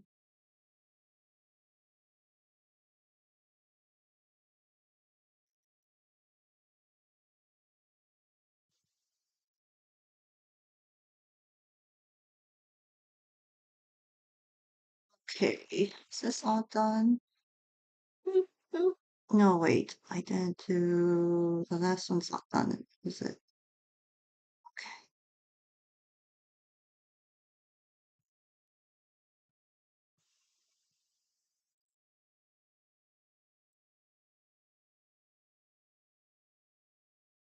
Let's see.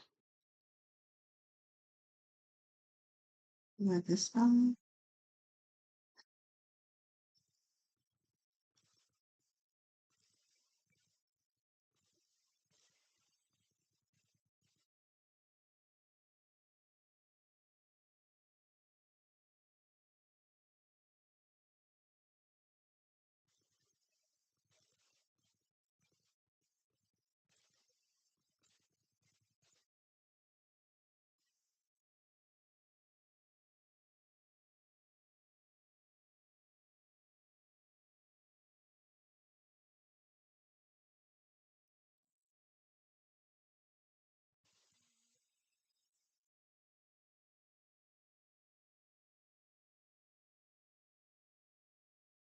Wait, what layer am I working on? Oh no.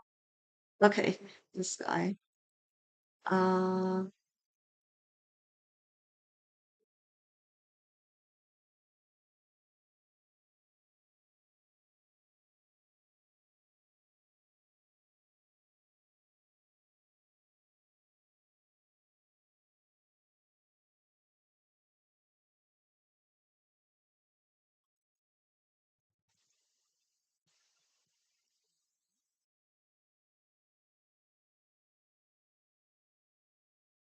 shoot this.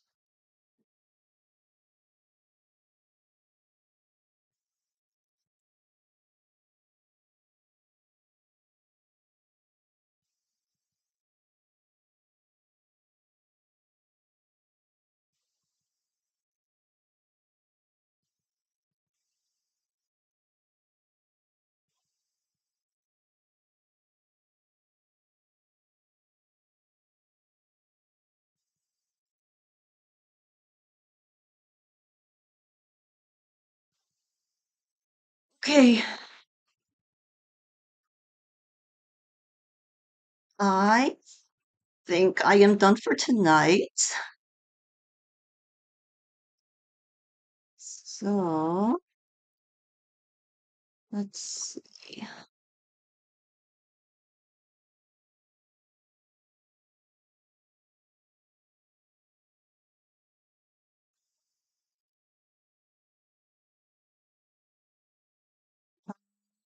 dokey.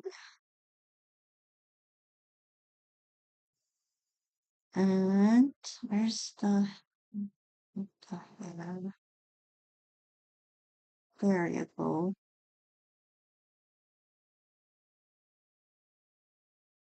Okay, I am done. I am going to sleep now. Uh, if you are still around whence evil cometh, thank you. Thank you for hanging around. Mm. I hope you have a good night. I'll be leaving in a bit. Okay, bye bye. Mm.